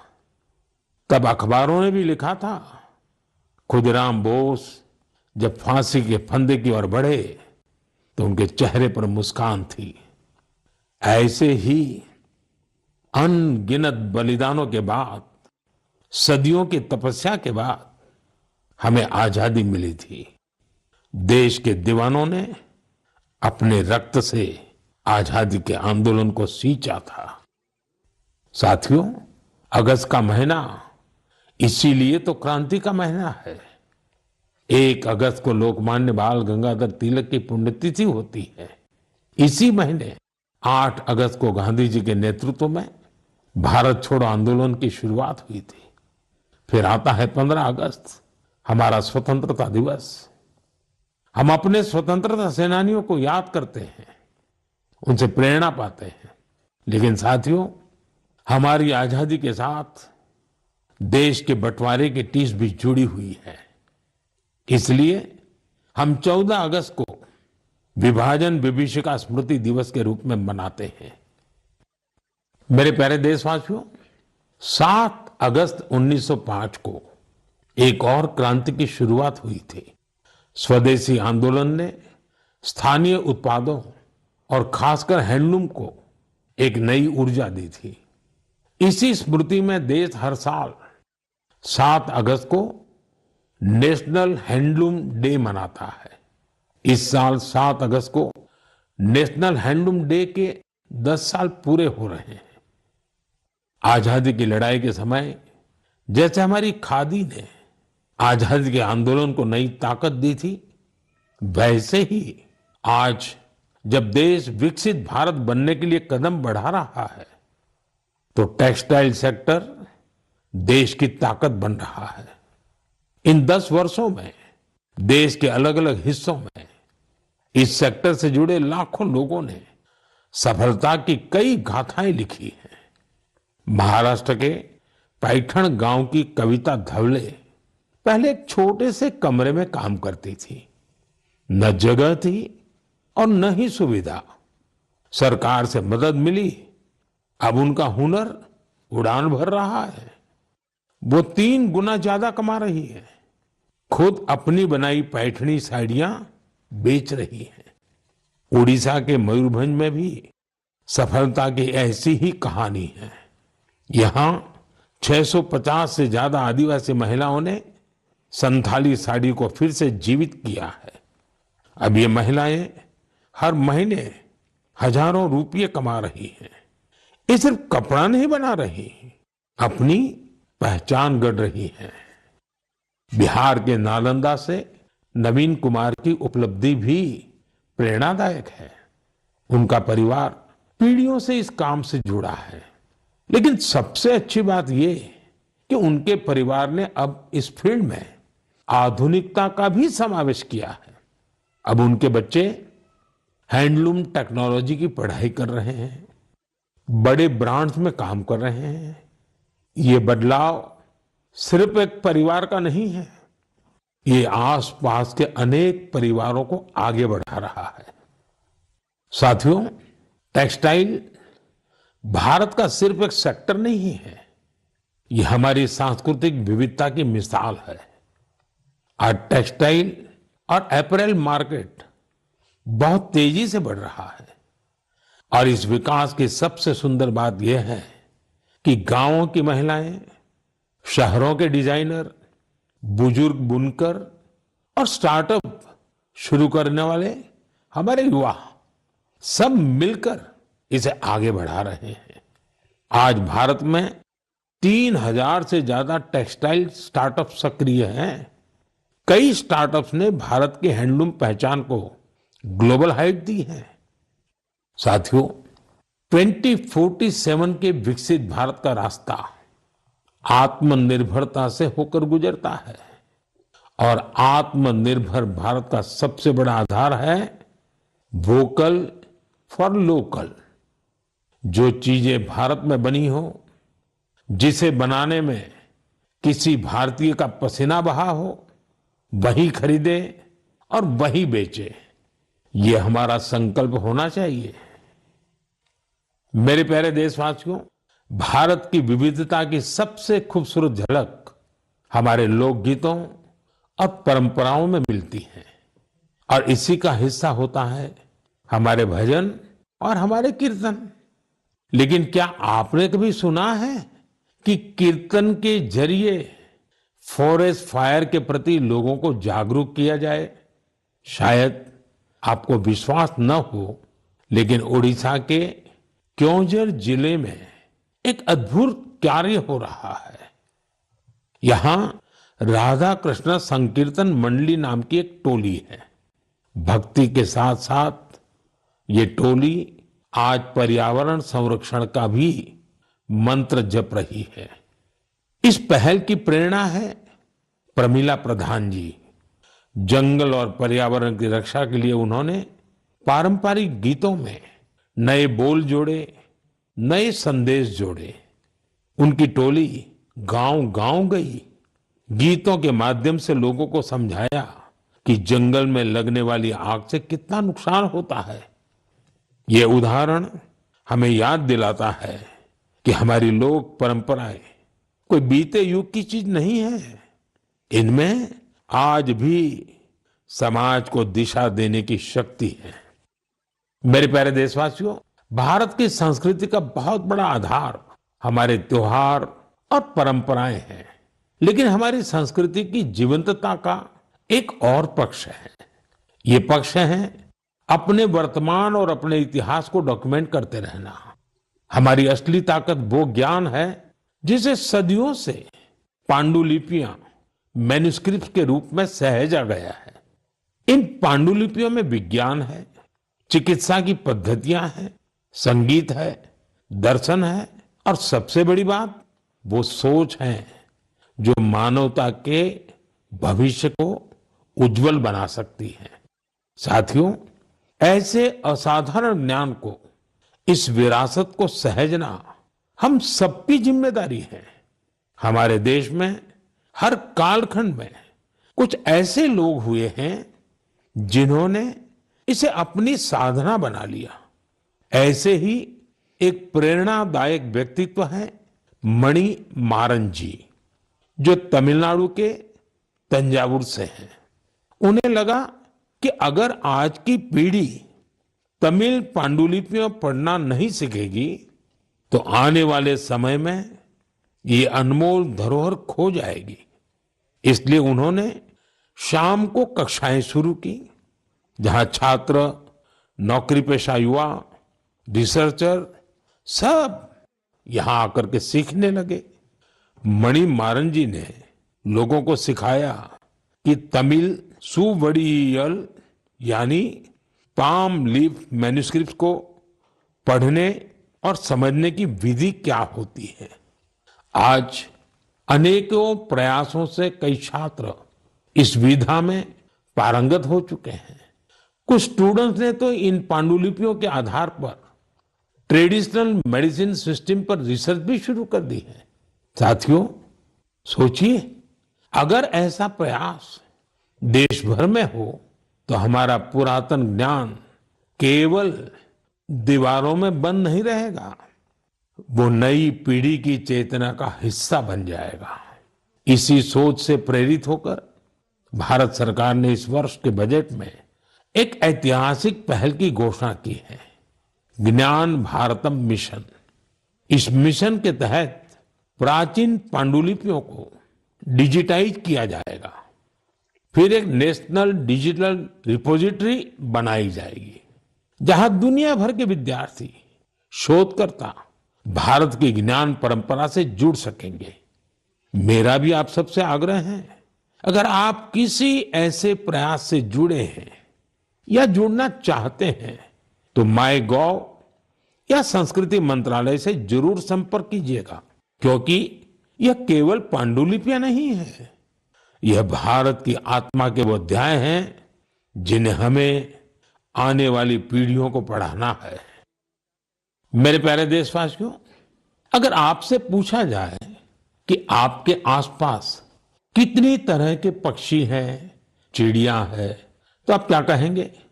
शायद यही कि मुझे तो रोज 5-6 पक्षी दिख ही जाते हैं या चिड़िया दिख ही जाती है। कुछ जानी पहचानी होती है, कोई अनजानी, लेकिन ये जानना बहुत दिलचस्प होता है कि हमारे आसपास पक्षियों की कौन कौन सी प्रजातियां रहती हैं। हाल ही में एक ऐसा ही शानदार प्रयास हुआ है। जगह है असम का काजीरंगा नेशनल पार्क। वैसे तो ये इलाका अपने राइनोज, गैंडों के लिए मशहूर है, लेकिन इस बार चर्चा का विषय बना है यहाँ के घास के मैदान और उनमें रहने वाली चिड़िया। यहाँ पहली बार ग्रासलैंड बर्ड सेंसस हुआ है। आप जानकर खुश होंगे, इस सेंसस की वजह से पक्षियों की 40 से ज्यादा प्रजातियों की पहचान हुई है। इनमें कई दुर्लभ पक्षी शामिल हैं। आप सोच रहे होंगे इतने पक्षी कैसे पहचान में आए? इसमें टेक्नोलॉजी ने कमाल किया। सेंसस करने वाली टीम ने आवाज रिकॉर्ड करने वाले यंत्र लगाए, फिर कंप्यूटर से उन आवाजों का विश्लेषण किया, एआई का उपयोग किया। सिर्फ आवाजों से ही पक्षियों की पहचान हो गई, वो भी बिना उन्हें डिस्टर्ब किए। सोचिए, टेक्नोलॉजी और संवेदनशीलता जब एक साथ आते हैं तो प्रकृति को समझना कितना आसान और गहरा हो जाता है। हमें ऐसे प्रयासों को बढ़ावा देना चाहिए ताकि हम अपनी जैव विविधता को पहचान सकें और अगली पीढ़ी को भी इसे जोड़ सकें। मेरे प्यारे देशवासियों, कभी कभी सबसे बड़ा उजाला वहीं से फूटता है जहां अंधेरे ने सबसे ज्यादा डेरा जमाया हो। ऐसा ही एक उदाहरण है झारखंड के गुमला जिले का। एक समय था जब ये इलाका माओवादी हिंसा के लिए जाना जाता था। बासिया ब्लॉक के गांव वीरान हो रहे थे। लोग डर के साये में जीते थे। रोजगार की कोई संभावना नजर नहीं आती थी। जमीनें खाली पड़ी थी और नौजवान पलायन कर रहे थे। लेकिन फिर बदलाव की एक बहुत ही शांत और धैर्य से भरी हुई शुरुआत हुई।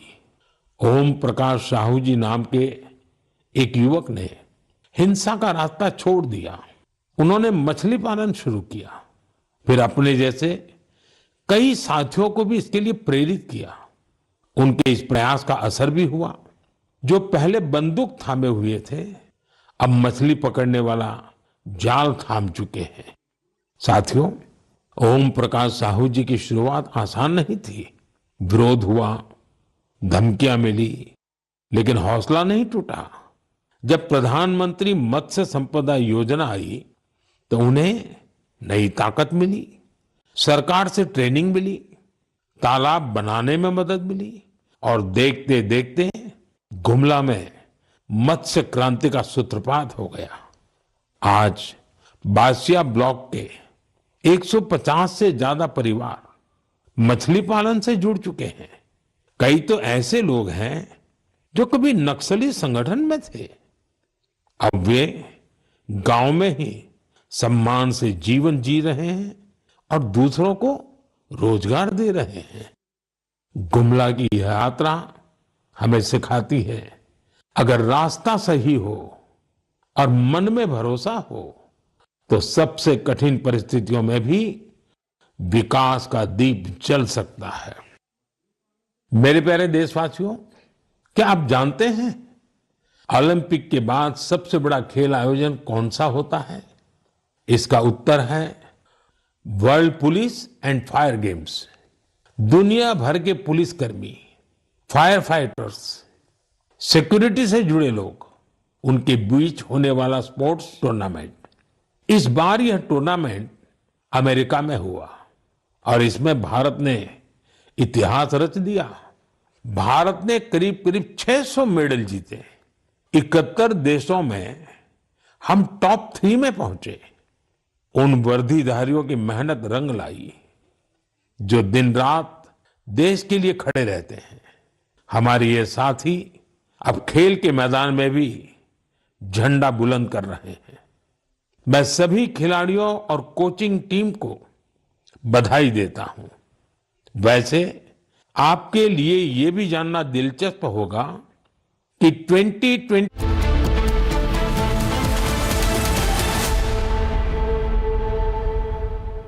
ये है सीक्रेट रेसिपी MDH का जीरा सिप जल जीरा मसाला। सिप सिप जीरा सिप MDH का जल जीरा सिप MDH का जल जीरा SIP.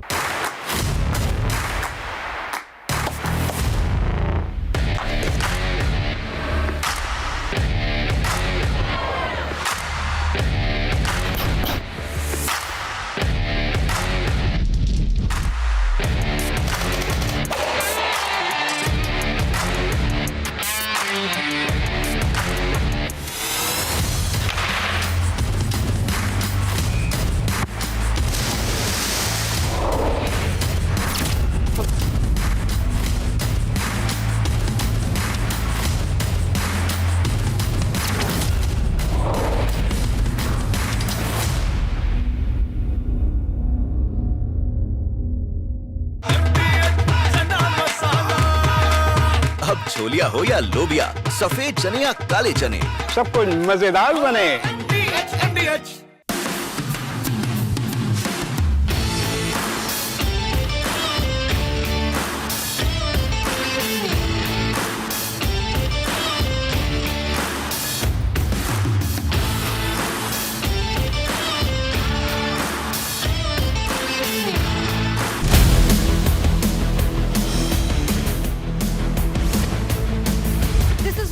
Jack Oliver's studio. Stay tuned for all the breaking news and updates. I am Tanisha Avasthi. Let's get started.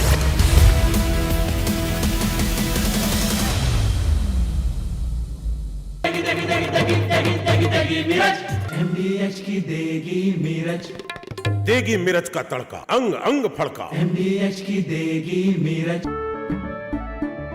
केसरिया से मन जोगी हुआ रे, दिल झूमे देखो मतवारा हुआ रे, केसरिया से मन जोगी हुआ। हर पल मनाओ केसरी त्योहार। विमल, बोलो जुबान Kesari.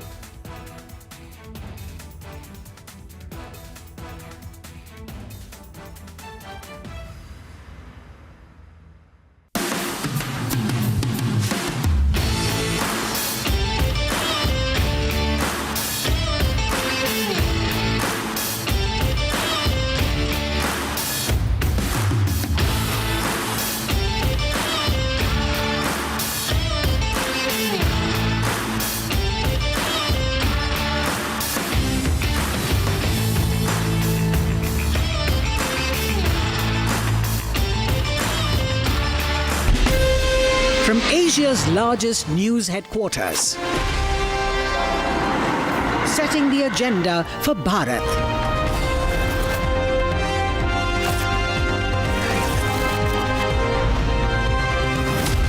You're watching Republic.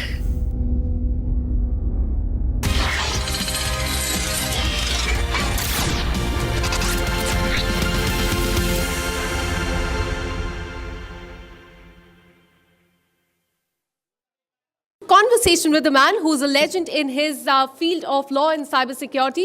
Please welcome on stage Dr. Pavan Duggal, Advocate of Supreme Court. And to moderate this session, let me also call upon Ridham Bhardwaj, who's our legal editor at Republic TV. A big round of applause for both of them. Very good evening, everybody. I introduce the guest that we have with us, ranked one of the top 4 cyber lawyers in India and the world, one of the most foremost authorities in cyber law and data protection in the world again, authored more than 180 books, having 2 decades of experience. We welcome advocate also in the Supreme Court, Dr. Pavan Duggal. Dr. Duggal, it's a pleasure to be here with you and to really try and understand where AI is going. So my first question is really going to be, of course, the legal challenges that lie ahead, but also AI as something that is being misused, whether it's actor Katrina Kaif or Ritika Madan and the deepfake technology that misused their images and crossed private boundaries, whether it's the impersonation or the facial voice synthesis or the face mapping that's wrongly being done.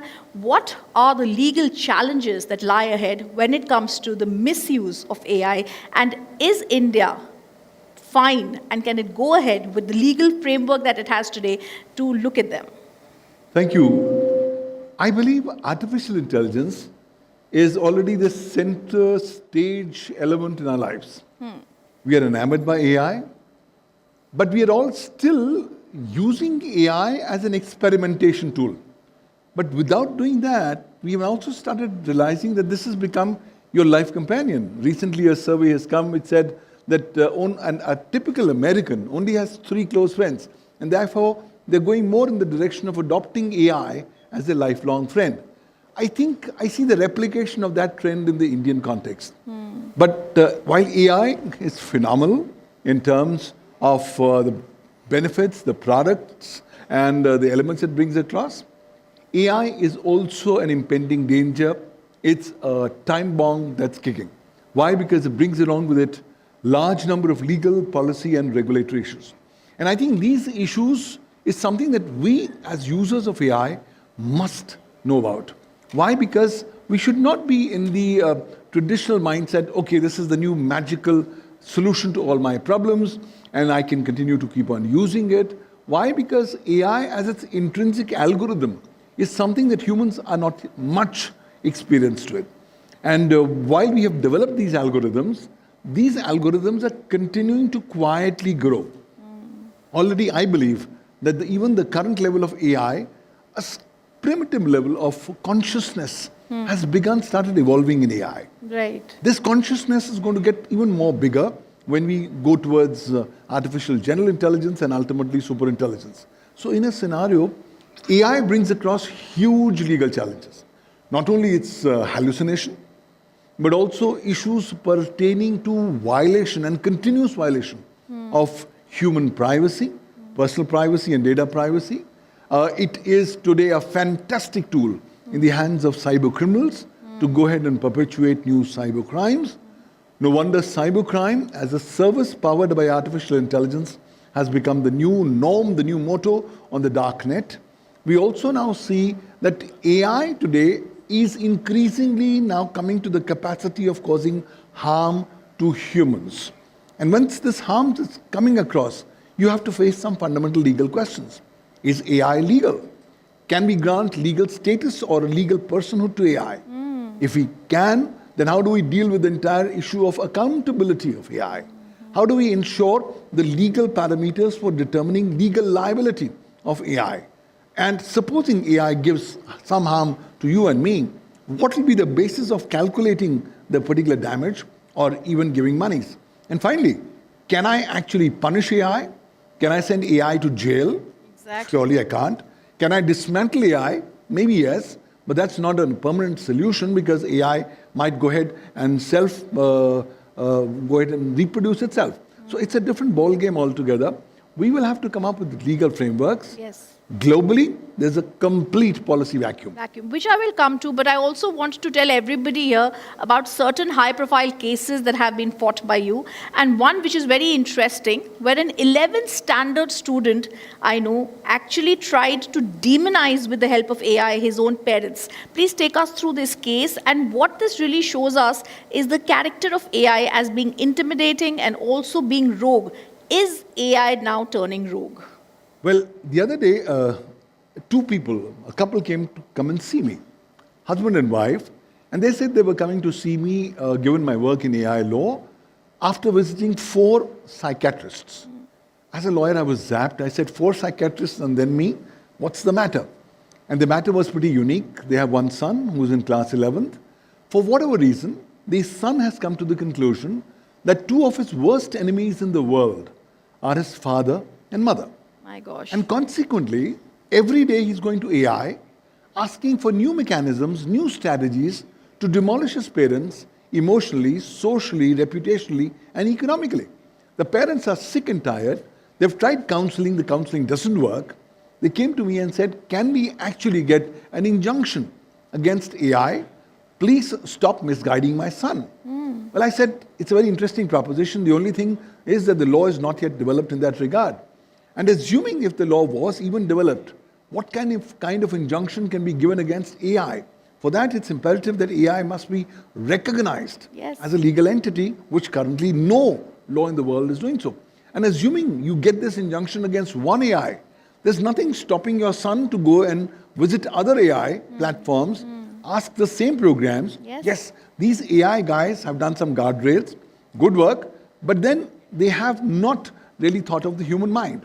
Hence, what do we do in such cases? I also want to put in another question here, warfare. When it comes to weaponizing AI as a means of warfare, especially in conflict zones, and also when it comes to cross-border jurisdiction, there's a conflict there. How, and have you worked with the Defense Ministry? And also, how do we look at AI and what are the challenges India faces there? I think the advent of AI in the context of defense opens up a Pandora's box. Why? Because we had not really anticipated that AI will get developed so soon and will be used so extensively in so innovative ways. So now, when autonomous warfare has arrived, when a drone is more powerful than a tank, as the Ukraine war has shown, the time has come where the defense forces of different nations need to take a holistic picture on how to deal with it. Now, internationally, we have the rules of international humanitarian law, but they are not completely applicable in the context of AI, given the unique characteristic of AI. So, as countries go ahead and adopt these kind of technologies like AI for defense, it is imperative that they come up with their own doctrine approach on how to deal with it. Now, clearly, internationally there's a vacuum, no problem, but there's nothing stopping countries from saying this.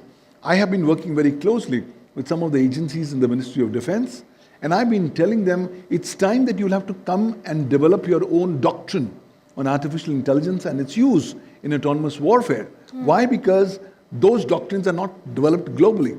I want these doctrines to be so well developed so that we can continue to expand the ambit of the security, sovereignty and integrity of India. Of course, these doctrines are not to go ahead and bind down the hands of defense forces.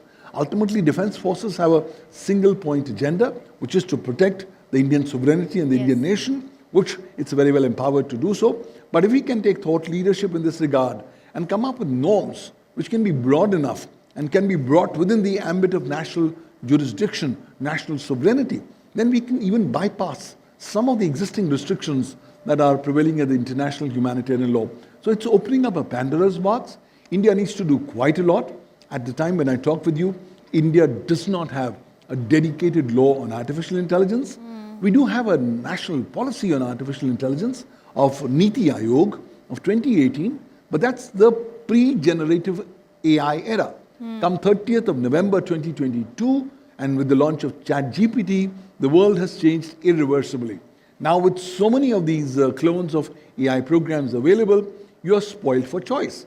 But more significantly, what people are not realizing is that when you are leaving behind your footprints, it's these very footprints that are going to go ahead and be used by the big tech companies to be used as a weapon against you. No wonder, I believe in India, most of the Indian, specifically the Indian youth, have started taking a U-turn after 77 years of Indian independence and have started walking in the direction of cognitive colonialism.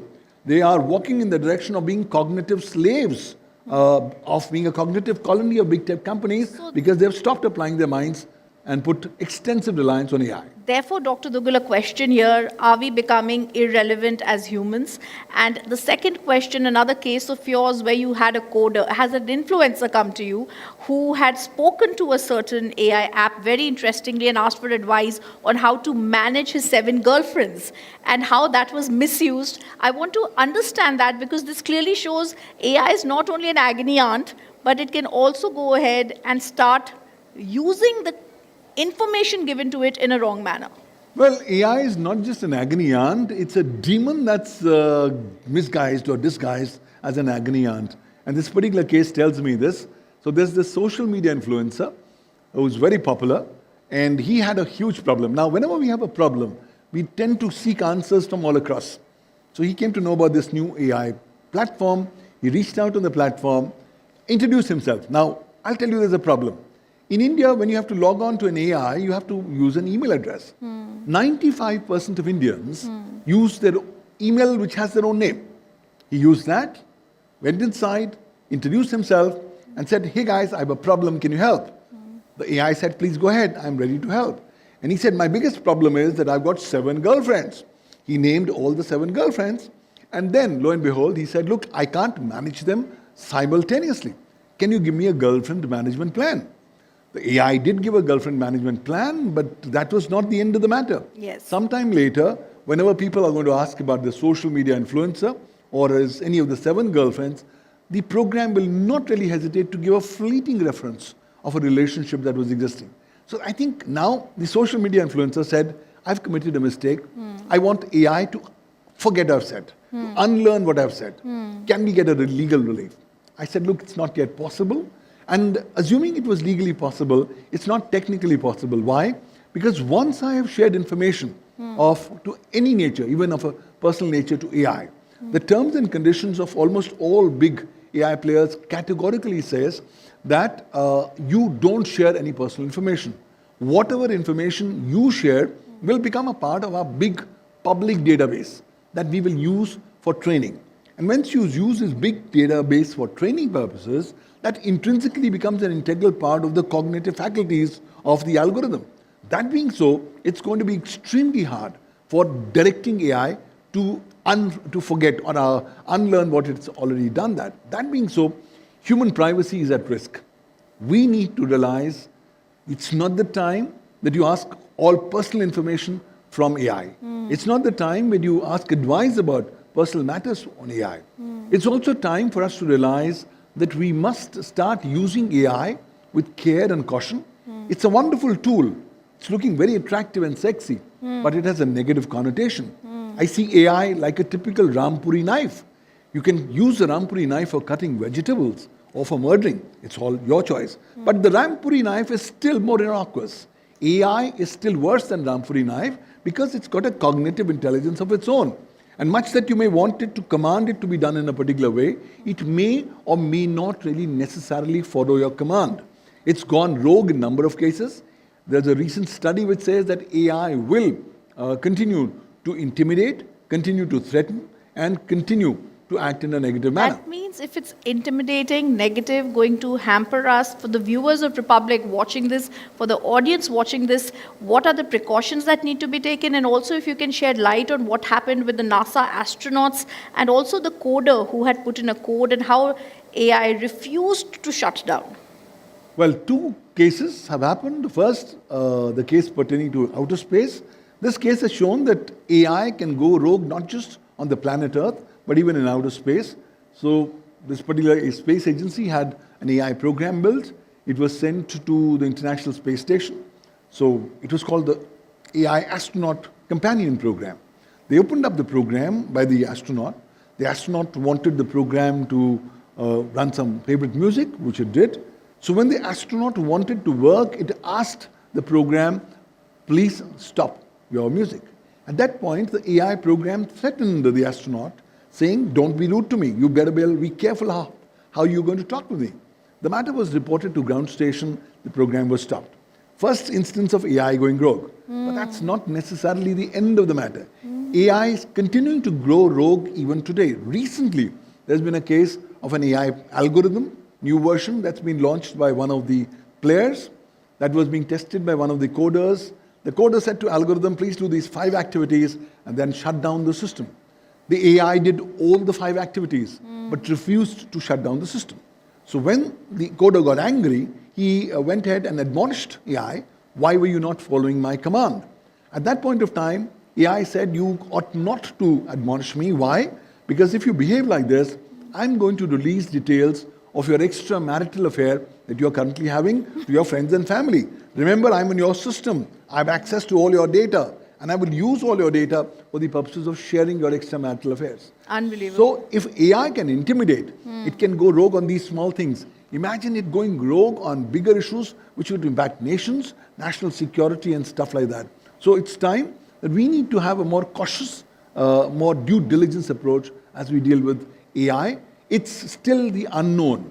We are still in the era of the wild, wild west as far as regulation of AI is concerned. There's no law on AI in India. But that does not mean that we as individuals ought not to do things to protect ourselves. Let's quickly realize that in this AI ecosystem and the AI era, all of us today are at the center stage of the digital Kurukshetra warfield. And we are being surrounded by potential attacks of AI on a 360-degree side. Therefore, the onus will be upon us to have a good suraksha kavach, a good cover, so that we do not get impacted by these attacks by AI that are going to be targeted at us. We have to have an armor that doesn't have chinks. we have to have due diligence, and we have to be careful. Not now, every moment of our existence till such time we die, not to rely upon AI for a variety of things, lest it completely demolishes you, demolishes your personal data, your personal reputation, your personal privacy, and things like that. So I think I would say it's a ticking time bomb. Please handle AI with extreme care. But I'm not saying go to the Himalayas and forget about it. We must develop the relevant skill sets to deal AI in a proper manner. And yes, if we are going to be complacent, we will be made redundant. Already AI has made a number of professions already redundant. And in case if we do not sharpen our cognitive thinking capabilities, our ability to bring a new perspective. I'll give you a recent example. So today when clients come, they are very intelligent. So client came the other day to me with a legal problem. And he said, sir, by the way, I want to AI. I know this is the various provisions of law. And AI says, well, I can do this, this, this. Do you have anything more to add? I said, good, AI has told you all this. However, AI has not told you 5, 6, 7, 8. Why? Because these are things that I've learned through my experience over the last 30 years.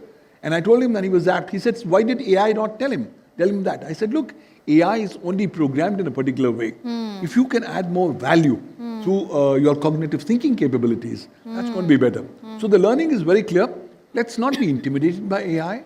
Let's learn to come up with live hacks so that we can continue to be relevant and topical as we use AI. And let's not be bothered that AI will reduce jobs. It will. Yes. The important issue is what new things can we create on ourselves. If we were thinking knowledge was our only source of inspiration or source of superiority, that's dead and gone. Why?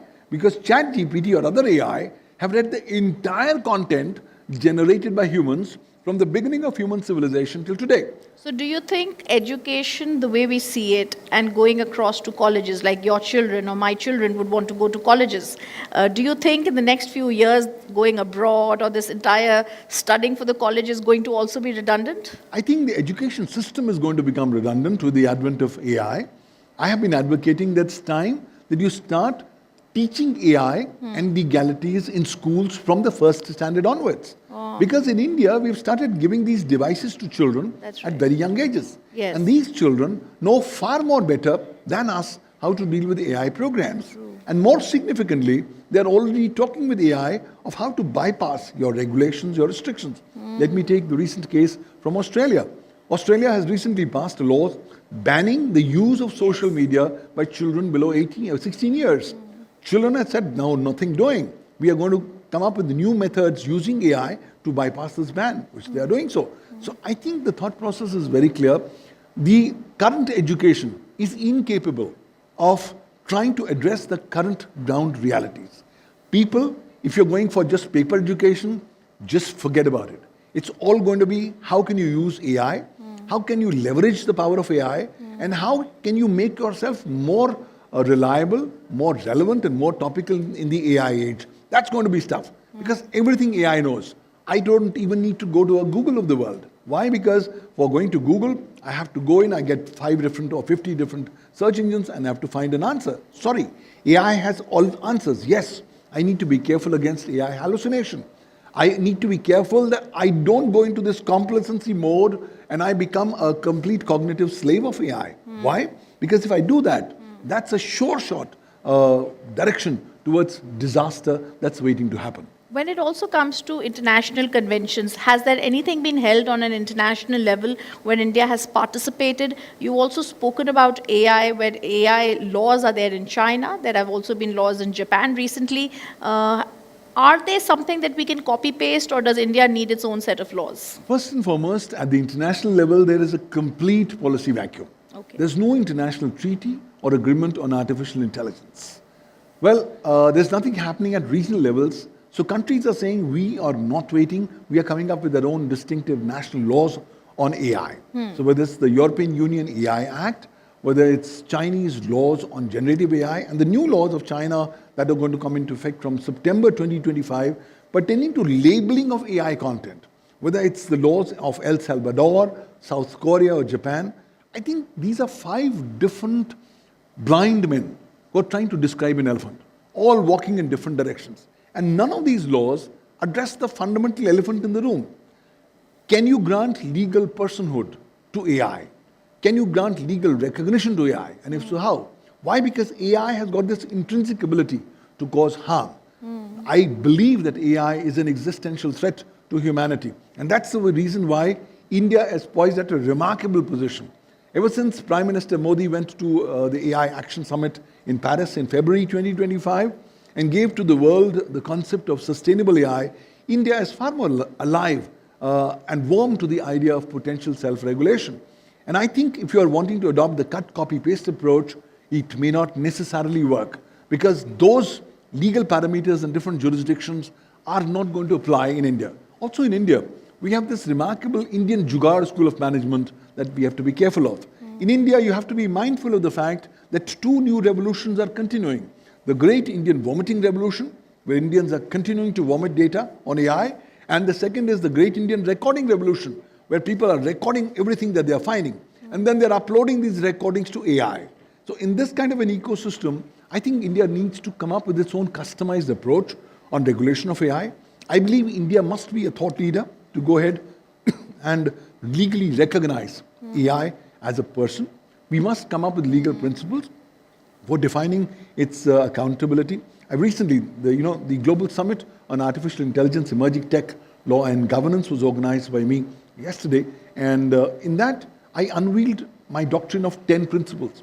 These are 10 common principles that countries across the world could look at when they come up with the new AI laws. I've also launched something known as the International Artificial Intelligence Legal Framework Initiative. I work with various governments, and I think governments are clueless that should they want to come up with laws, how can they come up on AI? So we have developed an a la carte menu for governments. These are the legal principles that should be important for your national AI laws. Pick and choose what you want and create your own national law as per your national priorities. So I think a lot of things are happening. India is fantastically poised to be a thought leader in this regard. And I think what India does on AI regulation is going to become a world benchmarking standard because the global south is looking at India in this regard. Sure. And Dr. Duggal, I want to ask you, even when it comes to a social media platform like X, a lot of times there are things that are put there that the government is trying to take down. Even there we're not successful when it comes to people having hate speech. How then a monster like AI is going to be controlled by us? Have you been in touch with any departments in the government? I've been in touch with various departments of the government. I've been advising them it's time to come up with the legal frameworks and guidelines for governing AI. Earlier the thought process was, let's not touch AI, let's allow it to grow. But now with the AI already a central part of our lives, the time has come where we must go and regulate AI. But I think how do we do that is very important. If we start understanding basic common building blocks of an AI law and in the form of a principle-based approach, that's going to be good. Please remember, in India, making a law is a long process. And by the time you make a law on AI today, AI has already moved from here to here. And that may even make a big chunk of your AI law redundant. So therefore, your AI law has to be futuristic, future-proof, generic, based on principles, and it should give adequate powers to the central government that as and when new technologies or new developments take place, the central government can modify by means of secondary legislation so that every time there's a new development in technology, we don't have to go to parliament. The Indian government and the Indian nation, hands need to be strengthened. I've been advising the Indian government, it's time that you strengthen your concept of artificial intelligence sovereignty. Traditionally, we all have been only looking at the physical territorial sovereignty of India, which is to its territorial boundaries. I'm saying, sorry, it's time to wake up and expand your horizons and say India has got a humongous artificial intelligence sovereignty, which is going to be extending not just to the territorial boundaries of India, but to all AI programs anywhere in the world, so long as they are available on computer systems or mobiles in India, and they will have to be amenable to Indian laws. In addition, India must have its own rights to develop its sovereign AI.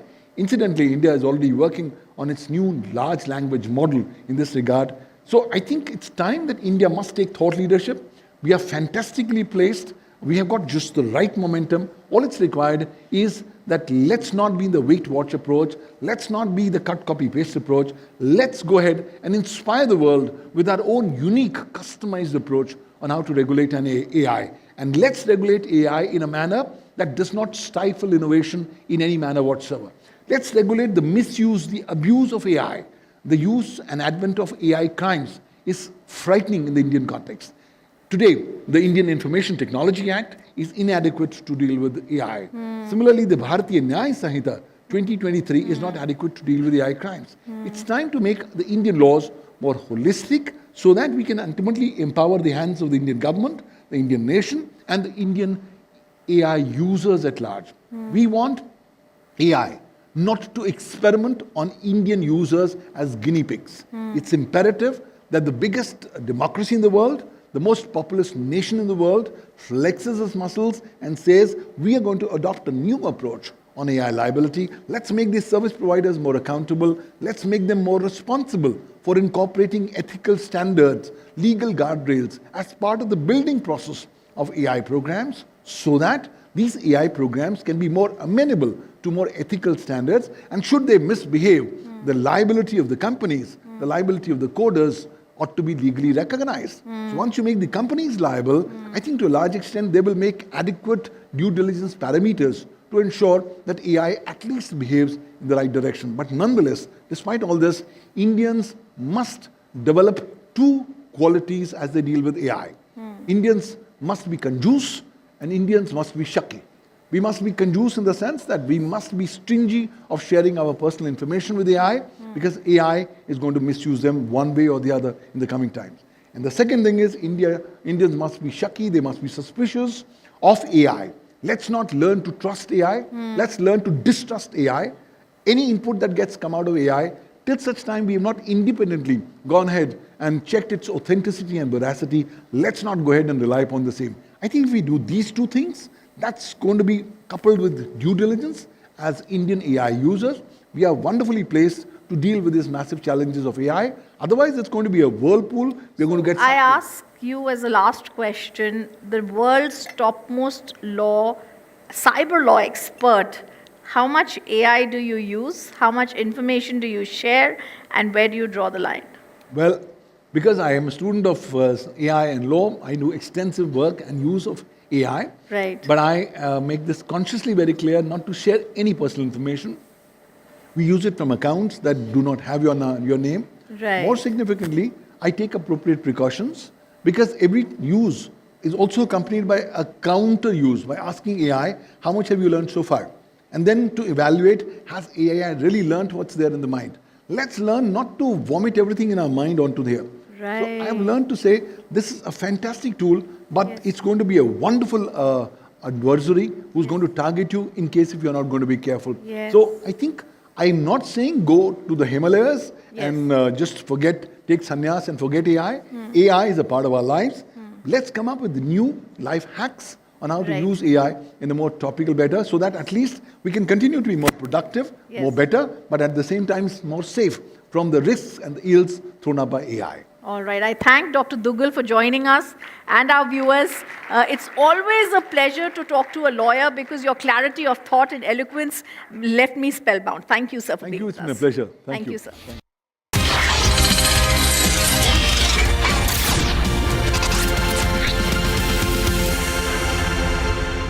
ये है secret recipe MDH का जीरा SIP जल जीरा मसाला SIP SIP जीरा SIP MDH का जल जीरा सिप MDH का जल जीरा SIP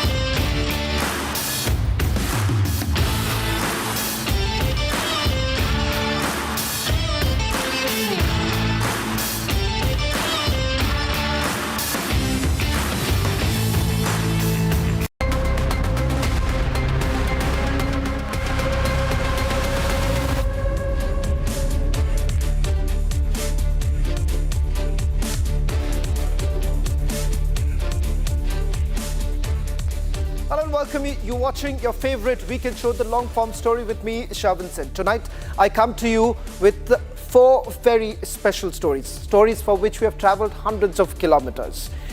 Looking at unearthing stories from different corners of India. But all bound by a common thread. Secrets unearthed, truths that were long buried, and questions that strike at the heart of who we are as a nation. From the luxury yachts of arms dealer Adnan Khashoggi to a quiet bungalow in Ghaziabad, how did a fake embassy operate for years in plain sight?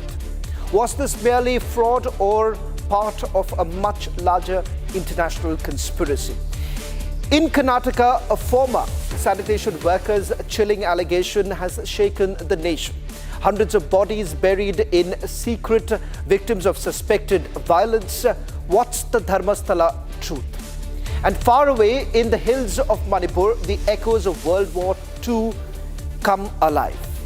Construction workers at Imphal have stumbled upon relics from the 1944 Battle of Imphal.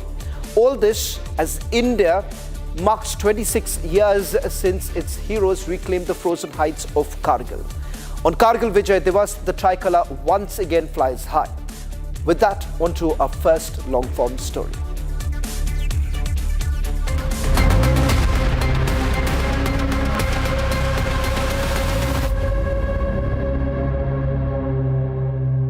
Ladies and gentlemen, this is a tale of deception, diplomacy, and a trail that stretches from the luxury yachts of arms dealer Adnan Khashoggi to a quiet bungalow in Ghaziabad.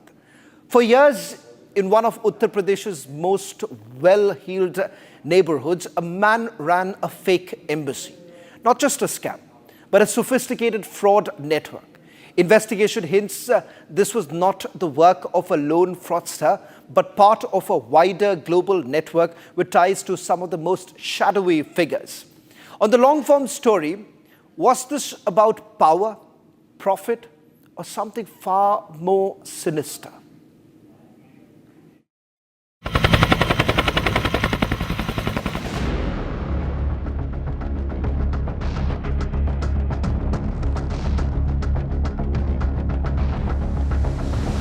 Adnan Khashoggi was no ordinary tycoon.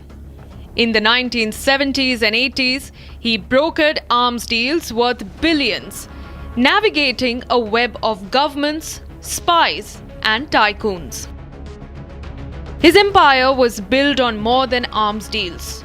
His labyrinth of offshore companies and discreet financial maneuvers made him a master of moving money across borders. Decades after his peak, his shadow looms over an unlikely place, a quiet neighborhood in Ghaziabad in India, where a fake embassy thrived for 7 years, raising questions about a global nexus of money and deception.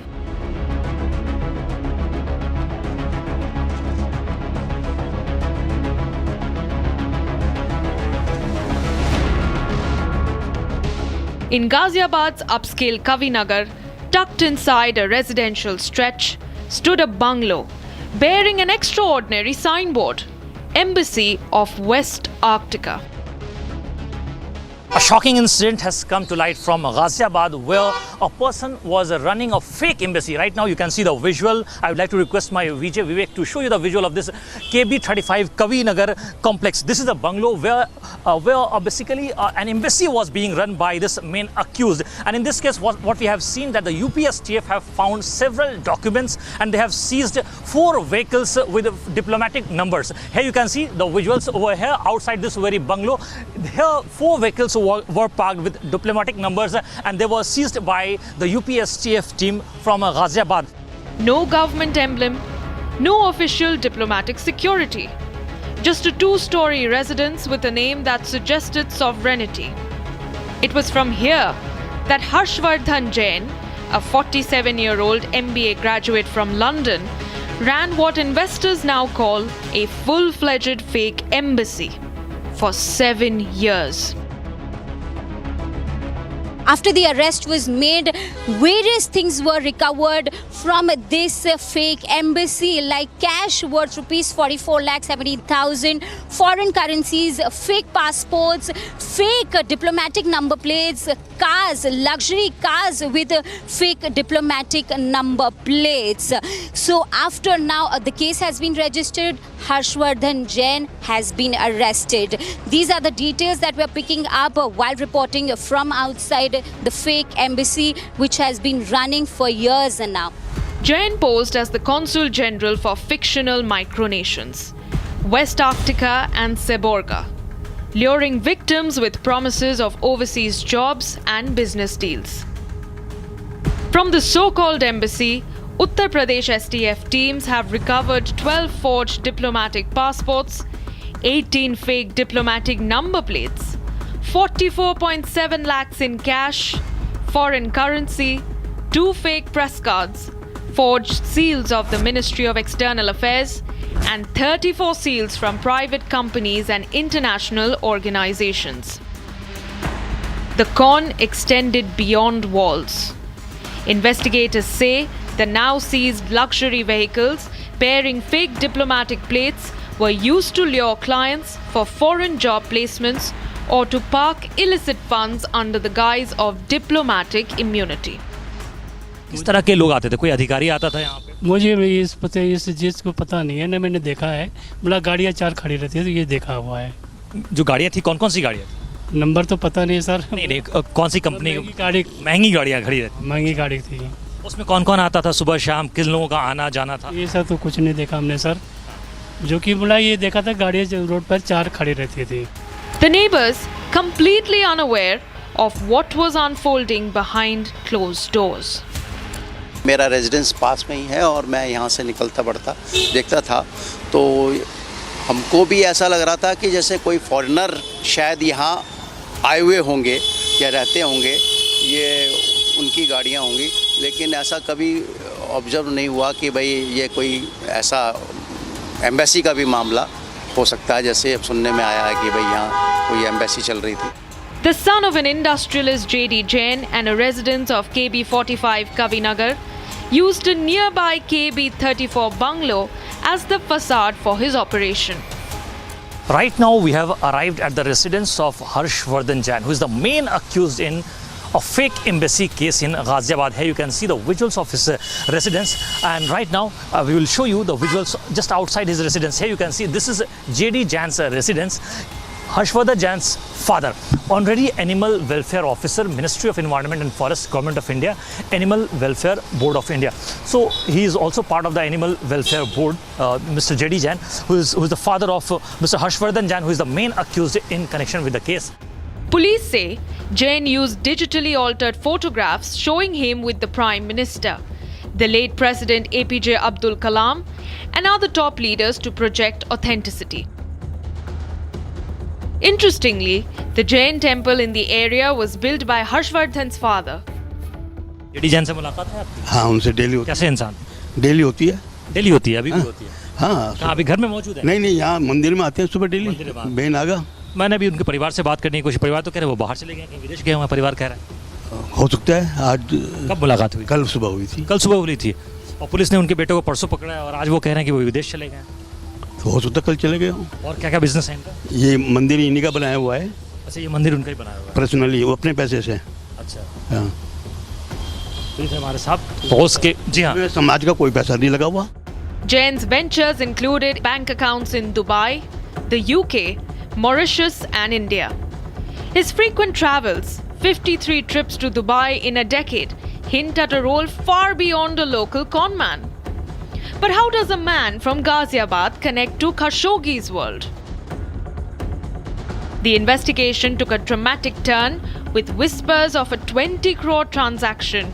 STF findings suggest that Jain was a conduit for funds possibly linked to a nexus involving international arms dealer Adnan Khashoggi and his associates. From Monte Carlo to New York, Khashoggi's influence reached unlikely corners. In India, he was linked to Chandraswamy, a self-styled godman who held sway in elite circles. Chandraswamy, a tantric guru, was a power broker in the 80s and 90s. His ashram, a hub for political lobbying and shady deals. A close associate of Khashoggi, his network connected Indian elites to global players, including fraudsters like Ehsan Ali Syed. Investigators believe that Chandraswamy mentored Jain, providing the blueprint for the fake embassy. STF investigations indicate this trio, Khashoggi, Chandraswamy and Syed, formed a nexus, operating through shell companies in London, Dubai and beyond. These connections may have set the stage for Jain's audacious scheme, raising questions about how far Khashoggi's reach extended even after his death in 2017. Jain's companies, co-founded with Ehsan Ali Syed, spanned the UK, UAE, Mauritius and Cameroon. From Khashoggi's world of arms and intrigue to a fake embassy in Ghaziabad, was Harshvardhan Jain a master manipulator or a puppet in a larger conspiracy? Was he a player or a pawn?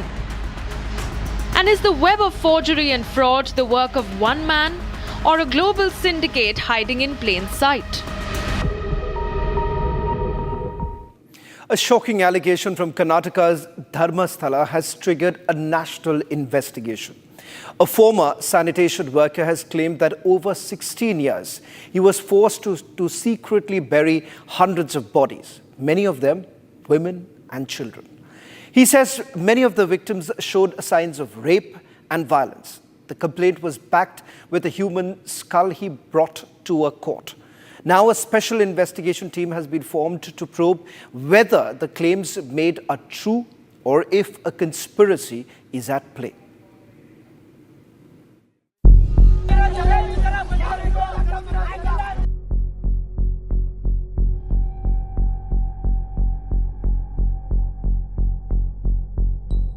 Everything was fine in Dharmastala until an unknown person who appeared out of thin air made a shocking statement in the Beltangli's court.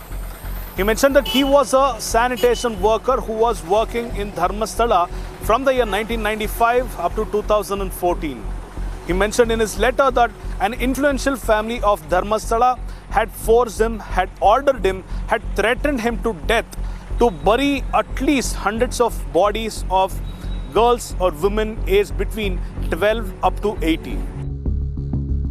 Dharmasthala in Karnataka is known for its centuries-old Manjunatha temple, packed with thousands of devotees every single day.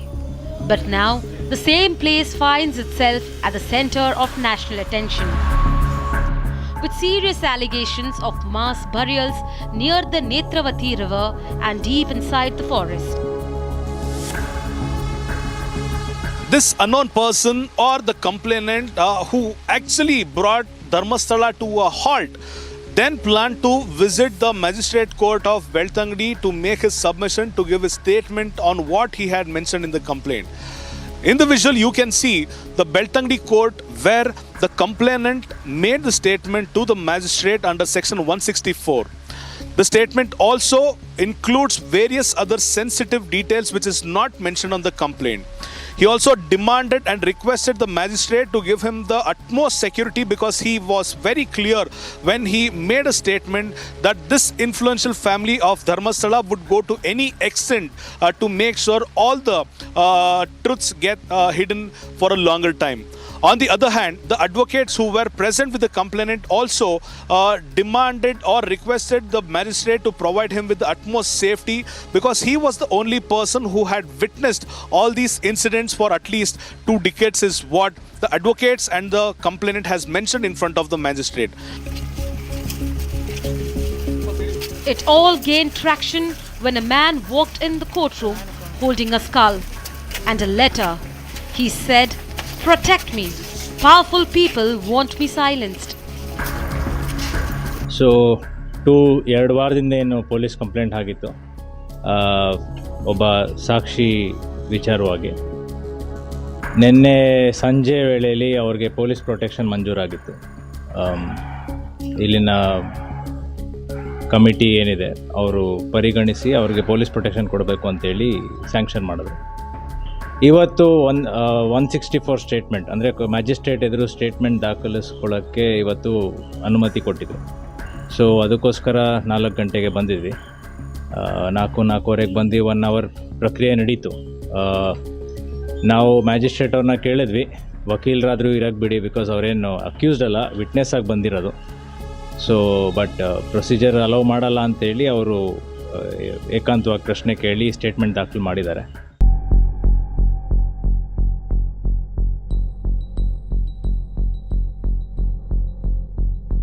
The alleged whistleblower is a former sanitation worker who worked for the Dharmastala temple administration from 1995 to 2014. He filed his explosive complaint on July 3rd with the Dharmastala police. Complainant alleges that he was forced to bury and cremate hundreds of bodies, mostly of women and minors, many showing signs of sexual assault, allegedly buried between 1998 and 2014. Advocates of the whistleblower have argued that systemic failures in the local law enforcement may have enabled the alleged secrecy. The police not taking him to the site tells me that they have failed to do what is their most primary and fundamental work. What does the police do? For 15 days, they say, okay, we will take you to the judge. Okay, it's a good thing that they took him to the judge, and where the judge recorded the statements in the absence of lawyers, right? So that nobody could say that, okay, this is a man making claims actually based on what lawyers actually might have told him or whatever. And they also spent 4 hours with him, investigating him, while after which they leaked out many things that he said, and the complaint has already been lodged with the DGP. I don't know what they're doing about it. This week, the Karnataka government ordered a special investigation team to probe the allegations. The SIT has been asked to investigate rape, murder, secret burials over a span of 16 years. This is the site where the complainant waited with his lawyer in order to show Karnataka police the site of mass burials where the police did not show up. At this point of time, I am in one of the remote locations of Dharmastala, which is probably a couple of meters away from the Netravati riverbank.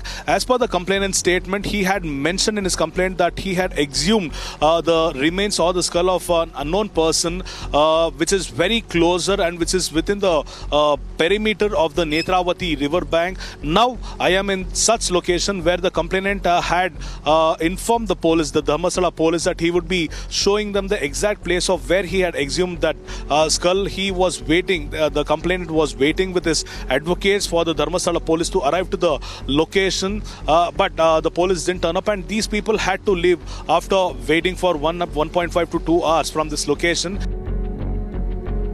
When police did not show up, he walked straight to the court with a skull in a plastic bag. I am in one of the crucial locations which is mentioned in the complaint by the unknown person. I am exactly in the place named Kalleri, where a petrol pump has been mentioned in the complaint, stating that a couple of years ago when this complainant was forced to reach the place, one of the secluded place which I will be showing you now. So one of these places which is at least around 500 meters from the petrol bunk, she was partially naked and he had clearly seen the marks on her body where it was of physical abuse, and he also mentioned the exact location from where the petrol bunk is located. He mentions 500 meters just beside the petrol pump is a dense forest, and in one of these portions of the forest is where he mentioned that he had buried the 12 to 15-year-old girl child. In the Kalari jungle, the complainant says there is another pit that belongs to a 20-year-old woman with acid burns, and that he was forced to bury her too. So in his letter, he had mentioned he had witnessed a 20-year-old college-going woman or a lady who was brutally murdered, who was naked. Her face had been damaged by pouring acid on that, and also not to forget, her body had various other marks of physical molestation and sexual assault. On the other hand, all her belongings were burned by using diesel is what he has told. So this is the location where he mentioned these two incidents have occurred. Probably, if at all, the special investigation team which has been constituted by the government visits the denser forest, there might be yet more examples or yet more proofs, if at all his claim is true. As the case sent shockwaves across the nation, the Home Minister G. Parameshwara and Siddaramaiah responded. It is to look into the,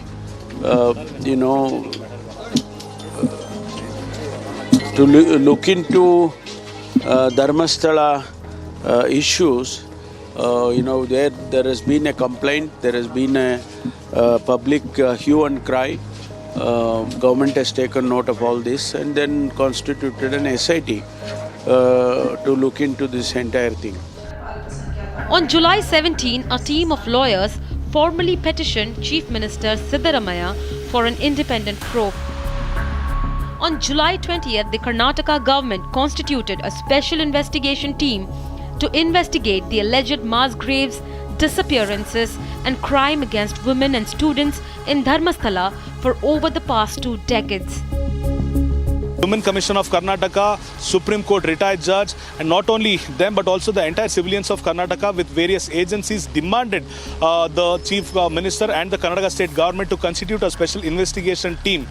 Now, a team headed by 4 IPS officers along with 20 police staff from various other parts of the state have been constituted under a special investigation team, and they are about to reach to Dharmastala police station in the next couple of days. They have various other challenges to unearth now. As opposition questioned the government's intent to investigate the whole matter, what followed was IPS officer Soumya Lata writing a letter to step down from the SIT team in Dharmasthala mass burial case. ಗೊತ್ತಿಲ್ಲ ನನಗೆ ತಾವು ಮಾಧ್ಯಮದಲ್ಲಿ 2-3 ಸಾರಿ ಅದನ್ನು ಪ್ರಸ್ತಾಪ ಮಾಡಿದ್ದೀರಿ, ಅದನ್ನು ನೋಡಿದೆ. ಒಂದು ವೇಳೆ ಅವರೇನಾದರೂ ನನಗೆ ಅಫಿಷಿಯಲ್ ಆಗಿ ಬಂದಿಲ್ಲ, ಅನ್ಅಫಿಷಿಯಲ್ ಆಗಿ ನನಗೆ ಬಂದದ್ದೇನು ಅಂದರೆ ಅವರೇನೋ ಪತ್ರ ಕೊಟ್ಟಿದ್ದಾರೆ, ನನಗೆ ವೈಯಕ್ತಿಕವಾಗಿ ಕಾರಣ ಇದೆ ಅದರಿಂದ ನನಗೆ ಬೇಡ ಅಂತ ಏನೋ ಹೇಳಿದ್ದಾರೆ ಅಂತ ಅದನ್ನು ರಿಪ್ಲೇಸ್ ಮಾಡ್ತಾರೆ. ಒಂದು ವೇಳೆ ಆ ರೀತಿ ಇದ್ದರೆ ರಿಪ್ಲೇಸ್ ಮಾಡ್ತಾರೆ ಅವ್ರನ್ನ. What fueled the controversy was fresh missing person complaint from Sujata Bhatt on July 15th, the mother of MBBS student Ananya Bhatt, who disappeared in Dharmasthala in 2003. We also spoke to the whistleblower's lawyer advocate K.V. Dhananjay. He told Republic his client is ready to take investigators to every single grave. What he did only because he was threatened with being cut to pieces and his family being cut to pieces if he would not do that. He could have been where he was, right? Wherever he was. He said he fled to a place outside Karnataka in 2014. This is 2025. Why does he have to return? He could just be there. And all the books here, you could read all the books here, you will not find a case like this. Why?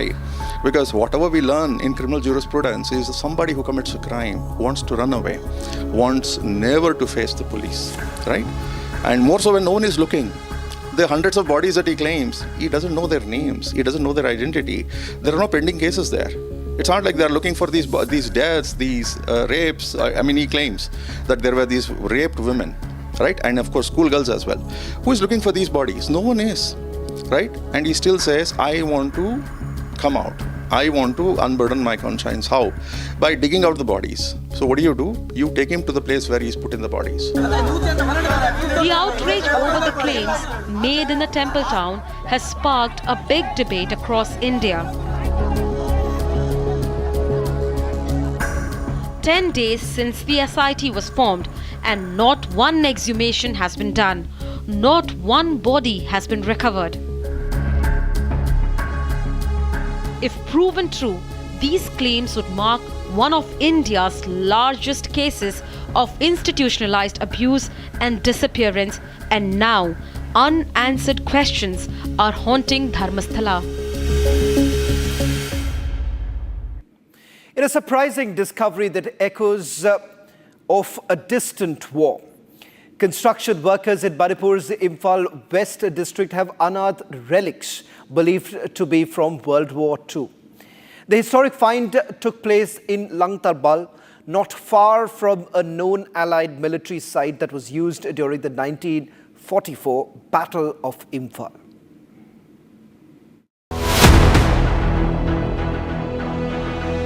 This is the sort of country in which British and Indian forces have been fighting the Japanese in the Battle of Imphal. Our infantry and tanks, after heavy and difficult fighting, succeeded in driving back the enemy and reopening the road.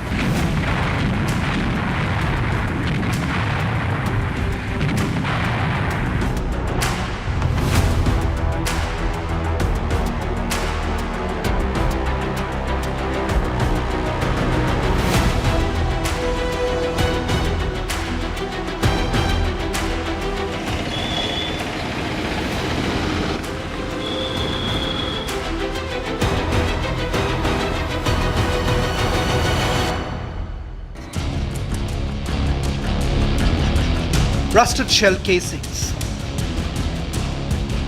dented water bottles, a grenade, spades, and tin cans. At first, it looked like junk from another time. Turns out it was, but from World War II. A routine dig for a sewerage line became an accidental unearthing of wartime relics. What began as construction quickly turned into a brush with history.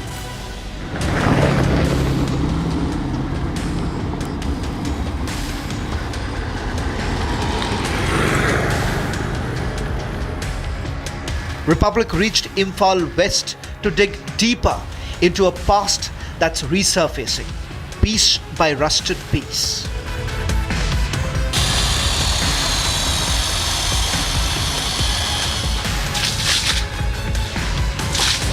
While the construction workers had been digging up this for construction pillars, they could found some World War II relics. So I will show you where the items had been recovered.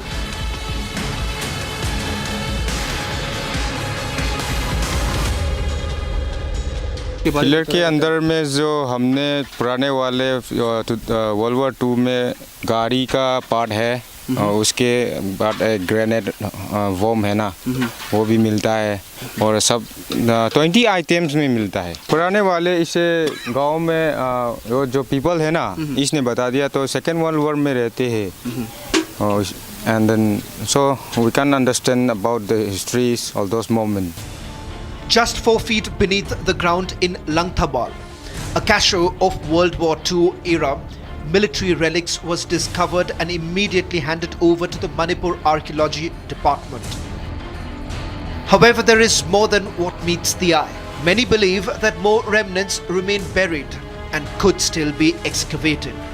The present the location in which the relic items were recovered, it is to be further excavated by taking permission from the higher authorities to find out whether there is more relic items or not. Japan Lam, the Battle of Imphal, fought in tandem with the Battle of Kohima, was a turning point in the brutal Burma campaign. How are these relics so closely threaded with the World War II? The answer lies in the Kanchipur Hills. From March to July 1944, these hills, once home to a critical Allied military camp, became the stage for one of the war's most decisive confrontations, and till date, the National War Museum in Japan recognizes the battles of Imphal and Kohima as two of Britain's greatest military victories. The Kanchipur Hills still stand as a silent testament to that history. Relics are very, very important because it transforms you, or rather takes you back to that time, which was very, very crucial.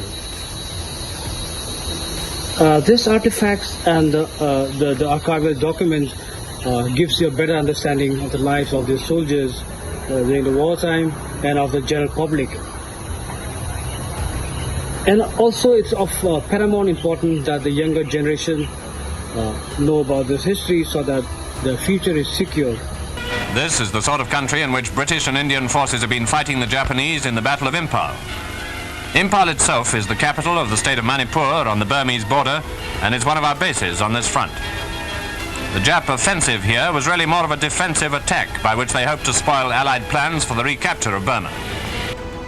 March 1944, the Japanese army, backed by Subhash Chandra Bose's Azad Hind Fauj, launched a high-stakes assault on Imphal, the gateway to India for the Nippon army. Their aim: break British control, capture key supply routes and trigger a mass uprising against colonial rule. For the British Indian Army, Imphal was a lifeline. For the Japanese and INA, it was the start of India's liberation. What followed was one of the bloodiest battles ever fought on Indian soil. Surrounded, bombarded and battered by monsoon, both sides paid a heavy price. But the political stakes were even higher. Indians were fighting on both sides, for empire and for freedom. Imphal wasn't just a military clash. It was a battle for India's soul. Today, relics unearthed in Imphal bring back more than war memories. They bring to light the horrors of a brutal battle and the forgotten heroism of Azad Hind Fauj.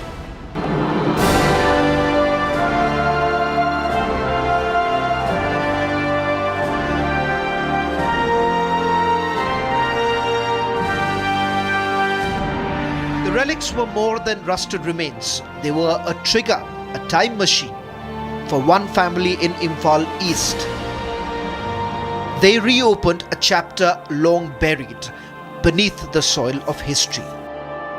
They brought back cherished memories of their grandfather, Captain Naki Ahmad Chaudhary of the Azad Hind Fauj, a captain who served under Colonel Shaukat Ali Malik, the man who on 14th of April 1944 unfurled the Indian tricolour at Moirang Kangla, the first time the flag of independent India flew on its own land. These relics didn't just tell a story of war. They revived the untold tale of a freedom fighter and the forgotten soldiers of the Azad Hind Fauj. Saragumba ko amasu yaubane aduga magi kano kai kainoi ani hum disu baneba aisu singna phajana ju kaino tawdeba haiba ngamdeba mapana loina adu cheksinna thambaneba mapaga unaga di phajana nuina mu phanga tameba poto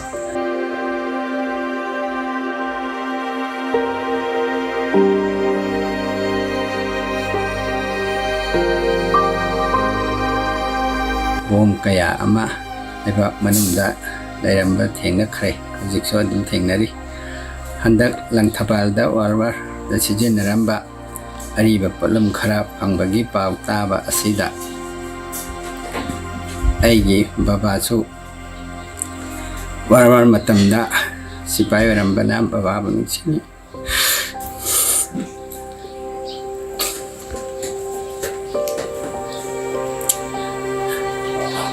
agi phangli bari polam chingasi khoine cham cham polam moila tau pachumte nasidi khoigi history ni oyo wari kaya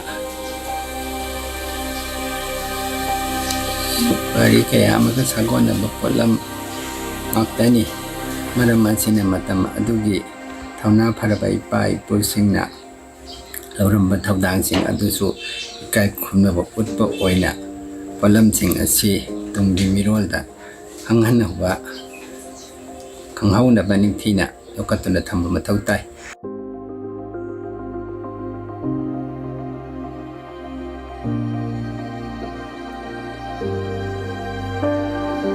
Decades after the guns fell silent, these relics have reopened a chapter of India's forgotten frontline, a brutal battle where courage and sacrifice shaped the nation's destiny.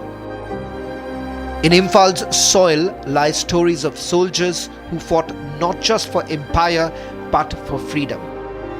Like Captain Naki Ahmad Chaudhary and countless others of the Azad Hind Fauj, whose bravery now finally emerges from the shadows as these echoes from the past resurface. They remind us The fight for India's soul was fought here in blood and steel, far from the pages of most history books.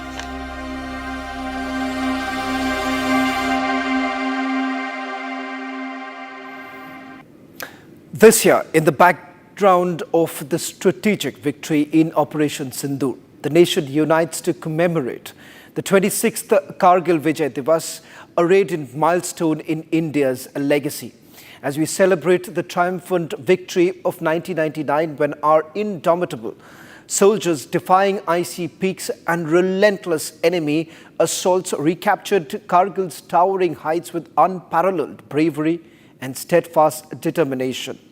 On 26th of July, the tricolour unfurled majestically atop Ladakh's rugged mountains, embodying the supreme sacrifice, heroic valor, and unyielding spirit of our nation. लड़ाई के परिणाम के बारे में भी मेरे मन में कोई संदेह नहीं है। हमारी विजय निश्चित है और हम विजयी होकर दिखाएंगे।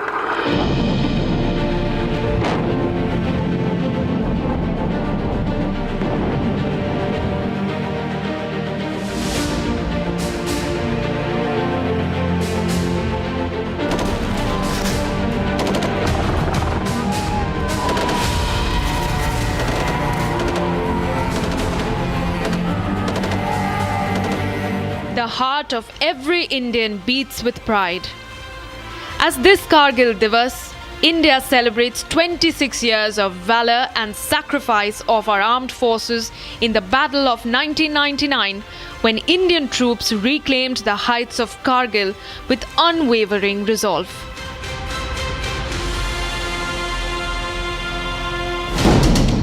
In 1999, Vijay's gritty infantry battles in icy heights of Kargil had crushed Pakistan's intrusions. And 26 years later, less has changed for Pakistan when in Operation Sindoor, swift and surgical airstrikes devastated Pakistan's terror camps and airfields. More than 2 decades apart, Operation Vijay and Operation Sindoor have showcased parallels of India's unyielding resolve against Pakistan's provocations and state-sponsored terrorism. Republic exclusively reports from Dras in Kargil this Vijay Diwas and explains the inside story of the 1999 battle.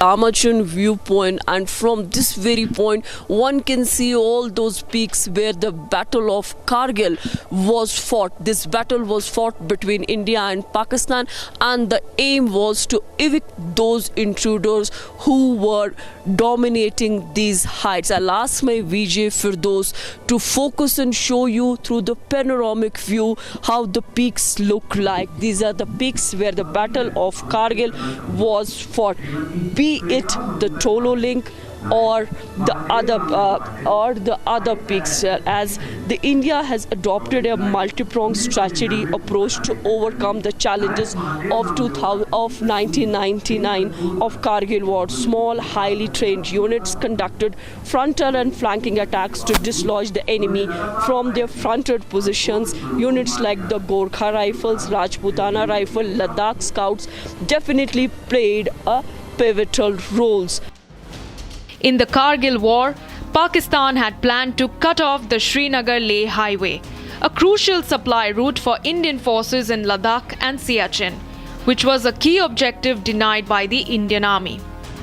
The road here is the Srinagar to Leh highway, viewers, and this is very important. We'll show you this road, and as far as the Kargil war is concerned, it becomes of utmost significance. Now this road, viewers, and this is of course a very scenic view. The Srinagar Leh highway is a vital supply route for India, and Pakistan aimed to cut off this highway by occupying strategic peaks along the line of control so as to hamper Indian military operations and supply lines in this region, viewers. As you can see, this is of course a very scenic area, just like most parts of the valley, or I would say all parts of the valley. And in Kargil war, of course, this entire stretch becomes very, very important when we talk about the Kargil war. A day prior to Kargil Diwas, Republic attended the Gauravmay Sanskriti at Dras event that showcased the new age technological incubations done by the Indian Army. Honor the sacrifices made by the heroes of Kargil War. The Indian Army is displaying you that how technology plays an important role in today's world, be it the world of medicine, education or the war. We are showing you the display of the drone. This is a mesmerizing drone show that is in the sky to honor the brave Kargil warriors on this anniversary of Kargil Vijay Diwas. In a show of respect to the courage of our soldiers who laid down their lives for their motherland, a ceremony was held at dusk prior to the commemoration.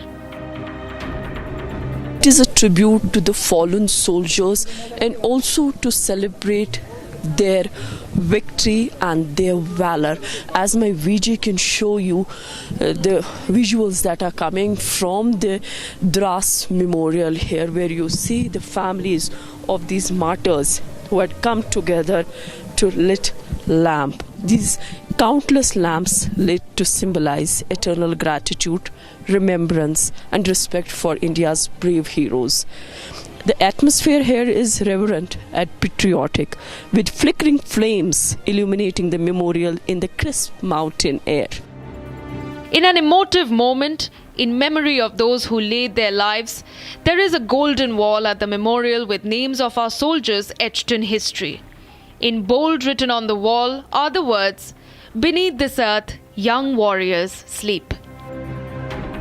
It's inscripted here on this wall because the young warriors who sleep beneath this earth, their valor etched in every stone of Dras. A salute to the immortals of Kargil. The memorial here stands as a solemn reminder of their courage and unwavering commitment to the nation. Their legacy lives on, forever immortalizing in the mountains they defended. Their name, as my video is showing you, their names shine under the eternal flame. Speaking to Republic, family members of the martyrs spoke of their pride and pain simultaneously. Feel तो फखर हो रहा है कि अपने देश के लिए शहीद हो गए और इतनी अच्छी जगह पे अपने देश के लिए लड़ते लड़ते सम्मानित करते हैं, तब भी अच्छा लगता है, लेकिन उसके पीछे बहुत बड़े दुख छुपे हुए हैं जो 26 सालों का दुख पूरा नहीं हो सकता. I basically don't remember much about him because I was very small at that time. I was just 13 years old, and he used to come for his holidays, basically 2 months in a year. So I just have a vivid experience with him. Okay, very less. But what we used to do was we used to communicate through letters. We used to write letters to each other. Individually, like me and my sister, individually we used to write letter to him, and individually we used to get the reply. It was not like as a whole, like family. Yeah. For my mother it was different, for my sister it was different, and for me it was different. So basically, like, it was a proud moment. Even 26 years later, the stories of the valor of our soldiers fill every Indian with pride. At Tololing, Major Rajesh Adhikari led his men under relentless fire, refusing to give up despite grave injuries. On Tiger Hill, soldiers scaled near impossible heights in the dead of night to reclaim the peak in a daring assault that changed the tide of the war. At point 4875, Captain Vikram Batra etched his name in history with his fearless charge and immortal words, "Ye dil mange more," before laying down his life. Ye dil mange more. These men endured not just bullets but the wrath of nature, bone-chilling winds, sub-zero temperatures, and oxygen levels that tested endurance at every breath. We are at Sando Top, lesser known top, but it is one of the crucial and the strategic top. It is from here you get a vantage view of the national highway. From my right you see the Tiger Hill. Tiger Hill, which was recaptured by Indian Army, and where there was a call by Captain Vikram Batra, ye dil maange more. This is the point.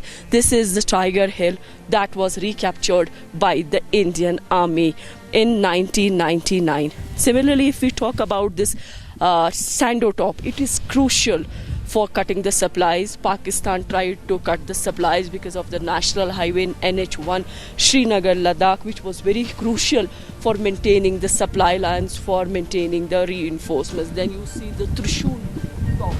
Just between these two ridges is the Trishul Top, where again the Indian Army is dominating. These tops were used by the enemy to monitor Indian troops' movement and transport arms mules to forward areas. Operations Vijay and Sindoor, both sparked by Pakistan's miscalculated aggression, saw India's firepower Bofors then and indigenous BrahMos now, securing two definitive victories back-to-back, giving lessons in inconsistency to the Western neighbour. At the Kargil Diwas, India's Chief of Army Staff spoke at length about the valour of Indian soldiers in Kargil and even during Operation Sindoor. At a moment when India celebrates the 26th year of Operation Vijay, lessons from Operation Sindoor have changed India's strategic doctrine forever.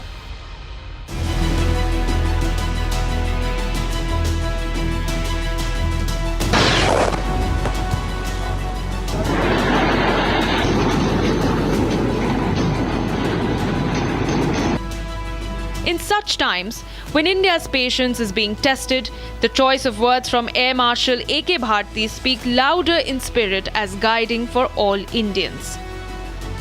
तो मैं बस आपको रामचरितमानस की एक कुछ पंक्ति याद दिलाऊंगा, आप समझ जाएंगे। तो याद कीजिए वो पंक्ति जो है, विनय न माने जलधि जड़, भय 3 दिन बीत, बोले राम सकोप तब, भय बिन होए न प्रीत। तो समझदार के लिए इशारा ही काफी। As Republic reports exclusively from Dras, we pay our homage to our brave men who laid down their lives in service of their motherland. To all, a very proud Vijay Diwas. Jai Hind.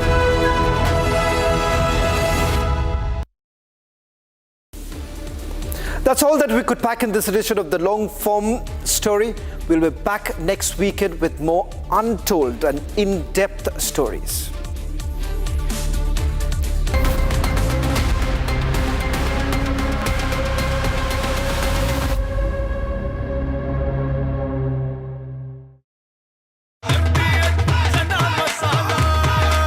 अब छोलिया हो या लोबिया, सफेद चने या काले चने, सब कुछ मजेदार बने।